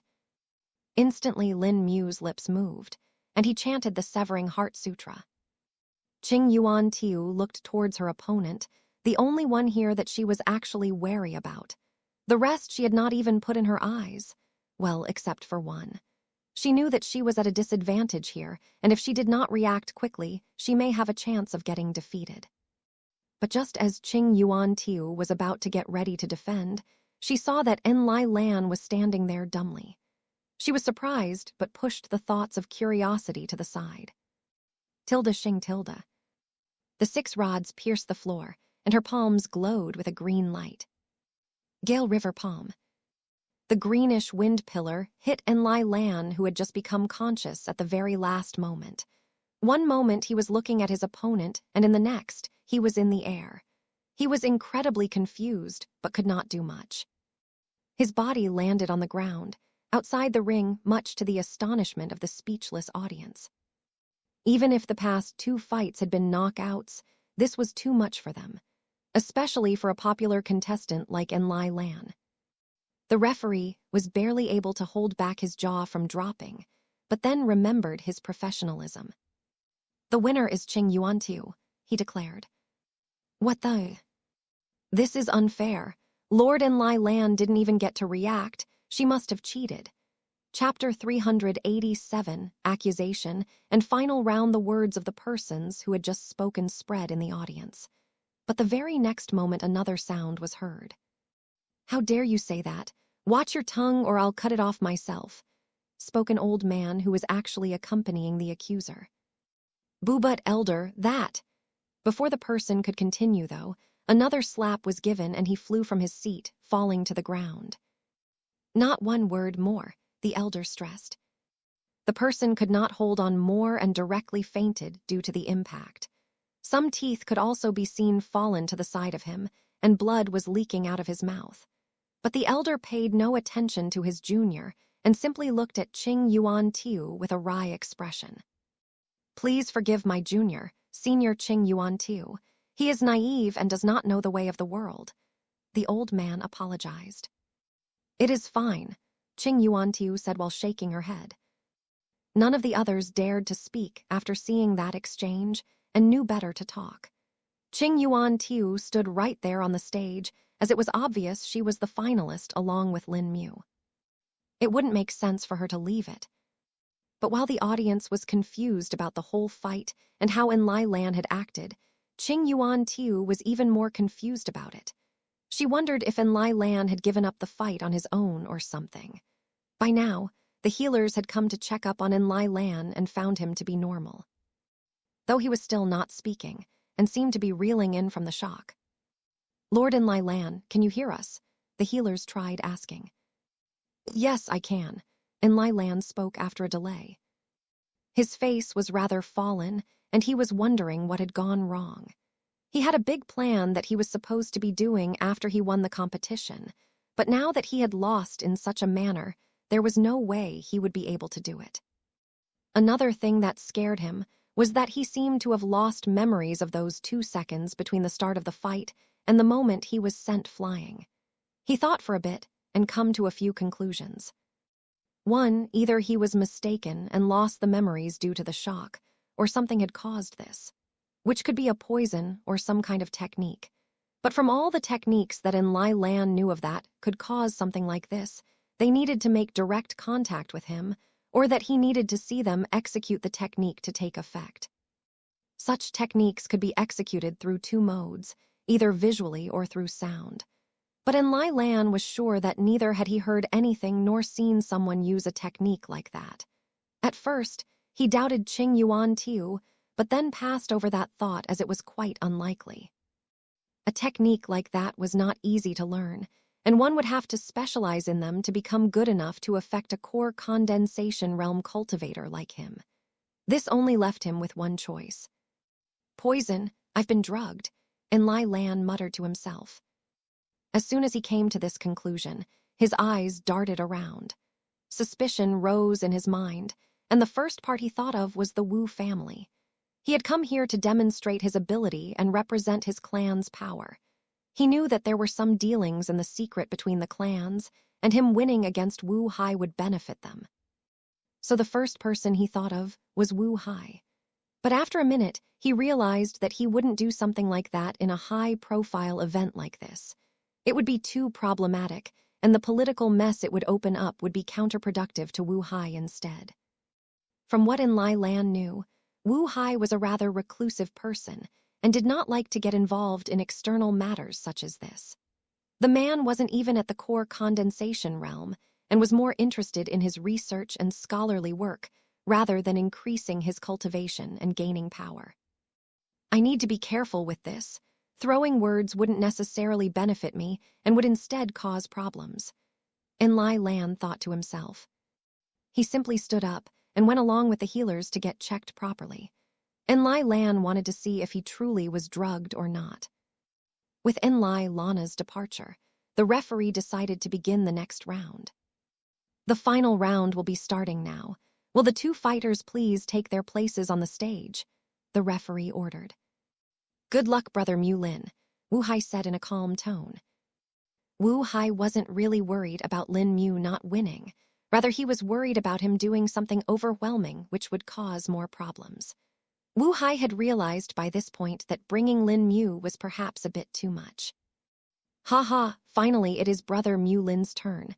Go and show them who's a true man, Wu Teng said in his loud voice. He would have patted, or rather slapped Lin Mu on his back, had it not been for the distance between them and his mother giving him a glare. We look forward to Lord Mu Lin's performance, the disciples of the Tri-Cauldron Peony sect said. I thank everyone for their blessings, Lin Mu said before heading down. He walked up to the stage and cupped his hands in ceremony. Senior Qing Yuan Tu, please give me guidance, Lin Mu said in a respectful tone. I ask the same of Lord Mu Lin, Qing Yuan Tu replied with a calm expression. Lin Mu nodded and looked towards the referee to announce the start when he saw someone that shocked him. Peak Master Yideng has arrived. Junior Elder Fa Xiu has arrived. Chapter 388, The Peak Master and Junior Elder's Arrival. Lin Mu's was fine upon hearing the first name, but the second name made his face tense up. He didn't dare turn around and simply looked through the side of his hair. It had grown long enough that it reached the base of his neck and covered the side of his face. Looking from this angle, it hid his face, but he was still able to see through the gaps in his hair locks. He gazed at the person accompanying Peak Master Yideng and indeed found him to be Junior Elder Fa Xiu, who he had missed out on killing. Wu Hai had looked for the man everywhere in the city as well as the outskirts, but the man had disappeared in a strange manner. There were still people looking for him, but were unsuccessful. Lin Mu was still a bit worried about him in these past few days, but since the man had not shown up, his concern had lessened. But now it had been turned up to the very max and made him anxious. He looked towards Wu Hai and saw him glancing at him too. There was a warning in his sight that told him not to act right now. Lin Mu could tell that even Wu Hai was taken aback and was quickly thinking of something. All right, fighters take their place and fight, the referee ordered. The Peak Master and Fa Xiu were walking towards the seating area and had barely seen towards the fighting ring. Even the disciples of the Tri-Cauldron Peony sect seemed to be a bit surprised, but also delighted at the same time. Fa Lao was elated at the sight of his elder brother as well. Lin Mu's attention was still a bit distracted due to this, and thus he slowed his response when Qing Yuan Tiu attacked him first. Tilde whoosh tilde. Unlike before, Qing Yuan Tiu was using a different technique and had not extended the metal rods. Instead of using the Gale River palm, she was using a different chi skill. This skill had created a few swirling orbs of greenish winds that floated around Qing Yuan Tiu. She had shot out one of these very orbs at Lin Mu. Qing Yuan-tu knew that she had to change her strategy against Lin Mu, as the boy was much faster than her. While she had confidence that she could defeat him in a fight of pure strength, he had the upper hand here due to his speed. If she were to use her spirit sword to fly, she would be much faster than him, but her technique's requirements were completely different and required her to be immobile. If she locked herself into a place using the metal rods, she had no doubt that Lin Mu would be able to cover the distance quickly. While his attacks may not hurt her, Lin Mu didn't have to particularly hurt her. With his raw strength, all he had to do was throw her out of the ring to defeat her. Another thing was her metal rods prevented her from being pushed back, but not from being pulled upwards, which was what Lin Mu could attempt to do. Thus, she used a different technique that she had in her arsenal. This one was much weaker than the Gale River palm, but could be used without her needing to be immobile. Plus, her control with this technique was also much better. Qing Yuan-tu had not expected that there would be a repeat of the result of the last round. But somehow Lin Mu was also distracted, like Enlai Lan, and did not react in time. She wondered if her luck had been increased somehow. But when the greenish wind orb struck Lin Mu, Qing Yuan-tu did not see the effect that she wanted. A brownish-yellow barrier appeared on Lin Mu's body and easily blocked the orb before cracking and disappearing. The Earth and Qi Pills barrier had protected Lin Mu from the attack of Qing Yuan-tu. Damn it, Lin Mu cursed under his breath. He had made a rather large mistake and had lost his secondary means of protection, which was to be the Earthen Qi Pills barrier. Now not only did he have to fight Qing Yuan-tu, but also hide his face from the junior elder Fa Xiu. Lin Mu quickly started thinking of ideas, as his thoughts ran like lightning. Qing Yuan-tu got rid of her surprise quickly and sent another orb flying towards Lin Mu. Tilde whoosh tilde. This time Lin Mu was able to dodge it by an inch. He could not use blink, and nor could he use flicker to dodge these attacks. His legs were already strengthened with spirit qi, and their power was amplified. Using his quick movements and agility, Lin Mu started dodging the orbs that were thrown towards him.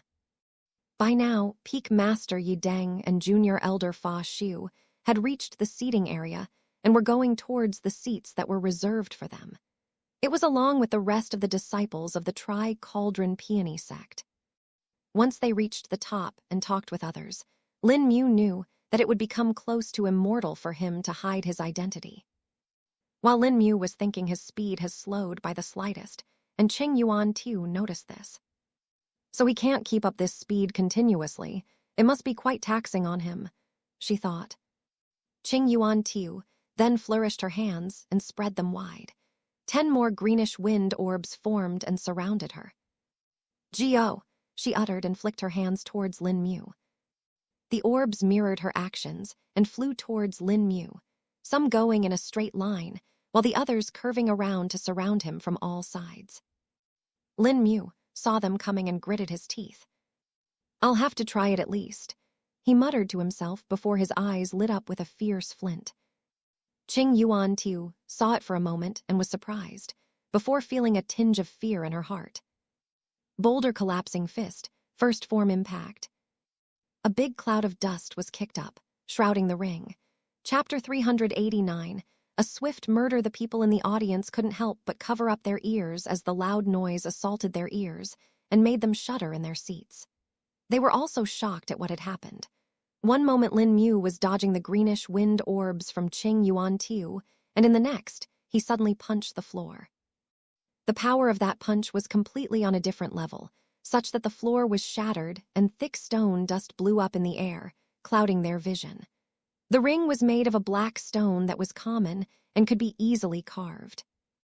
It was sturdy enough to handle a majority of attacks of the cultivators below core condensation realm, and most Qi refining realm cultivators would not be able to even crack it with their strength unless they had some unique Qi skills. Qing Yuan-tu herself was knocked back and fell to the ground as the floor beneath her broke. She was in a daze from the force of the shock wave that punch had caused. It took her a moment to realize what had just happened when the terror got to her. "He's hiding in the dust," Qing Yuan-tu thought. She extended her spirit sense and scanned the area, trying to find Lin Mu.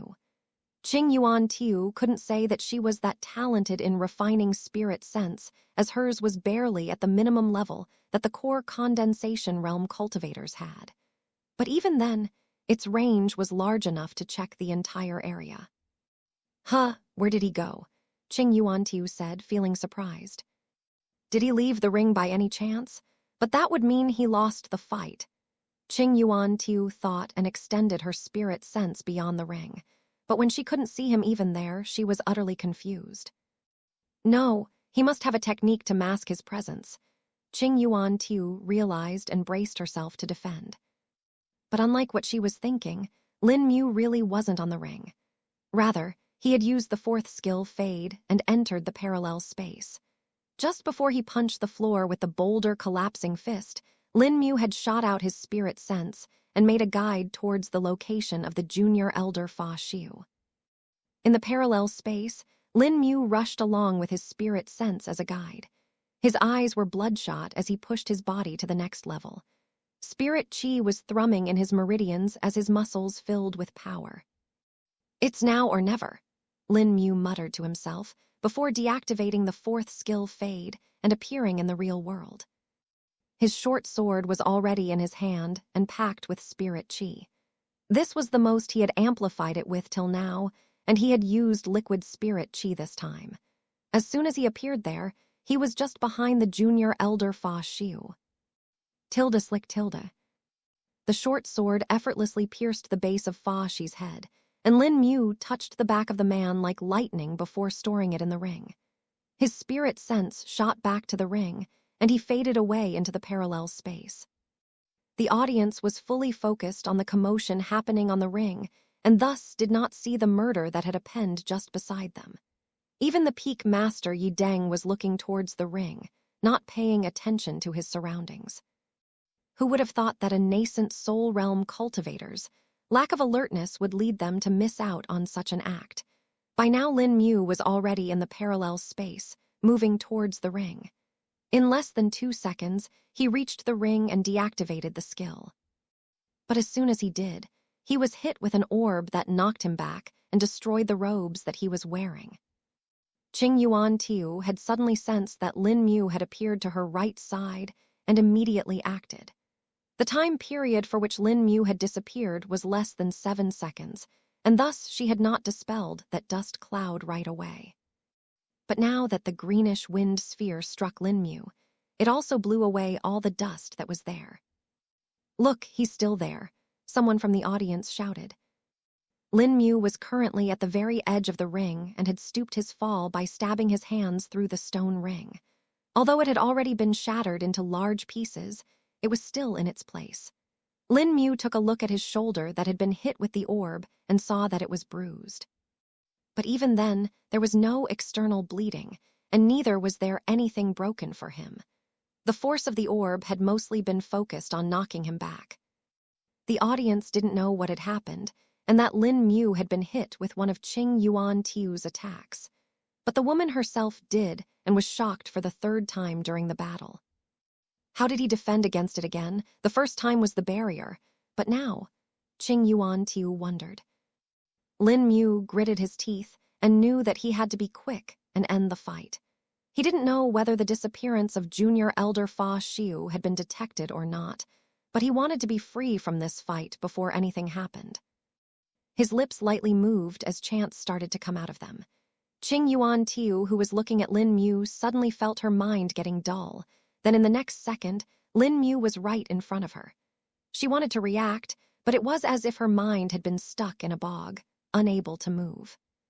Time to end it, Lin Mu uttered as he grasped the hand of Qing Yuan-tu like a clamp and threw her out of the ring. Chapter 390 Winner and miss due to him being amped up. He had used a bit too much of his strength and hurled her too far.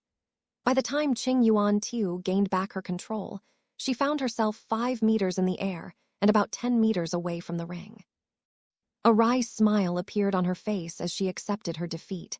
But she didn't fall, no. She reacted rather quickly, and a spirit sword appeared in front of her, catching her in the air. She then lightly floated down to the ground and took a breath of relief. Only now did she realize how hard her heart was beating and how anxious she was during the entire fight. Not to mention that she had just been defeated by a person who was an entire cultivation realm below her. He won, one of the audience members muttered. That's a true man. Brother Mu Lin is amazing. The boisterous voice of Wu Teng was heard as he stood up and started clapping. The people snapped out of their shock and came to terms with the fact that Lin Mu had just defeated someone above his realm. Mu Lin is the winner of the tournament, the referee declared. Who! The people cheered in excitement. Their hopes for a good fight had finally happened, and they got more than they were expecting. This result was something that had completely blown them away. A sigh escaped Wu Hai's lips as he dreaded what was about to come. While the fight had ended and Lin Mu had won, the trouble had just started. The junior elder Fa Xiu was here, and there was no chance that he had not informed Peak Master Yi Deng of what must have happened back then. All it would take is for him to point at Lin Mu, and Peak Master would not even have to lift a finger before Lin Mu would be restrained. For a nascent soul realm cultivator, killing a chi-refining realm cultivator was as easy as squashing an ant. Wu Hai turned his head towards Peak Master Yi Deng and saw him staring at the ring. Where's the junior elder? Wu Hai muttered to himself. He looked around, but there was no sign of Fa Xiu anywhere. He then looked at the other disciples of the Tri-Cauldron Peony sect and saw that even they were unaware of this fact and were looking at the ring with excitement on their faces. A big question mark was on Wu Hai's face as he couldn't comprehend what exactly could have happened. Perhaps he had mistaken the existence of Fa Xiu and he was never here, or that he had gone away during that incident in the ring. Lord Mulin is impressive. I didn't think someone from a small kingdom like the Fenlong Kingdom would have such skills. Quan Hong spoke. Indeed, perhaps we should look into him more and see if he wants to join our sect. He will be a great addition to us, I'm sure, Fa Lao said. What do you think, elder brother? He asked as he turned around to see his elder brother, who had finally appeared after being missing for weeks. While he had been a bit anxious, he wasn't exactly worried as he didn't think there were many things that could threaten his brother. And if he had disappeared, then something must have happened that required him to be hidden like that. Elder brother? Where's elder brother? Fa Lao questioned, seeing his elder brother missing. Peak Master Yi Deng, who was looking at Lin Mu with interest, was finally brought out of his thoughts by Fa Lao's words. What do you mean, he's right, Yi Teng trailed off. He looked around and saw his former chief disciple missing. Yi Deng's eyes went wide as he became alert. A strong wave of aura radiated off Yi Deng's body as his spirit sense spread around. Each and every person in the area shuddered as they felt the spirit sense scan and pass over them. Even Lin Mu felt it and trembled. This, a nascent soul realm cultivator, is much more stronger than I thought, Lin Mu muttered to himself. While he had felt the spirit sense of old man Jiang before, who was in the Dao treading realm, the spirit sense of Yi Deng was more bold. Jiang Wei's spirit sense was conserved and precise, while Yi Deng was like a large net that spread. Fa sa chayu, Peak Master Yi Deng shouted in anger. It had taken him such a long time to find his former chief disciple, and when he learned what had happened, he was even more enraged. But there was still the problem that the murderer who had killed his disciples had an unknown identity. Fa Xiu had just turned up at the stronghold and had told him all that had happened, how people had been following and tracking him. This all felt like a huge conspiracy to Yi Deng, and he knew there were hidden powers at play here. Where is Fa Sa Chayu? Yi Deng shouted again. The people were now all staring at Yi Deng, who was shouting like a mad dog. The other disciples of the Tri-Cauldron Peony sect were also anxious now and knew that something bad had happened. Wu Hai narrowed his brows and knew that he needed to control the situation before it got out of hand. Peak Master, please calm down and tell me what exactly happened, Wu Hai questioned in a calm tone. What do you mean, what happened? One of my disciples just disappeared, Yi Deng answered. "Don't worry, we'll find him. He'll be fine. After all, Junior Elder Fa Xiu is no child and should be able to take care of himself," Wu Hai assured. But this seemed to have only fanned the flames of anger in Yu Deng's eyes, as he hooted again. "No one will leave this place till I allow them to." Chapter 391. The flipped scenario, a pin-drop silence was spread in the entire area, and no one dared to speak. They were even careful about their breathing and felt as if a mountain had been placed on their chests. Such was the pressure exuded by a nascent soul realm expert. Lin Mu had a bit of difficulty to bear it at first, but after about 30 seconds his body adapted to it, and it no longer felt as heavy to him. He had borne the full force of Old Man Jiang's spirit sense and even sword intent. This was nothing compared to that. Though Lin Mu was still a bit anxious about the fact that he could have left some traces or clues that he was the one that had killed Fa Xiu. Besides, from what he knew, from nascent soul realm onward, the cultivators could sense the spatial fluctuations in the environment better. He didn't know, but it didn't seem like Yu Deng has sensed it yet. But Lin Mu knew for sure that the spatial traces would still be there in the area for a while. After all, he had basically torn through the fabric of this world to enter the parallel space, which wasn't even supposed to be possible. From what he had learned from Senior Zukong, the place that he entered when using Fade was something that was different than normal layers of the void. Zukong himself didn't know that it existed until Lin Mu entered it. But from what he could tell, that parallel space was absolute and existed everywhere. "Disciples," Yu Deng uttered. "Yes, Peak Master." All of the disciples of the Tri-Cauldron Peony sect stood yup and saluted the Peak Master. "Seal the area and contact the sect. Tell the Patriarch to send the Supreme Elder," Peak Master Yu Deng said with fury in his eyes. Hearing the order, everyone's eyes went wide as their expressions turned serious.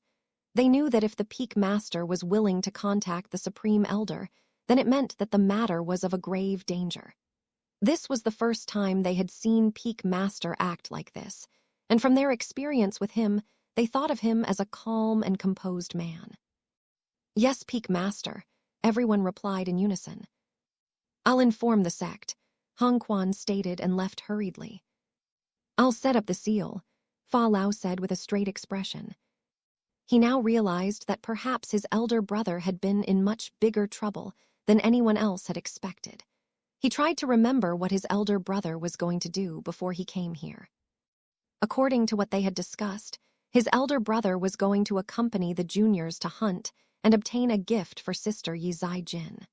They didn't really explain where they were going to hunt, but from what he knew, it must have been either the northern forest or the sect's own lands. They shouldn't have had any problem at the sect's land, as they would have been able to call for help instantly there. That means whatever happened, it must have been at the northern forest. Don't tell me. Did they perhaps go too deep? Fa Lao wondered. "You all come with me," Fa Lao said to his fellow disciples, and they were about to walk forward when they were stopped. "And what gives you the authority to act like this in my house?" said Wu Teng as he blocked their path. "Teng, you cannot speak like that," Zhen Sui said as she felt anxious. "No, brother is right this time," Wu Hai agreed. "The Tri-Cauldron Peony sect cannot do anything till they explain to us what this is about," he added. Lin Mu looked on in silence and kept standing there. He didn't want to act until there was a problem. Yu Deng turned his head towards the two Wu brothers, and a scowl appeared on his face. "Let me tell you what has happened, and then you tell me if it's worth it. My former chief disciple and one of the junior elders of the Tri-Cauldron sect, Fa Xiu, had been missing for the past few weeks. There was utterly no news of him and the disciples that accompanied him in the task that they were doing. We waited and waited, but received no news or message from them until today. Fa Xiu appeared at our courtyard alone and explained to me what had happened. There is a large conspiracy being committed against our sect and its disciples. The accompanying junior disciples didn't go missing, they were killed," Yu Deng explained. A collective gasp spread in the audience, as they had not thought someone would have the gall to do something like this. "But if both Fa Xiu and the juniors went missing, why did only he return?" Wu Hai asked. He was the only one that was able to escape. He told me that a group of strong core condensation realm cultivators had hunted them at that time and wanted to rob them. They killed the juniors and Fa Xiu barely escaped by the skin of his teeth. Even after escaping, he was continued to be hunted down and had to hide many times. He was being spied on constantly even in the southern town and was able to give them a slip due to using a precious talisman. Yi Deng answered. Confused expressions appeared on both Lin Mu's and Wu Hai's faces. But Wu Hai's masked his rather quickly and nodded his head to show as if he had understood. All right then, Peak Master, this is quite reasonable. Wu Hai replied and looked at Wu Teng. Let them go, elder brother, he added. Fine, if you say so, Wu Teng said in an unwilling tone and let the disciples do their task. Lin Mu, on the other hand, was trying to figure out how the story had changed like this. How did it become from me killing them to a group of strong core condensation realm cultivators hunting them? Lin Mu wondered. I think I can tell why. Zhukong suddenly spoke. Oh, please do tell, Senior, Lin Mu replied. It seems like the junior elder Fa Xiu tried to save face by twisting the story. This way not only would the sect take his words more seriously, but they would not lose their reputation in the sect that way. If he was not able to defeat even a Qi refining realm cultivator with his cultivation base at the core condensation realm, I believe he may have even been punished. Besides, his lie actually seems more plausible than you killing all of them single-handedly and chasing the junior elder for his life. Even the sect would have doubted them if he said that he was hunted by you, I think, Zhukong explained. Wait, so that means I'm pretty much free from suspicion, Lin Mu asked. For now, yes, but if he had truly seen your face during the fight, I'm pretty sure he would have accused you. Thankfully, your swift action has not only prevented that but even saved you from suspicion, Zhukong replied. Lin Mu nodded his head in acknowledgement, as he now found the entire thing a bit ridiculous. Wu Hai was also laughing internally, as he was able to guess the entire premise too. After all, the people that were hunting and spying on Fa Xiu were the High Core. And of course, he knew the group of core condensation realm cultivators was none other than Lin Mu. Seems like this junior elder made a grave mistake by not admitting the truth to the Peak Master. Had he told him that, even if he had disappeared, the Tri-Cauldron Peony sect would have been looking for the culprit. But now his disappearance has sealed the fact, Wu Hai thought. He then turned his gaze towards Lin Mu and wondered, still, how did he disappear right in front of everyone? Wu Hai tried to recall the sequence of events and realized that the time of Fa Xi's disappearance and Lin Mu's punch that destroyed the ring coincided. Did he do it somehow? But how? I'm pretty sure he never left the ring. No, wait. Could it be? Wu Hai pondered as a few names appeared in his mind. The more Wu Hai thought about it, the more fear he felt. For the cultivator that could manage to make someone disappear like that, right under the nose of a nascent soul realm cultivator, along with more than 100 others, would be a Herculean task. There were only a few people that could do it according to his understanding, and everyone on that specific list was a terrifying person that even the patriarch of the Tri-Cauldron Peony sect would not dare to slight. A sign escaped his lips as he muttered to himself. The sect has either dropped the axe on their own foot or is about to do that. Chapter 392. A private talk. The disciples of the Tri-Cauldron Peony sect were rather quick and swiftly set up some restrictions to stop people from escaping. Though this wasn't actually for the people that were sitting in the audience. No, rather it was for the people who might have been hiding here. The restrictions would stop anyone from leaving, and the spirit sense of Yi Deng had also scanned for people that might have been hiding. If they could not be found by him, the restriction formation will scan everyone, even small insects. The people that were in attendance were a bit upset but did not dare to protest or complain. They knew better than to do that, and it was obvious who the more powerful party was here. With that in mind, the people stood there calmly. The disciples of the Tri-Cauldron Peony sect went around asking the people questions about everything. But they already knew that there wouldn't be any results. The identities of these people here were verified, and they were well known. Peak Master, I've talked with the people in the audience, and they are definitely fine. We were sitting there, too, and we didn't see anyone moving. Junior Elder Fa Xiu somehow disappeared into thin air, one of the disciples said. We also talked with the guards, and no one was seen leaving the area. Neither a suspect nor Junior Elder Fa Xiu, Fa Lao said with a straight face. It is indeed as I expected. We'll have to wait for the Supreme Elder to investigate this. I don't have the skill required. Yi Deng spoke. The disciples were confused about what the Peak Master was talking about. They had thought that the Peak Master was calling the Supreme Elder for his authority. But now, the Peak Master admitted that he had called him because he himself was inadequate to handle it. Peak Master, if it is fine with you, why would the Supreme Elder be needed here? What skill are you talking about? Quan Hong, who had returned a minute ago, questioned in a low voice. Yi Deng stroked his beard, but did not answer. What do you think could be something that can cause a problem for even a nascent soul realm cultivator? Yi Jin suddenly asked. During the entire thing, she was the only one who was calmly sitting and did not act. It was as if she cared the least about everything and did not want to be bothered. The other disciples also did not disturb her and left her to do her own thing. Sister Yi Jin, may I answer? One of the junior disciples said. Yi Jin looked at the young-looking boy who was probably in his teens and nodded her head. Go ahead, she replied. I believe only a nascent soul realm cultivator can threaten another nascent soul realm cultivator. So if the Venerable Supreme Elder is being called then, that means the other part must be that strong or above it. The junior disciple said in a respectful tone. Indeed, you are correct, Yi Jin replied. The face of the junior disciple lit up, seeing that he had received the approval of senior sister Yi Jin. What, really? Why would a nascent soul realm cultivator target one of our disciples like that? Pei Lao asked. That is what we need to find out, Peak Master Yi Deng said while sighing.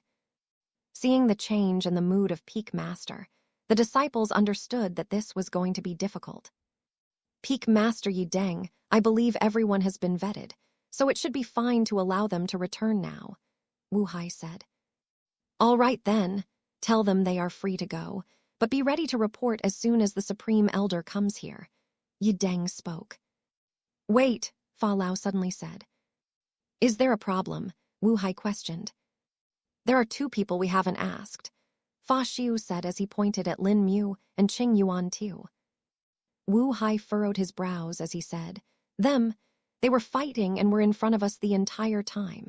It's more likely for someone else to be the suspect. We still want to question them, Yi Deng said. He thought about the two contestants and realized that he actually didn't know about them. He only knew about Qing Yuan Tiu, and even that was due to the letter of confirmation he had received from the sect. He knew that letters like that could be forged. It would be difficult, but it could be done. He wondered if this really was that case. He pondered more and realized that a small sect like Autumn Valley sect having a core condensation realm seemed unusual. Even in medium-sized sect like the Tri-Cauldron Peony sect, the core condensation realm disciples would become junior elders. For a small sect like Autumn Valley sect, they were already enough to become full-fledged elders. Bring them to me. I want to talk with them in private, Peak Master Yi Deng declared. Wu Hai looked at him for a moment before nodding his head.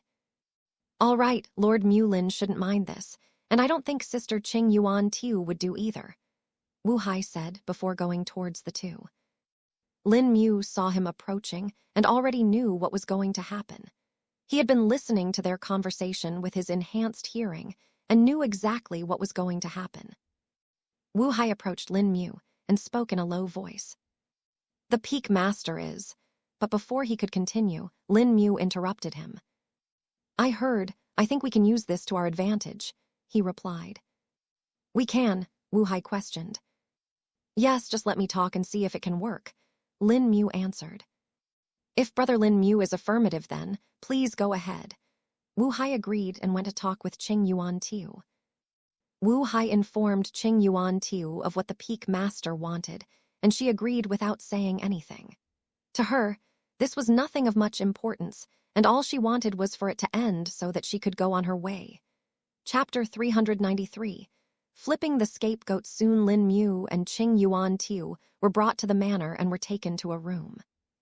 In there, Peak Master Yu Deng, senior disciple Fa Lao, and Quan Hong were waiting, whereas Wu Hai was accompanying Lin Mu and Qing Yuan Tiu. As you asked, Peak Master, Wu Hai said. Please take a seat, Lord Mu Lin and Junior Qing Yuan Tiu, the Peak Master said. Lin Mu could sense the faint threat in his tone of voice, and knew that this was more of an order rather than a request or invitation. It is nice to formally meet you, Peak Master, Lin Mu greeted in a respectful tone. Lin Mu knew that they were not the enemy here. For what he was planning, it was better if they had a good impression of him and would be a bit more approving. Greetings, Peak Master Yu Deng. My master sends you his regards, Qing Yuan Tiu greeted. Oh, your master, how is he? I haven't seen him in years now, Yu Deng questioned. Master has been in seclusion lately, though he did leave some instructions on what was to be done if certain situations arised. Someone from our sect meeting you was one of them, Qing Yuan Tiu answered. Ah, I see. Yu Deng nodded his head and turned to look at Lin Mu. He hadn't had the chance to take a good look at Lin Mu, and now that he did, he realized that he seemed to be rather unique. His spirit chi fluctuations could barely be felt, and he seemed to have almost no vital energy in his body. It seemed as if everything was concealed. This struck a chord with him, and he couldn't help but relate to how Fa Xiu had disappeared without a trace. No, it cannot be him. His cultivation base is too low, and that cannot be a lie, Yu Deng thought to himself. So I believe we are here because of the disappearance of Junior Elder Fa Xiu. Lin Mu initiated the conversation. Yes, that is correct. So tell me, have any of you heard or seen anything? Or perhaps you have suspicions on someone? Yu Deng questioned while Fa Lao and Quan Hong watched. I do not really know much about this Peak Master, Yu Deng. I only came here to fulfill the task that was assigned to me, which was to represent my sect, Qing Yuan Tiu replied. Yu Deng nodded his head as he had a bit of an idea about how the Autumn Valley sect operated. He had only met the elder who was the master of Qing Yuan Tiu once before during a sect meeting. He had spoken to him as a courtesy that they could ask them of a request in the future as an excuse to foster good ties. But he had not expected that 5 years later they really would request something of him. But that something was giving an identity reference to one of their core disciples. He didn't mind much and accepted it as they were coming for his daughter's wedding anyway and allowed it. Peak Master, although I do not know how Junior Elder Fa Xiu disappeared, I do know of a few similar incidents that have happened a while ago. Lin Mu spoke. Oh, do tell, Yu Deng said as his brows rose. I sure Peak Master Yu Deng has heard about the Gu Legion, Lin Mu replied. The expression of Yu Deng and the other two disciples straightened upon hearing that name. Wu Hai observed their expression closely, but did not interfere or speak anything. He already understood where Lin Mu was trying to take this. Unfortunately, I do know of them, but what is their relation to this? Yu Deng questioned. Well, I believe that they may be behind this all. My master had a conflict with them too, and from what I've seen, they've caused some incidents in this county too, Lin Mu answered. I understand that, but why are you so sure? Yu Deng asked. Because I know the reason behind why they would try to kill or kidnap Junior Elder Fa Xiu, Lin Mu replied. And what would be that? Yu Deng asked. A blood sacrifice, Lin Mu revealed. The eyes of the elder went wide, and so did Fa Lao, Quan Hong, and Qing Yuan Tiu. Blood sacrifice, Quan Hong exclaimed. Yes, Lin Mu nodded. A blood sacrifice. From what investigations I've done along with Lord Wu Hai, we know that this is the reason why they have been kidnapping cultivators. It makes sense that they would do the same to Junior Elder Fa Xiu since he had seen their faces. Do you have proof of this? Yu Deng asked after a minute of thinking. Lin Mu turned his head towards Wu Hai. Wu Hai understood what he meant and nodded in acknowledgement. Seems like father is doomed now, Wu Hai thought with a bit of a smile. We do. We found some old documents that showed that there were a lot of caves below. They were spread all around the area, and there is a network of them below the city too. While we haven't explored it yet, I believe it may be a good start, Lin Mu explained. Yi Deng's eyes went wide as a pressure exuded from him. Lin Mu could feel that he had launched his spirit sense probe, and it was now heading deep towards the ground. A few seconds later, a tinge of rage appeared on his face as he stood up. Seems like there is merit to this, Yi Deng agreed. What do we do now, Peak Master? Fa Lao questioned. We wait for the Supreme Elder. He is an expert in formations and investigations. He should be able to see what happened. And once he comes, we will investigate these tunnels that they are speaking of, Yi Deng answered. A smile appeared on Lin Mu's face briefly, as he knew it had worked. Now to wait and see. Chapter 394. The nascent soul realm. It was night time, and the guests that had been in attendance at the tournament were still at the manor. After hearing that the Supreme Elder of the Tri-Cauldron Peony sect will be coming, nearly all of them changed their mind willingly, while the ones that were unwilling still stayed due to the peer pressure. They knew that if they were the only ones missing from the list, the Supreme Elder may find it disrespectful. Thankfully, their time wasn't wasted as Zhen Sui and Wu Hai did their best to entertain them. They already had some plans set up for the celebratory dinner banquet that was going to happen at night, and thus they just accelerated the plans and had the servants set up everything quickly. Though the people of the Tri-Cauldron Peony sect were in no mood to take part in the festivities. Perhaps only Yi Zai Jin was involved in it, and even then she was merely sitting in one place giving short responses to the well-wishers that came to meet her. Lin Mu was currently sitting at a table with Wu Hai alone. Zhen Sui was busy directing the servants while Wu Teng had finally taken up a task and was talking with the guests. This was a task that he had no problem doing, and with his boisterous personality, one could even say it was easy. Though a few hours ago, when he learned that the Gu Legion had a secret hideout in the city, right below their noses, he was angry. But when he heard that they were doing blood sacrifices, he was absolutely furious and swore to kill them himself. Lin Mu watched it from the sidelines as the secret of the Gu Legion was being revealed to everyone. He felt a bit comfortable now that they had the power on the numbers on their side. But at the same time, he felt as if he was missing something, and a strange sense of anxiety settled in him. Now the main trump card they had against whoever that was being served by the Gu Legion was the Supreme Elder of the Tri-Cauldron Peony sect along with the Peak Master Yi Deng. What do you know about the Supreme Elder of the Tri-Cauldron Peony sect? Lin Mu questioned Wu Hai, who was sitting with him at the table. The Supreme Elder is perhaps the strongest cultivator of the Tri-Cauldron Peony sect, and is at the adult stage of the nascent soul realm. Even the sect patriarch is only at the adolescent stage of the nascent soul realm. Another thing is, while the Tri-Cauldron Peony sect specializes in alchemical pill refinement, they have different peaks. The peak headed by the Peak Master Yi Deng is the second cauldron peak and takes care of the sale of pills as well as refinement of some of the pills. Whereas the Supreme Elder heads the Peony Peak, which is the sect's sacred land. That is where they keep their inheritance and precious treasures. Because of this, the specialization of the Supreme Elder is more towards qi skills rather than the refinement of pills, Wu Hai answered. Lin Mu was interested in this, and while he had learned some things from the records that he had received from Jiang Wei, there weren't finer details like these in them. From what he knew, the Tri-Cauldron Peony sect had 4 peaks. The first cauldron peak that completely specialized in alchemical pill refinement, the second cuddling peak that did sales, the third cauldron peak that grew spirit herbs, and the Peony Peak. The records only told that Peony Peak was a sacred land, but did not mention more details about it. Another thing that surprised Lin Mu was that the Supreme Elder was at the adult stage of the nascent soul realm.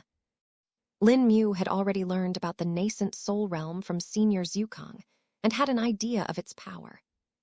Reaching the nascent soul realm was incredibly difficult, as a cultivator had to overcome the heavenly tribulation. When a cultivator reached the absolute peak of the core condensation realm, they would start to get an idea of when their heavenly tribulation would be coming. During this period, they were called as pseudo-nascent soul realm cultivators, as their understanding of the spirit chi had exceeded that of a normal cultivator and were close to that of a nascent soul realm cultivator. A cultivator would usually suppress the heavenly tribulation until he or she found a proper opportunity. One needed a lot of preparation if they wanted to reach the nascent soul realm, as the heavenly tribulation could very easily kill them if they were not careful and well prepared. Once the cultivator became ready to undergo the heavenly tribulation, tribulation clouds would gather and heavenly lightning would strike their body. The goal of the cultivator was to endure this heavenly lightning and use it to hatch their nascent soul. Their core would act as the egg, and from it, the nascent soul would be born. Once the nascent soul was successfully born, the cultivator was said to have successfully reached the first stage of the nascent soul realm. The first stage was called as the infant soul stage, as the nascent soul was in the form of an infant. This infant would look the same as the cultivator when they were of that age. There were 3 more stages in the nascent soul realm, which were the child soul, adolescent soul, and adult soul stages, for a total of 4 stages. The cultivator would be able to wield the spirit chi in the environment and would have to nourish his or her nascent soul in order to make it grow and reach the next stage. It was also this stage during which the appearance of a cultivator was fixed. If a cultivator reached the adult stage of the nascent soul realm at the age of 20, his appearance would be fixed at that age until he reaches the very end of his or her lifespan. At that point, they would rapidly age hundreds of years in the span of a few minutes and then die. Reaching the nascent soul realm increased the cultivator's life span to 1,000 years and made them worthy of starting their own cultivation sects. Chapter 395. The Supreme Elder arrives. It was a little past midnight when a booming sound was heard. It was as if thunder had torn through the clouds to strike the ground. The people in the hall became alert and knew that something had happened. Peak Master Yi Deng, who had been sitting in mediation all this time, opened his eyes as they flickered under the light of the lamps. "He's here," he uttered. All of the disciples of the Tri-Cauldron Peony sect stood up and walked out of the manor. Even Yi Ziai Jin was rather tense and kept her demeanor. "Looks like the Supreme Elder has arrived," Wu Hai stated. Lin Mu raised his brows as he felt the spatial chi fluctuations in the air. They were abnormally disturbed, and it was as if someone had dropped a large stone in a pool of water. Waves and ripples were created as Lin Mu sensed them. An adult stage nascent soul realm cultivator is indeed powerful, Lin Mu thought to himself as he also stood up along with Wu Hai. Zhen Sui was already prodding Wu Teng to wake up as he had fallen asleep after having a few pots of wine. Thankfully, the man woke up after getting a few slaps from his mother and didn't even flinch. Rather, it was Zhen Sui who had to nurse her hand after that. Lin Mu looked up at the sky and saw the clouds that were being split apart. Once the clouds were gone, he could see an old man floating up in the air. The man was dressed in white and blue robes with the motif of the Tri-Cauldron Peony sect on his chest. On his back, one could see an embroidered peony flower that was placed over the pattern of a mountain. The old man exuded a sense of dignity from him, and just from looking at him, one would feel pressure. While others were having a hard time looking at the old man, Lin Mu had already adapted to it. He looked closely at the Supreme Elder of the Tri-Cauldron Peony sect, who seemed to be in his ninties. This man looked even older than Jiang Wei, which told Lin Mu that he was probably much less talented than him. "No, that's not it," Zhukang suddenly spoke. "Oh, what's the problem, senior?" Lin Mu questioned. "That man isn't old because he reached the nascent soul realm late, but rather because he has lost a significant portion of his longevity," Zhukang answered. "What? Why would he lose his longevity?" Lin Mu questioned. "There can be many reasons for it, but the most common one seems to be due to battles and fights. He burned his longevity to increase his strength exponentially during battles to defeat his enemies. Another thing can be that he used his longevity as fuel to create a special type of alchemical fire and used it to refine pills, seeing as he is from a sect that specializes in alchemical pills. Zhukang explained. Lin Mu nodded his head in understanding as he suddenly remembered a thing that he had discussed with Senior Zhukang a while ago. Wait, Senior, now that I'm in the peak stage of the Qi refining realm, can't I ignite a Qi flame now? Lin Mu asked. Yes, you can attempt that now, though for your first attempt you would need special conditions, as there can be a backlash if you make a mistake, Zhukang replied. Ah, I understand, Senior, Lin Mu replied and focused back on the Supreme Elder who was gazing down at everyone. Greetings, Supreme Elder, Yi Deng greeted while cupping his hands.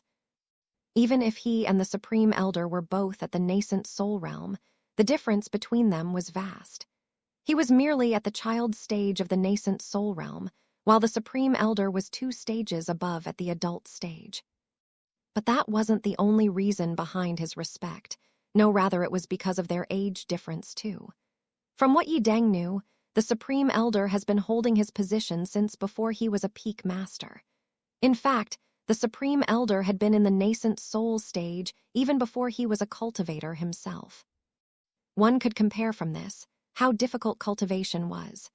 Even he who had lived for over 300 years was at the nascent soul realm, and the Supreme Elder who was over 600 years old was also at the nascent soul realm. The higher one climbed, the more difficult and slow the cultivation got. One could even say that they progressed at a snail's pace. These disciples pay RESBCTS to the Venerable Supreme Elder. All of the disciples greeted out loud. Lin Mu broke out of his thoughts due to their shouts and saw the Supreme Elder descending onto the ground. This was another one of the basic abilities of the nascent soul realm cultivators. They could fly without the use of a spirit weapon. Still, the ones that were in the infant and child stage of the nascent soul realm couldn't fly for long. Only after reaching the very peak of the nascent soul realm could one do what the Supreme Elder was doing.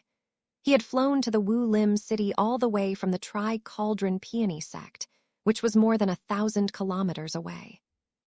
All this distance had only taken him 6 hours to complete by flying. Take me to the site of the incident, the Supreme Elder spoke directly. Please follow me, Supreme Elder, the Peak Master replied and took him to the tournament area. We had just arrived here when a minute later, the Junior Elder Fa Xiu disappeared. No one saw what happened, and we couldn't find any suspects either. But we do have a good idea of where they are hiding and need your help for that, the Peak Master explained.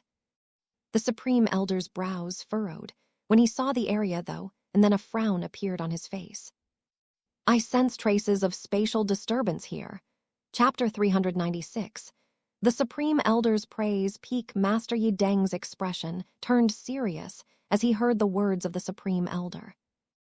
I had guessed that it could have been something like that, but now this, Yi Deng said and trailed off. Indeed, this is much worse than we thought. Seems like the disciples offended a power that has a nascent soul realm cultivator backing it, and not only that but one that has a spatial treasure, the Supreme Elder acknowledged. Yi Deng looked around and tried to sense the spatial disturbance on his own, but barely could. Supreme Elder, can you pinpoint where the spatial disturbance came from? Perhaps we can track it, Yi Deng questioned. Just as this question was asked, Lin Mu and the others had also reached the area and heard these words. Lin Mu tensed up slightly and was ready to use Fade at any moment. The others also listened on with sharp ears, not willing to miss even a single word. Unfortunately, the traces are far too faint for me to tell where they existed from. They could be from right where I'm standing at, the stage, the audience, the manor, or even someplace outside the city. The degree of its accuracy is too low. The Supreme Elder shook his head. I understand, but if they were able to do something like this, then they must have some reason, right? I mean, kidnapping a core condensation realm cultivator right under the noses of us all, wouldn't it have been better to do it someplace else? Yi Deng questioned. This is not what they intend, I think. Rather, this was a warning to us, the Supreme Elder replied. A warning? To the Tri-Cauldron Peony sect, what kind of power do they have that they think they can do this? Even the top sects wouldn't do something like this sneakily. Yi Deng scoffed. Whoever they are, one thing is sure. Fa Xiu saw something he should not have and survived. You should know this, didn't you speak with him? The Supreme Elder asked with his brows raised. He told me everything, how they were looking for a gift for Yi Zai Jin and obtained a beast core. Then they were discovered by some cultivators who wanted to rob them, but then when they resisted they were attacked instead, and the juniors were killed. Fa Xiu said that it was a group of 5 core condensation realm cultivators. The Supreme Elder spoke. The Supreme Elder scratched his beard and thought for a minute before speaking. Then that must be it. He saw their faces, the Supreme Leader concluded. He said that he didn't know them, and this was the first time he was seeing them. But if they were core condensation realm cultivators, then they should have been well known. Even wandering core condensation realm cultivators have a reputation. Yi Deng replied. We'll know once we investigate these culprits you were speaking of. You said they're here in the city, right? The Supreme Elder asked. Yes, Lord Wu Hai and Mu Lin informed us about their suspicions. I compared the incidents they described, and they seemed to match rather well. Yi Deng answered. And who is Lord Wu Hai and Mu Lin?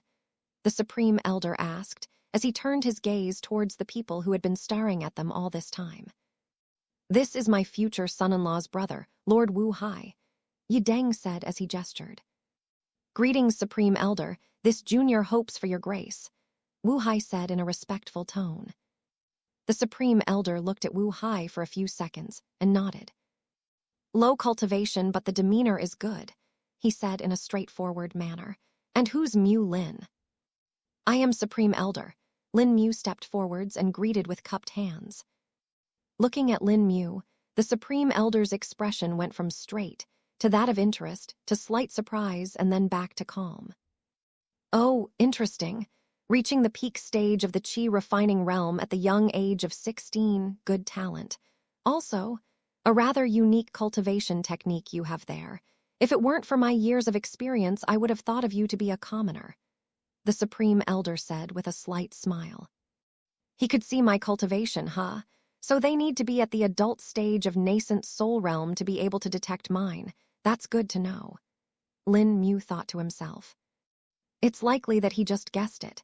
He could perceive your bone age and the faint spirit Qi fluctuations coming from you, even though hidden to most are still visible to a person like him. It is likely that he is pretty close to the Dao shell realm, thus the heightened sensitivity, Zhu Kang explained.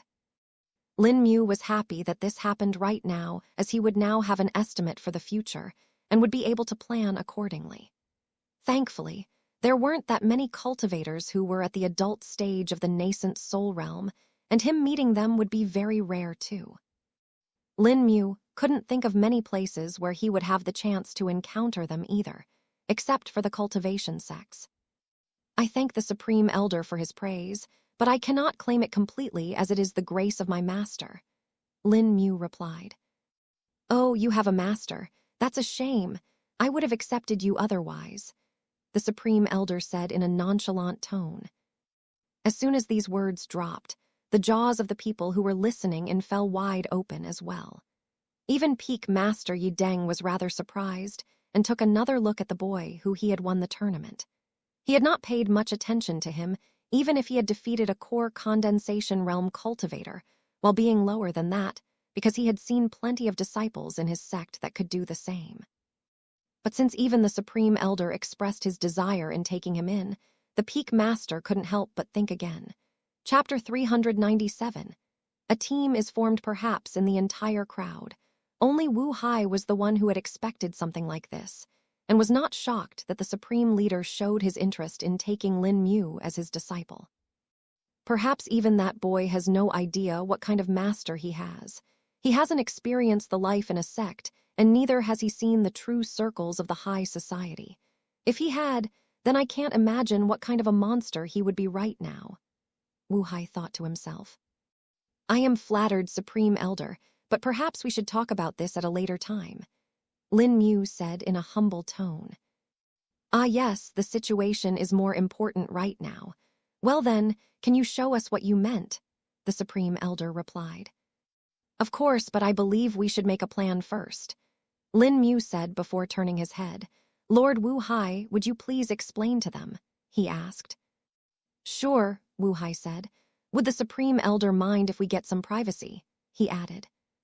The Supreme Elder didn't even respond before waving his hand and instantly setting up an isolating formation. One could tell from this how proficient he must be at formations and also his experience in them. The people that were meant to hear the plan were only the Tri-Cauldron Peony sect disciples, the Wu family, Qing Yuan Tiu and Lin Mu. Wu Hai nodded his head in approbate before speaking. Finally, after 15 minutes a plan was made such that only the stronger people that were willing would be going to the tunnels beneath. The candidates that were chosen were Quan Hong, Fa Lao, Qing Yuan Tiu, Wu Hai, Wu Teng, Lin Mu, and the 2 elders of the Tri-Cauldron Peony sect. They reckoned that this many people would be better to stay on the side of caution. They did not want to take too many weak people and risk them succumbing to danger if it so occurred. While the elders may be able to protect them in the face of open danger, it was not the same here. If the culprit could take a core condensation realm cultivator right from under their noses, then they would be sitting ducks even with the elders there. Thus, even the weaker cultivators like Quan Hong and Lin Mu were asked twice if they really wanted to come, as they only wanted core condensation realm cultivators at the minimum. But Lin Mu insisted, and thus they allowed him to come. As for Wu Hai, he was the one that was going to guide them, and thus there wasn't much they could do there. Well then, now that we have this done, let's go ahead, Wu Hai said. Yes, we should be as quick as possible, the Supreme Elder agreed. I can't wait to get my hands on those pieces of trash. I want to stare them in their eyes as I break their necks, Wu Teng said with rage in his eyes. The peak master Yi Deng also seemed to be angry, but he was suppressing it for the time being, knowing that this was not the right time to show it. The Supreme Elder was calm on the outside, but internally a lot of thoughts were going through his mind. Unlike the rest of them, he wasn't as worried about the blood sacrifice as he was about the spatial disturbance. It had been a year since the Sky Precept sect had sent out a warning and told the other sects to keep an eye on any spatial disturbances. They had disappeared a while ago, but now they seemed to have reappeared somehow, and that combining with the blood sacrifice gave him a bad feeling.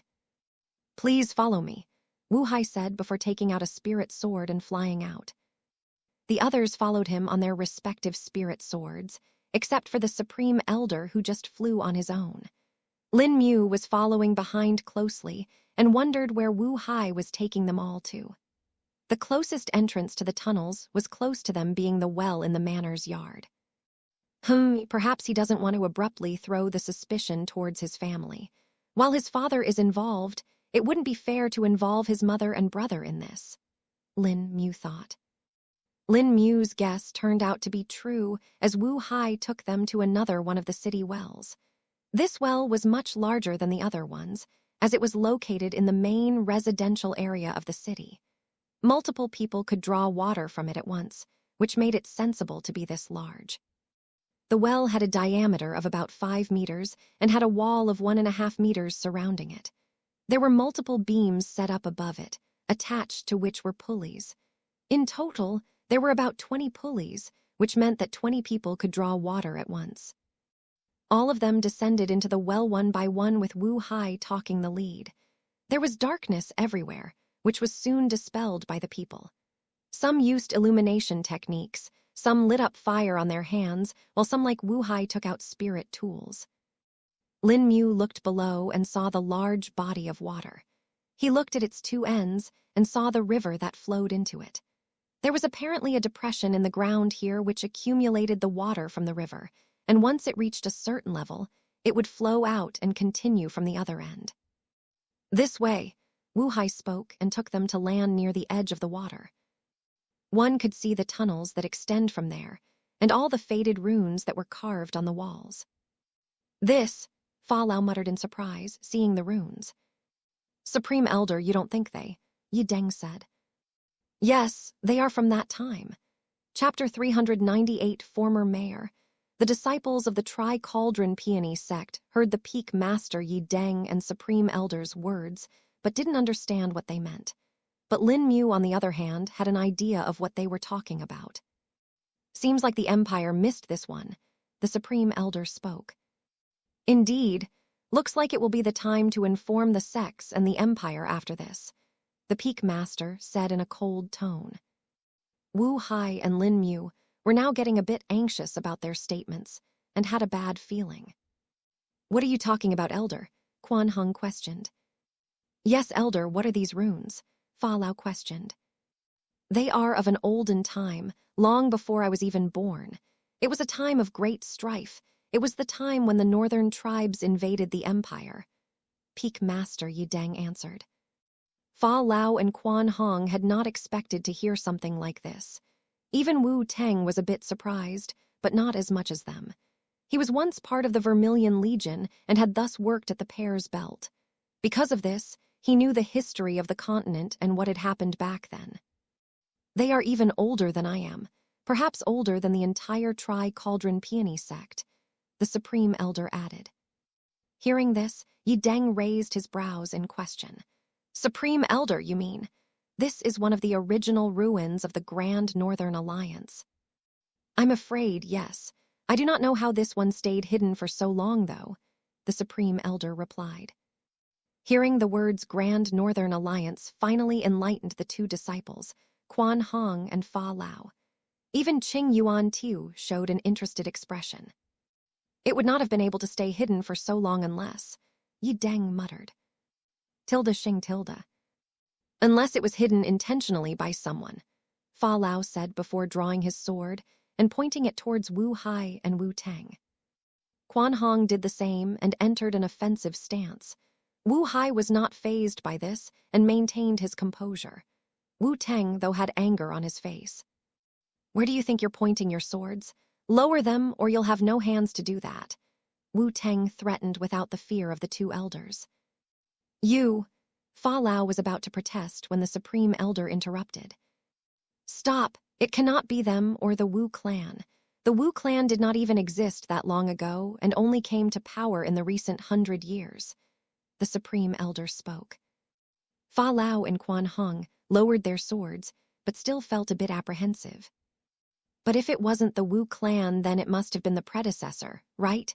Which clan had authority over the Wu Lim city before them? Quan Hong questioned.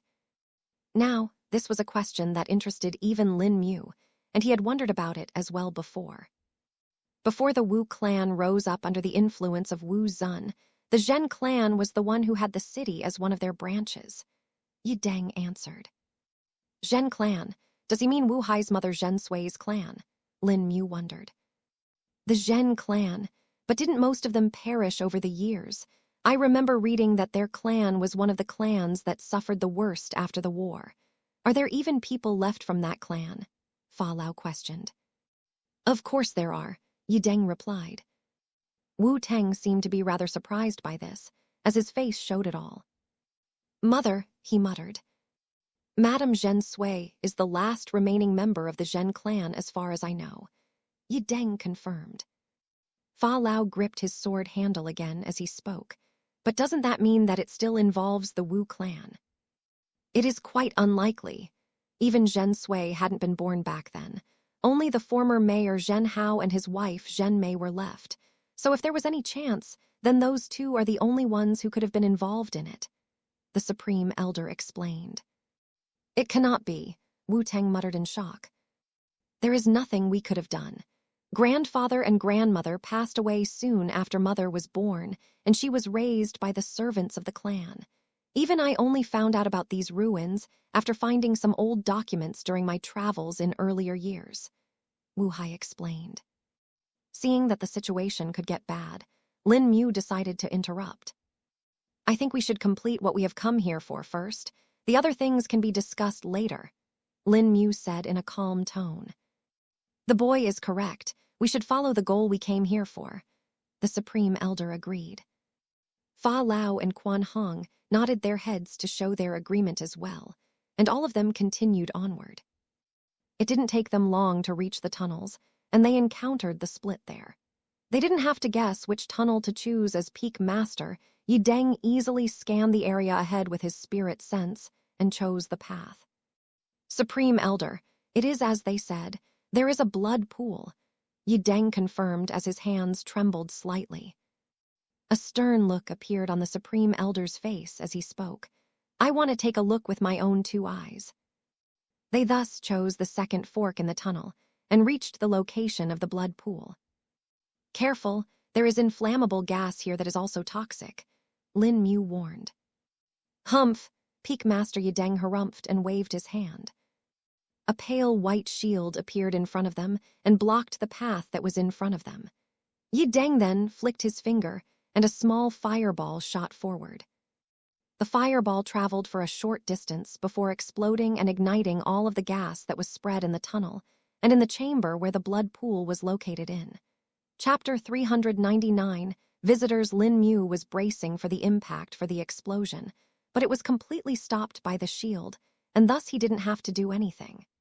The Peak Master waved his hand again, and the shield disappeared. Let's continue, Yi Deng said.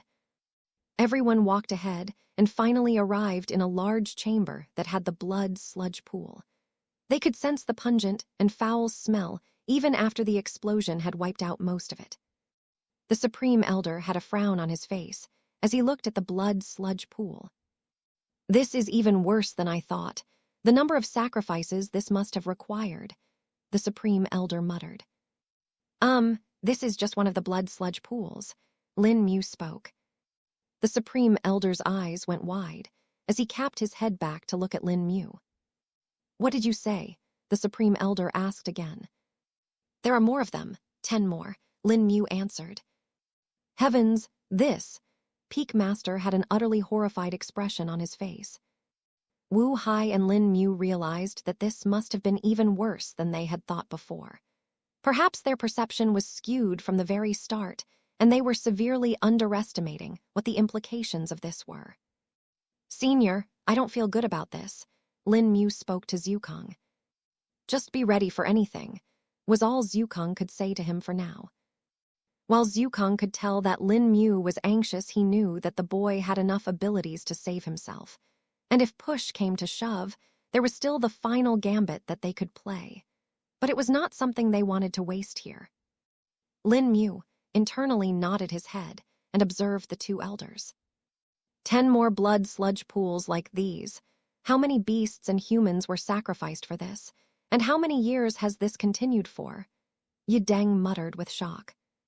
The Supreme Elder looked at the small troughs that were coming from the wall and went to the blood sludge pool. He walked up to the wall that they came from and touched them. There is a barrier behind it from what we've seen before. The gate to what we think is the main room is in the other tunnel, Wu Hai said in a straight tone. He was trying his best to maintain a calm look, but even he was getting a bit overwhelmed by the revelation. Wu Teng was the same, while Qing Yuan Tiu also had a serious expression on her face. The 2 disciples of the Tri-Cauldron Peony sect were just watching on looking shook. That's it, no more waiting. We're heading there right now, the Supreme Elder declared. The others nodded in agreement, and they went back to the location where the path split and chose the other tunnel. The path was heading lower into the ground, and the 2 elders could sense it clearly. No wonder it stayed hidden for such a long time. It is located over 100 meters underground, Yi Deng said after assessing the depth. Their progress was halted by the gate that had finally appeared in front of them. This was the farthest we ever went, and could not do anything to the barrier that is placed on it, Wu Hai spoke. I take care of it, you all stand back. Yi Deng, protect them, the Supreme Elder ordered. He then walked up to the gate and placed both of his palms on the door. Closing his eyes, he focused on the gate, and waves of spirit chi started coming from him. Lin Mu was closely watching him and wanted to perceive it better using his spirit sense, but knew that it could be problematic and thus avoided doing that. He could still feel the spirit chi fluctuations coming from the Supreme Elder and knew that he was working hard at finding a solution. About 10 minutes passed, and nothing had happened till now. Supreme Elder, should we? Yi Deng was about to suggest something, seeing that nothing was happening, but was interrupted by a wave of energy that shook everyone. Tilde hung tilde. Multiple formation runes appeared on the gates as they started to crumble and fade away one by one. It worked, he did it, Fa Lao said with excitement. So we would have really needed a nascent soul realm cultivator to open this in the end, Wu Hai muttered to himself. After all of the runes had disappeared, the gate split from the middle and finally started to open. The dust that had been covering it all these years started to fall from it and clouded the vision of the people who were here. The Supreme Elder opened his eyes as a few beads of sweat appeared on his forehead. That formation array is terrifying. Never would I have thought I would see one like that here. The formation arrays of the Yao clan were indeed powerful, the Supreme Elder thought to himself. Lin Mu and the others finally got a clear look at the large chamber that had a bloody scent spread through it. The roof of the chamber was very tall, being above 100 meters, and they could see that it was at least 500 meters wide as well. There were multiple tunnels arising from the chamber, and no one could tell where they all lead to. But the most eye-catching thing was none other than the massive blood pool in the center of the chamber.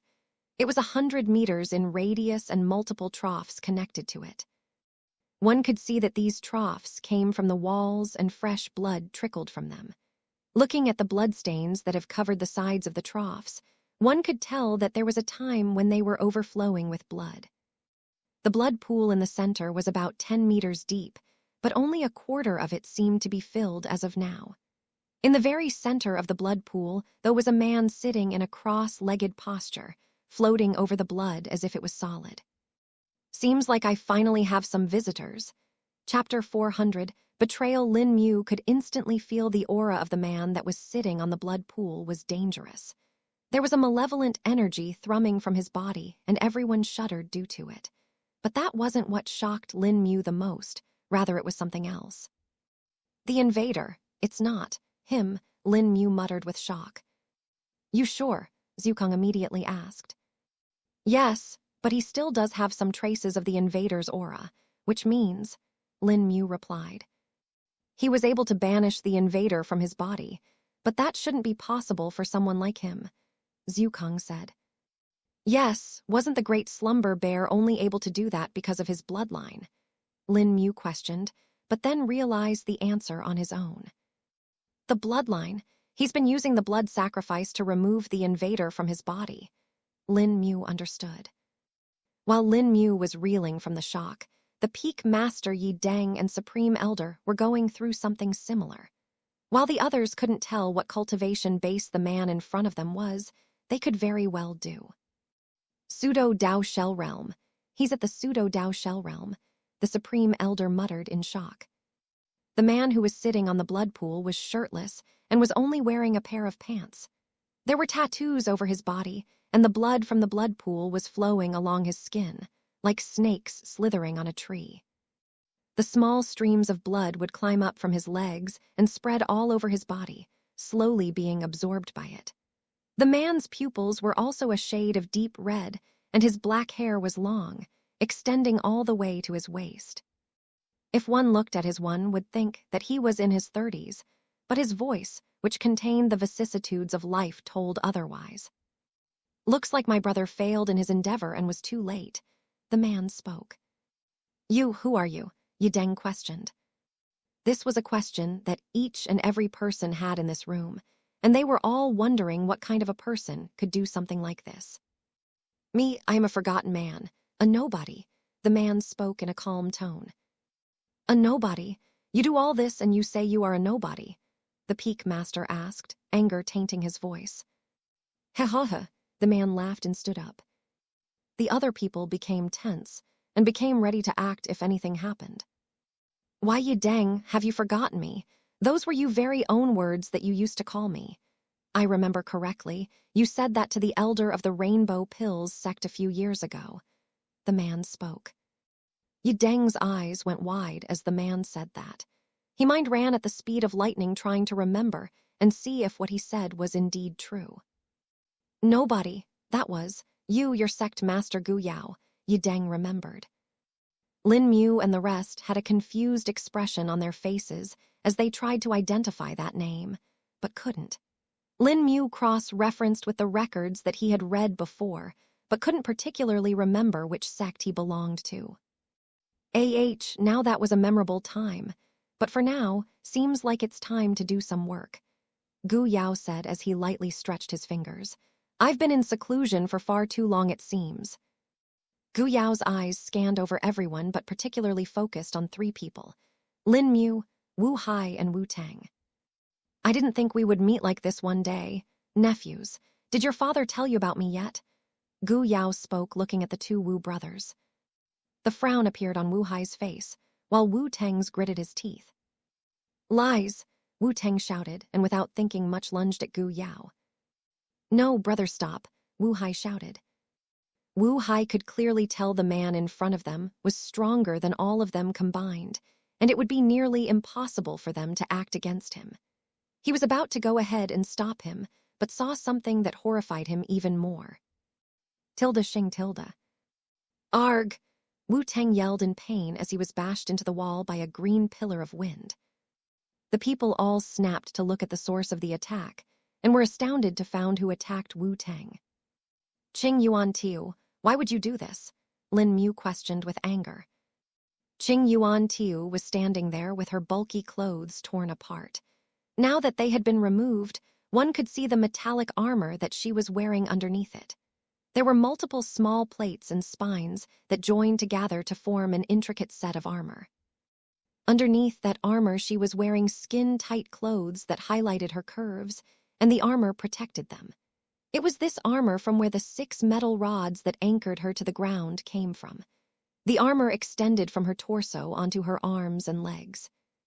Qing Yuan Tiu didn't answer the astounded Lin Mu, but instead looked at Gu Yao with a glint in her eyes. Gu Yao too looked at her with interest in his eyes. Junior Qing Yuan Tiu greets the ancestor, she said with extreme respect in her voice. Ancestor, he's the ancestor of the Autumn Valley sect, Hong Quan asked out loud in a surprised tone. But isn't Autumn Valley sect a new sect that only had a nascent Soul Realm patriarch?